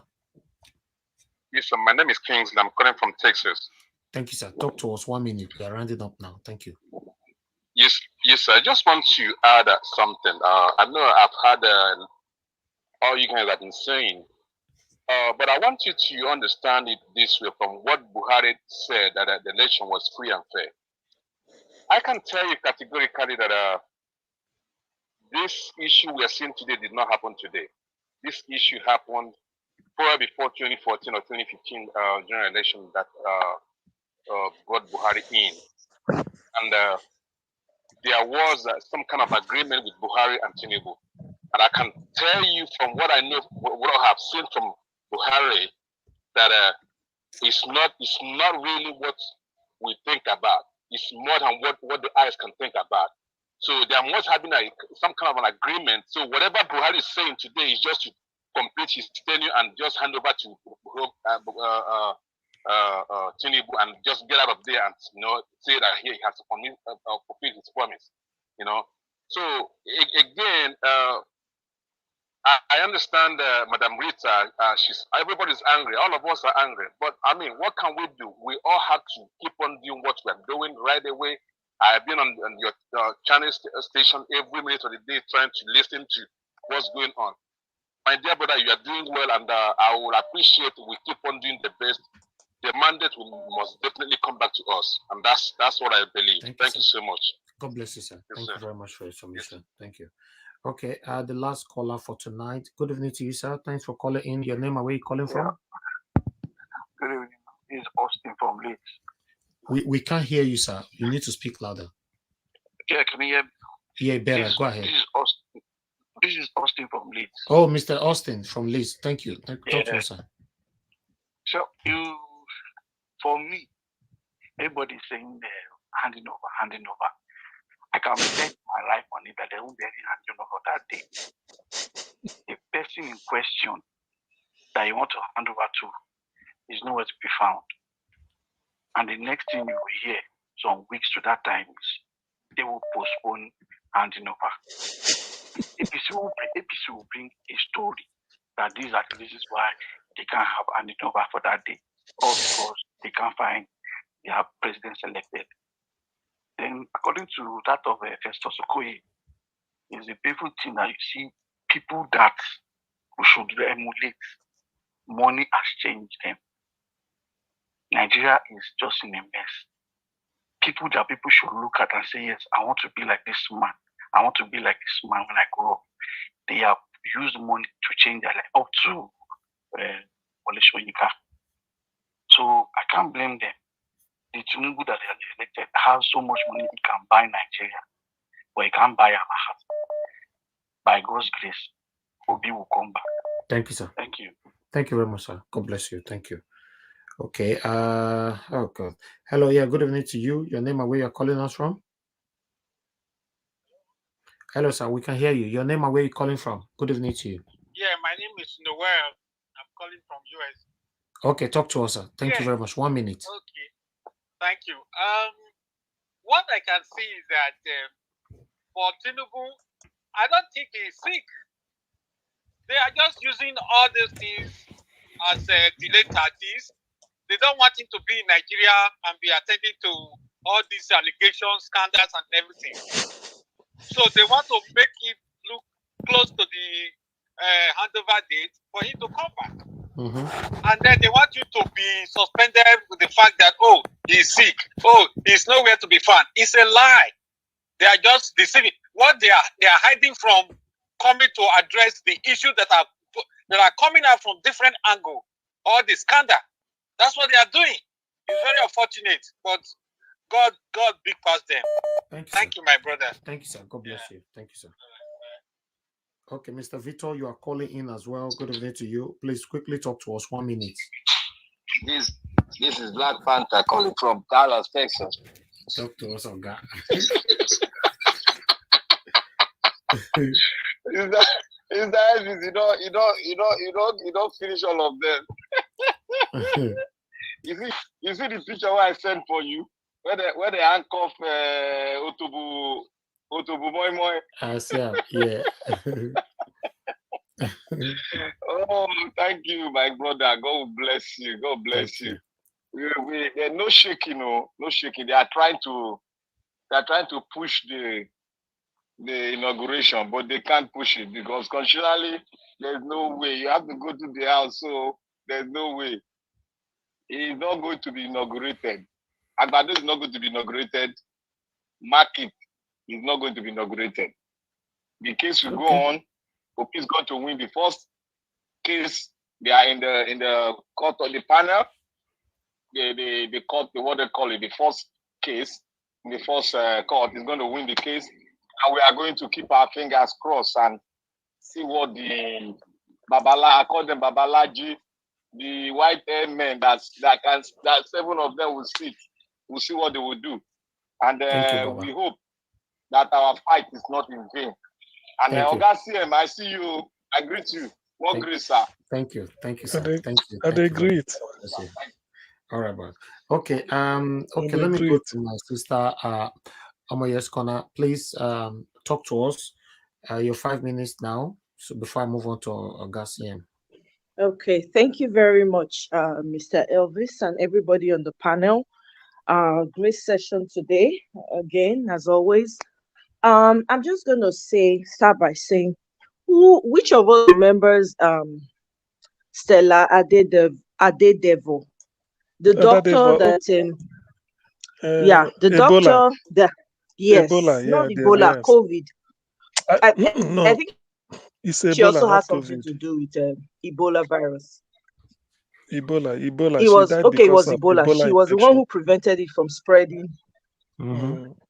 Yes, because she was trying to prevent it from spreading into Nigeria as a whole. Why I use her, why I started by saying that is she still has not yet been recognized. That's on the one side. I think we're going to talk about that when Peter Obi comes into office. Now, that's one person who, for the sake of her country, whether we like it or not, she put her life down so that a lot of people could be saved. So when I hear, sometimes we come up here and we say, oh, the way the situation is in Nigeria, look at what is going on right now. With the situation, people are taking turns. It's almost like turn by turn. Today you hear one thing, tomorrow you hear another thing. How many people so far has been slaughtered in southern Kaduna and all over Nigeria, kidnapped? If we put the numbers together, do you know how many they are? Those people, you are not better than them. None of us is better than them. What happened to them was Nigeria. So the more we the more we stay silent and we say, oh, if we talk, they will come for us, they will cut our hair, they will do this. That same sentiment is what has brought Nigeria to where it is today. Because we don't tell the truth, we don't speak truth to power, we're so afraid, we don't want to talk, and then the people with the levers of power, the people that are in the position to speak for those who don't have a voice, they sit there, they do nothing. Why? Because they are members of the same cult. They've drank the same blood. But even within the same cult, there are people who grow a conscience and say, you know what? If I perish, I perish. But I'm going to save my people regardless. But it's crazy that with all of this that is happening, all your so-called leaders in political office, not one has a conscience. You don't find that suspicious? You don't find that troubling? Not one. Somebody alluded to the fact that Mr. Okoye, he's taking the side of the demonic people against his own brother. You think that guy is thinking the same way you're thinking? That guy is not thinking like you. He's thinking, I beg, wait till concern me, let my own and my family be okay. That's all. After all, waiting patriotism don't do anybody. That is his mindset.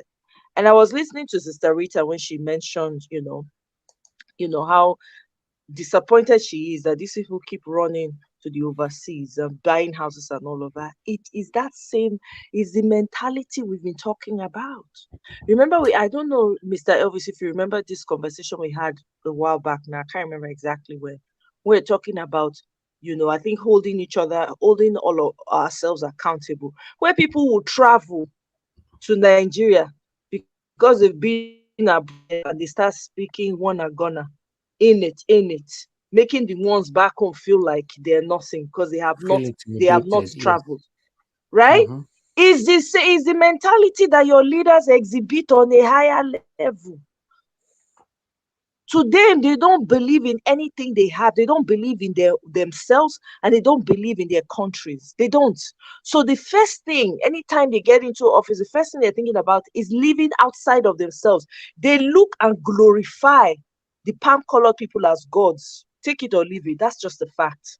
They see them as such. They believe that when they have any type of contact they have with these people, it makes them better than the ordinary person. That's why they will travel to their countries and behave well and follow the rule and not do anything outside of what is expected of them. That is why. And they are doing the bidding of the palm-colored people. They are doing the bidding of their own slave masters. And those people are laughing at them. They don't even know. Behind them, they are mocking them. They don't even know that. So it's a mindset that has eaten deep until most of your leaders are highly uneducated. They are educated, illiterate.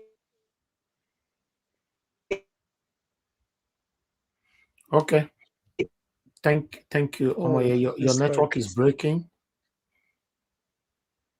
Your network is breaking. All they know how to do is pass an exam. They don't know what it means to. All right.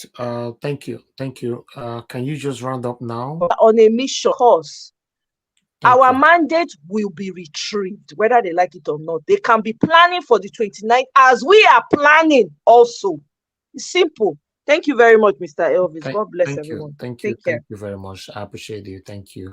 All right. Everybody on the panel have contributed. So I'll go to Mr. CM now. Mr. CM Oga, please talk to us. Your final submission. Okay. Yeah. First of all, we don't call you this 379 times. You don't answer any of them. I'm sorry, sir. Hey. Okay, quick talk to us now. Give us your submission. Okay. Good evening, everyone. My co-panelists, the obedient family, the lover of truth, the good Nigerians that want the betterment for their country. Mr. Every, I want to say God bless you for giving us the privilege, because now they give us the privilege to be able to hear our mind, to speak how as they pain us or what we want our country to be. I say, may God continue to uphold you with his right hand. First of all, I think I met a video before I get busy a little bit. I met a video whereby this man, this senior advocate of nonsense, where he's doing some kind of jogging, some kind of, I look at those things, I see a childish characters, I see a joblessness of attitude in somebody. I see somebody that doesn't have shame. I see somebody that goes to Twitter to go and be tweeting and be making jest of himself, thinking he's making mockery of the good Nigerians. I see someone that is that doesn't really know what to stand for. I see a lot of inability in the life of this guy called Festus Keyamo. I look at myself and say, God, was it not the same person that was tackling this Emilio Con then when his master was still alive? Great Ganifami. I say, wow. So people can easily be confused. That is why I use one word, one certain time. A great Mandela said, if you don't really know what to stand for, when you are going and you met somebody, you change. That means you don't really stand for anything. So I look at him and say, this guy is like and I don't blame him. You know what? I don't blame him because sometimes, to be honest, I feel the same thing that Madam Rita feels.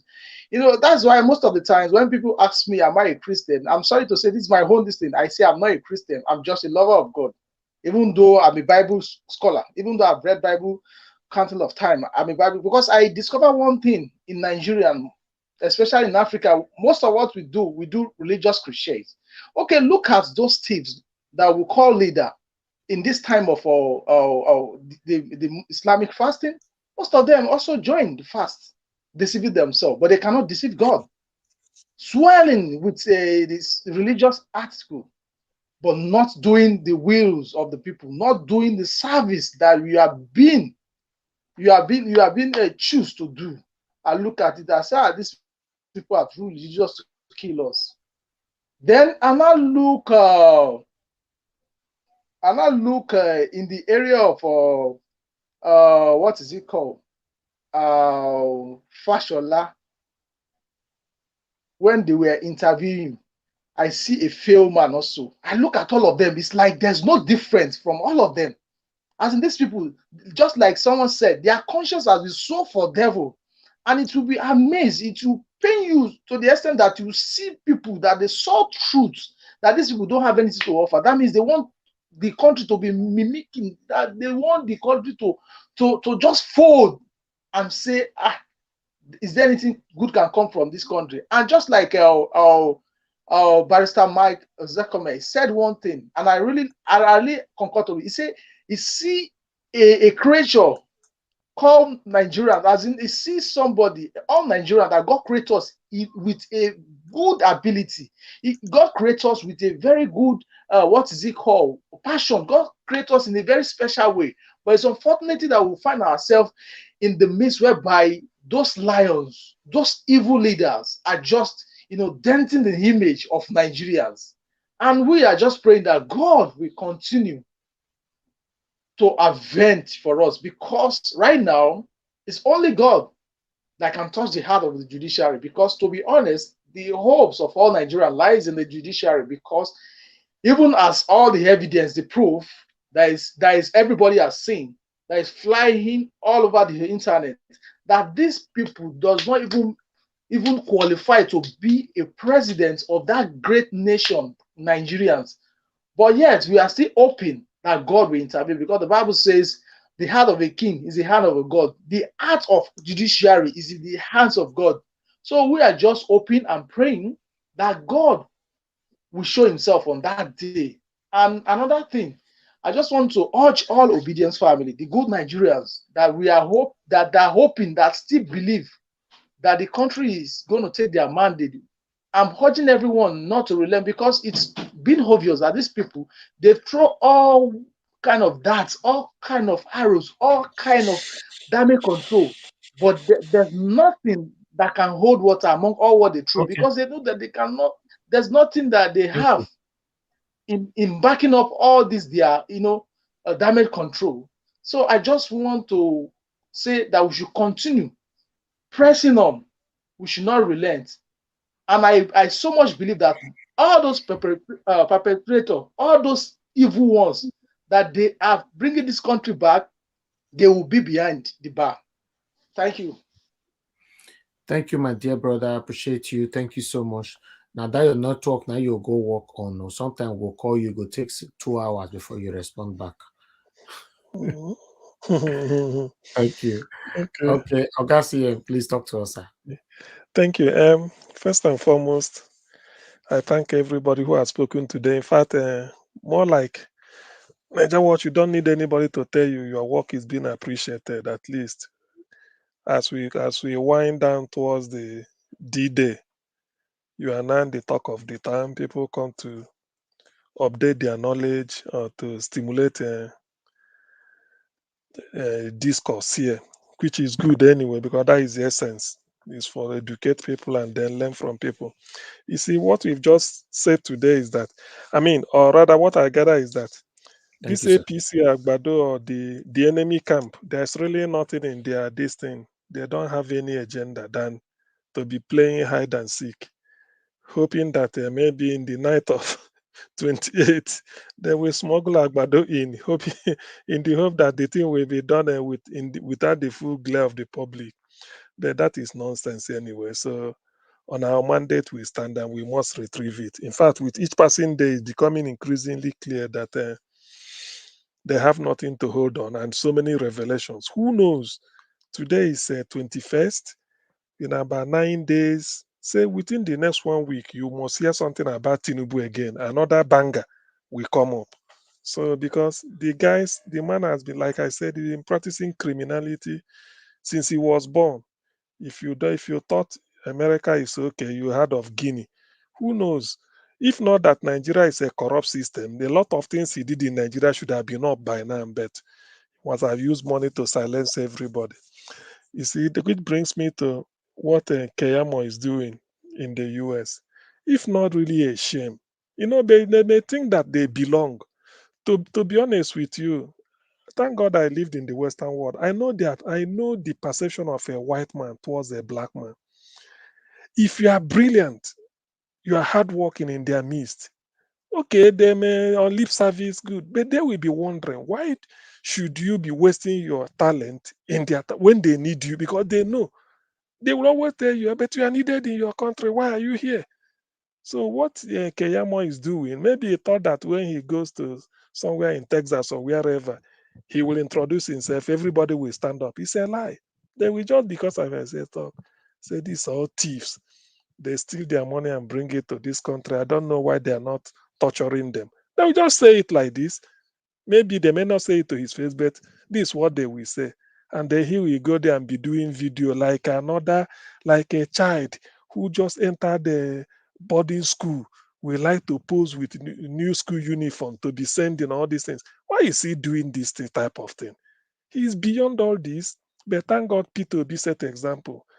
Peter Obi hasn't got house anywhere. He said, I don't need to buy house in South Africa. He said, because I don't live there.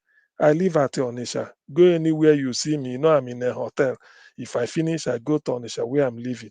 So wouldn't they learn from him than to go abroad and buy a house of over 300 and something thousand dollars? And because he's not resident, he did not work his way through, he will pay a special tax. It's done in every country. Capital gains tax. He will pay a special tax. And how do they do it? Nigerian money. So that's what they do once in a while. They go there and warm the house and come back and feel. It's a shame. It's a shame. Then when you look at this type of thing, you feel so bad you feel so bad when you look at even me. Do you know that I don't argue with the white people much because I feel that why am I arguing with them? Without me, their society will exist. I'm needed down there, not here. I keep saying, I said, I'm needed down there, not here. Because without you, they're already stable. But are you arguing with them? Even if you know more than them, and so what? Why not go and develop your people? Go where you are needed. Then people like Keyamo will go abroad and they will be showing off. So supposed to sneak in and get out without people noticing. And he's bragging. He had a house in America. I'm jogging. I'm doing this. Why can't he go to Ugeli? I think he's from Sapele. Why can't he go to his native South land? If he's doing it there, it will give, people will respect. He said, oh, I'm taking a vacation from Abuja from work. Let me go to my people. Or you see him fishing in one river in Sapele. That is better. It means that, yes, you even have confidence and you go to America every time. If they revoke your visa now, you start to panic. It's a shame, but I feel the coming of P2B will change so many things about Nigerian politics and even the psyche, the way people see things. By the time he takes over and start to show personal example, and by his utterances alone, people will find out that this is not the best thing to do. My leader is not doing it, and it will trickle down. That's how it should be, and not all these people in government in eating government money or public money, using it to go and they show off in a show off for what? What are you doing? You go there, you bought a house in US, and so what? People, if you are living there, working there, you pay your way through. Then you stole money from Nigeria, go and buy a house once in a while. You go there and do video and post. It's a shame. If a public officer showing off, you can't see the British prime minister, ministers do. They don't. They go on secret holiday. Even press don't cover it. They don't even want. How much more are you from a very poor country, poverty capital of the world? You are going there to dance. When they ask you what the hell by Nigeria, what are you going to speak grammar? It's a shame anyway. So all in all, we have to keep hope alive. By the time tomorrow, next tomorrow, we hear another banger from Tinubu. Definitely all these things will weigh him down. I know they don't know what to do. Augustine, you think this man is really sick or he's just hiding away from questioning and interview and all that? He's sick. Even so, I think I read somewhere I say he's undergoing stem cell transplant. You know, stem cell is like there are some of these diseases that you don't knock them a steroid, work. Knock them. So you now want to go to bone marrow that is like bone marrow is like the factory. Just like you go to stream, you see where the stream water is coming from the ground, bubbling up. So that type of place, say if you go carry that sand, come out and then now they want to do to transplant a bone marrow from somebody. It's a very expensive something and very, very delicate because you have to cross match. And if so many sickness follow it, of course it has to react. So they feel that maybe by doing that, they will not be managing their adverse reaction. Even if they give you ordinary blood transfusion, you don't just get normal immediately. You go take days so that you go they react because it's something external. That is the type of thing they want to do to him so that when they give him that bone marrow transplant, they feel it will sort of energize him as if to make him, even if at 90 years, you go to behave like say you did 65, But that is, they are just trying to get the guy ready because he can collapse. All these things they're doing is therapy. It's not doing it. All these things they are doing once in a while. They will release members of committee or this. Why can't Tinubu come and stand and face court? Stand in the court. You see him standing in the dock. He can't do it. The guy is sick, terminally ill. All these ones they are doing it just that they want to manage. By the time he gets in, either they poison him and then put a shetima. That's what they are doing. That is the essence. Tinubu know he can. Even if they say P2B give up, say Tinubu take over, I don't want again. He can last 4 years health wise. Tinubu cannot last 4 years.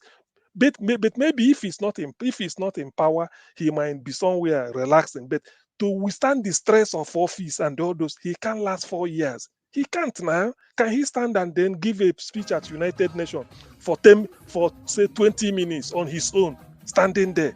You know what it means? It's a risk. He could collapse. They know he's ill. He knows it. He knows he's ill. Okay, by the way, how can you be taking cocaine? You won't have adverse effect. Who is the person? Who has ever indulged on drug and you don't have adverse effect? Either you're mental. Look at Faneka Yode. Sometimes he will go off the rail because he's a consumer. Then a Tinubu, Tete. All these things. You can't play science. You can't deceive science. Human body is human body. By the time you cross 70, 80, if you are not looking after yourself, and depending on what you've been doing before, look at you. To make noise. It should have been better for them to withdraw quietly so that the guy will go and then stay with his grandchildren and relax. But to come and stand all this trial and then get humiliated and then still lose the mandate, he will just die of heart attack. All these things they are doing just patch. They are undergoing treatment in France. That's why he's having a Guinean passport Probably he goes through their diplomatic, they know how they are doing it. I mean, he has money now. And France is also a corrupt country based on Africa because they control mostly West African economy. But then, what Tinubu is undergoing in France, the only person that can tell you the exact truth is Remy, the wife. All these ones, Fashola, them are answering questions. Even there is information allegedly that even the wife is complaining that they are hiding something from her. Yes, because they are afraid of Shetima. Because according to Constitution, at least I've read this one, Section 1. All of us are lawyers now. That's Section 1.3, I don't know. Say if anything happened to President select before the swearing in, the Vice President select will go in. So that's why Shetima. If you notice, Shetima is just, just holding on. They go say, cool down, let them walk on Tinubu. This is not a joke. The guy is like, if he knows the mess he put himself into, he shouldn't have. But then he just feel that Miloko just to prove that he can be it. He's not. He's sick, and they're just pushing him. By the time he gets in, he can't last 4 years. Either they poison him or they kill him off. Because if they do it, they will say, after all, Shebi Yaradua died, Jonathan, now the same thing don't happen, so power don't move back north. Then they really Islamization. This one, I read Boko Haram, what is it? How they call it? There is somebody with the real franchise of Boko Haram will not take over. Look, it's not an easy thing for Nigeria. Unless P2B enter, Nigeria is doomed. And they know that if P2B should enter, that is when Nigeria will turn 360 degrees, because the man there is not interested in accumulating money. The man there is interested in doing the right thing. In fact, he will even do, I mean, we all know the type of person. So it's not a case of he's going there for one interest, to go and accumulate money or to go and solve. He's only going there to solve the problem of the masses. If you can spend your Christmas in a refugee camp, Christmas Day you are with refugees, spending eating with them, what else do you want him? So when he's up there now, you will remember them? No. During the flood. So because this is what they don't want. Assuming P2B is one of them, they wouldn't bother. After all, even if it's Igbo, it doesn't mean. Okay, let's say it's all Jews or Kalo. They wouldn't be making all these things. Or Okorocha, because these are by, or let's say Ekwere, the way it is, because they will do, you scratch my back, I scratch your back. P2B doesn't want anything corruption. It doesn't even, it say he won't eat, he won't allow you to eat. And this is what they don't want. All this budget padding. So maybe he said, I will be the person to approve what you will steal, isn't it? Hey. So he said he won't. Before he approves anything, he was governor for 8 years in Anambra State. Every approval has his own photocopy. He said it. He said, anything I approve, I photocopy it and keep my own. Then go and put this in the file. So that if you go and do, what is it called? If you go and do TPEX, you don't waste your time. He has his own. The one he approved. He said it. He said all the thing he approved, he has the photocopy. So can you imagine such a man?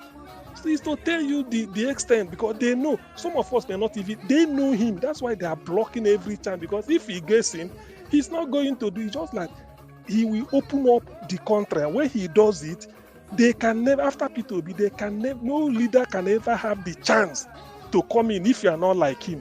Because the people will now say, okay, so this is what it involves. First of all, borrowing will stop. P2B can go and borrow when they are stealing crude oil. He said, no, crude oil, we have to recover it and use the money to pay this. This is what he'll be telling you. No, we have to shut down. He said Nigeria is the only country that operates a post authority that had a guest house in London. For what? So this I thought he said, and they are paying everything, the millions of pounds. He said he will shut it down, sell it, bring the money in Nigeria. Say post authority don't need a guest house in London. You know where he put. So these are the type of measure demand we put in, and these are issue of stealing money from public. All this, it will stop, and they don't want it. Tinubu being there is like Nadia man, but because he's there, they prefer Shetima to come and do Islamization. P2B is not interested in Christianization or Islamization. All he wants is to do the country proud. That's all. That's all he's interested. So they don't want it. That is the thing. If you're not corrupt, the people that own Nigeria won't like you. And P2B is coming because he's a shocker. the whole masses saw him as a person that will save them. That's why people believe in him. He didn't give money. Tinubu was giving money. Atiku was giving money. They believe in money, but Peter Obi came. He doesn't give money yet. Millions are following him, are even dying for him. So that tells them that if this man gets in, we may not be having our we may not be having our meal ticket every day from the office. Do you know that some people take salary from Aso Rock? They give them money for not doing anything. The people take money. Peter Obi can't allow that now. Who are you to come and be every day sign money for what? He will tell you no, you can't do that. Or you say you allocate federal government of Nigeria estate in Abuja. You allocate for who? Tell Peter Obi to come and give you land. He won't give. He didn't give anybody land of his own in Anna. He said go to the Ministry of Lands, go and ask them if you could go through the system. He doesn't give. So we now do it at the federal level. These are some of the things when they must have analyzed it, they felt it's better we stop this man, because if he enters, all these our normal freeloading. You go to federal government, federal this, it won't work. Every ministry have to work according to your budget, and he wants no.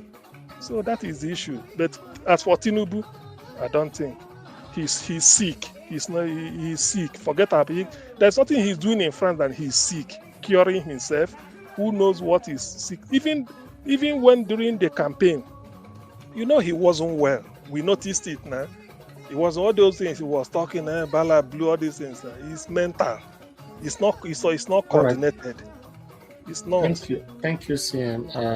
God bless you, sir. I want to beg everybody, please, can we take our likes to 1,000 before we leave? We currently have 932, I guess. Let me have a look. Let's do it, man. Let's do this, my people. We can achieve this. We have 931. We still have about 800 people watching us across. So it's more than that. Let's do it. Yes, so let's do this, my people. Press on the like button. Press on the like button. That's the only thing we need to achieve now before we round up. Yeah. It's now 9:34. 9:34. God bless you all. Let's hit that 1,000. This vote, the contribution today needs to go far. Okay, 9:37. God bless you all, my people. Continue to press on the like button. 9:39. God bless you. God bless you. 9:41. Yes, I know we can do this.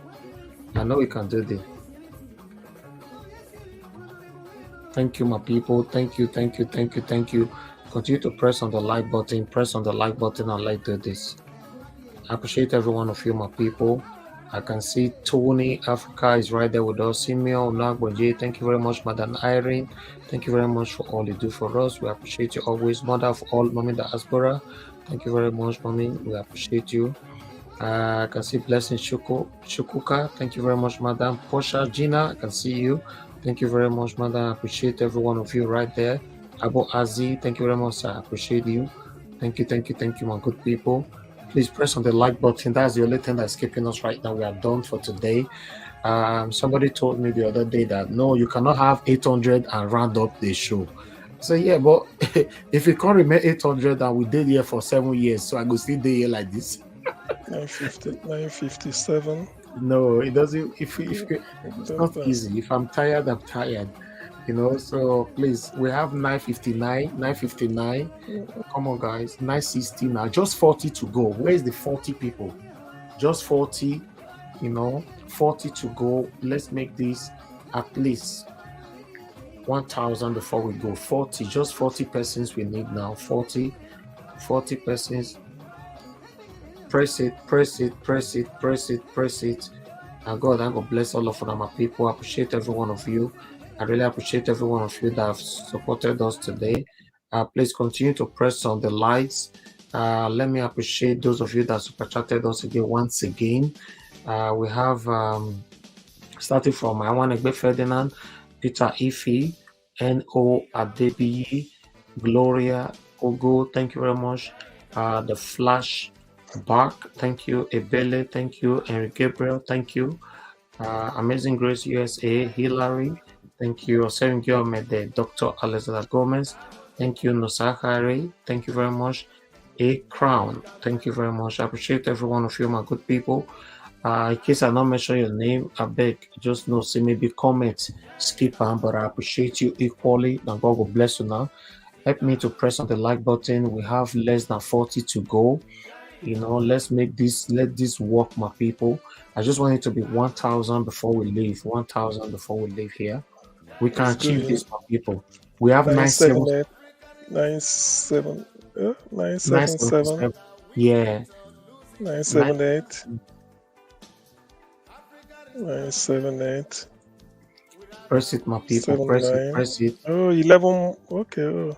Let's achieve 21 more. Oh, 20 more. 20 more viewers. Yeah. 977. Come on, guys. Come on. Where is these people? We have 22 to go. Just 22 to go. Where those 22 that they sleep? We're gonna wake them up. Make them compress them before they go back to bed. Nigeria is now or never. Please. Be like so Ozidi say Nigeria will get to this level. Now so we go change them. Now our generation go change. We go change it. Press it, my people. Press it. 979. 983 now they see here, 982 now. I mean they see on late. 83 9 than they here. Okay, 983.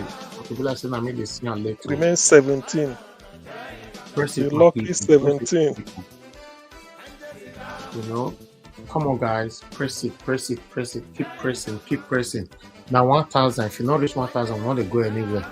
In fact, we'll start another episode. If you not reach 1,000, we'll start another episode. 16 more. Some people they're visionary. Ozid is visionary, man. God.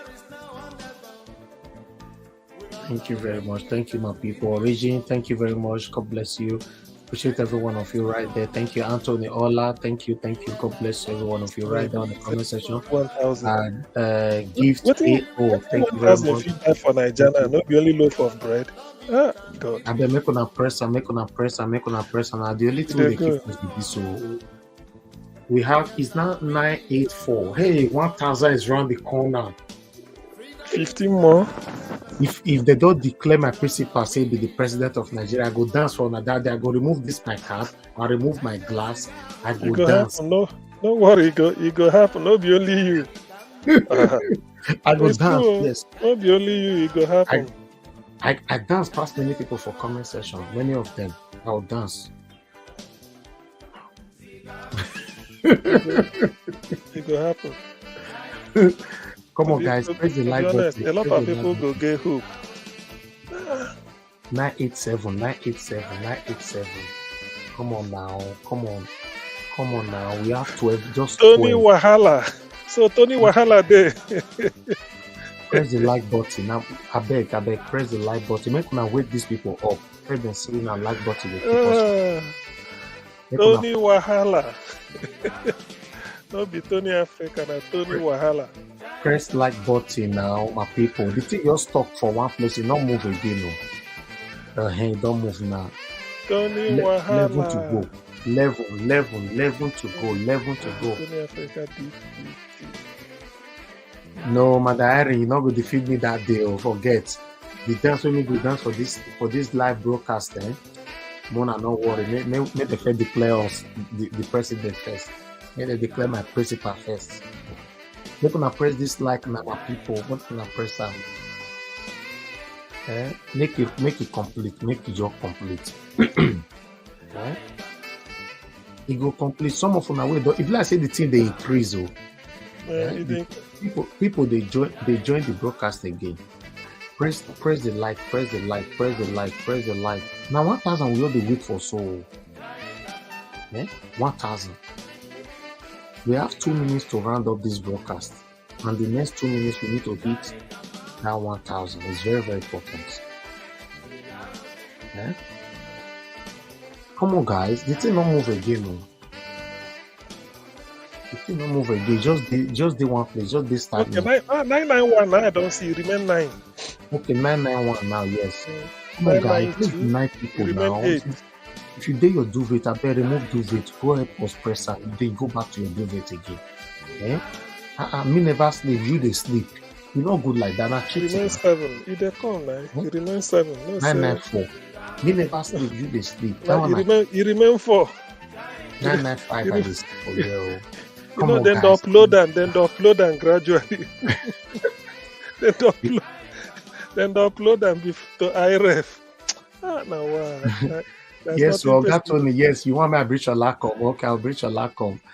Shalak will join me on the broadcast someday. He is cool right now. Thank you, my people. I appreciate you all. I bet me gonna press on now. Only 5 remain. Only 5. With the 5 people, make you come off for bed. Come off for bed. Press this thing. Press on now. If this thing not reach 1,000, you not go will come out like that. So, to be honest, make it reach 1,004 to go. Just upload them. Upload them. 3 to go. 3. It remain 3 to upload them. 3 to go. Our own INEC. Now 1 now make it. Now 1 now make we declare results. So we'll declare. Yay! Don't complete. Make we get our own. 1 is reach 1K. Thank you, my people. That God will bless me. I really do appreciate this. Thank you. You see, when you have a family, like this, you need to be grateful to God. You know, I'm so grateful to have you all.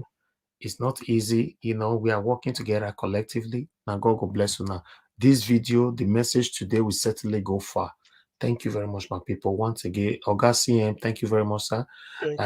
Please, guys, endeavor to join us again tomorrow by 6 p.m. For those of you that are going to be playing back this video later on, endeavor to subscribe as well. That's your little will know they remember to talk. But I know so they get new subscribers every day. Thank you very much, all our new subscribers. Continue to press on the subscription button, the notification button, and help us to share. And the dollar sign. The dollar sign when we are live and when we are off air, we have the dollar sign is also there on our premieres and all that. And we have a super thanks. Click on it, encourage us to do more. And God will bless every one of you. Now, now we'll join the curtain. Good night, my people. I'll see you guys tomorrow. Make I go still drink water, make I relax. Good night, everybody. Bye for now. I know they do competition with anybody. If I offend you, forgive me. Show me love. Go to biza. Kama bara wa lo ninu ife kan akanbi. I know they do competition with anybody. If I offend you, forgive me. Show me love. I go show you love. Kama bara wa lo ninu ife kan. But I know they do competition with anybody.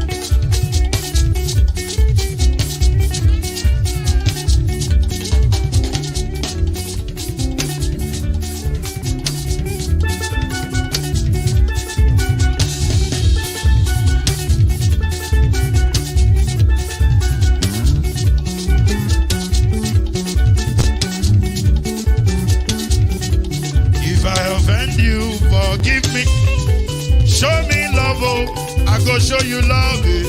Kama bara wa lo nínú ìfẹ́ kan. I know they do competition with anybody. If I offend you, forgive me. Show me love, I go show you love. Kama bara wa lo nínú ìfẹ́ kan.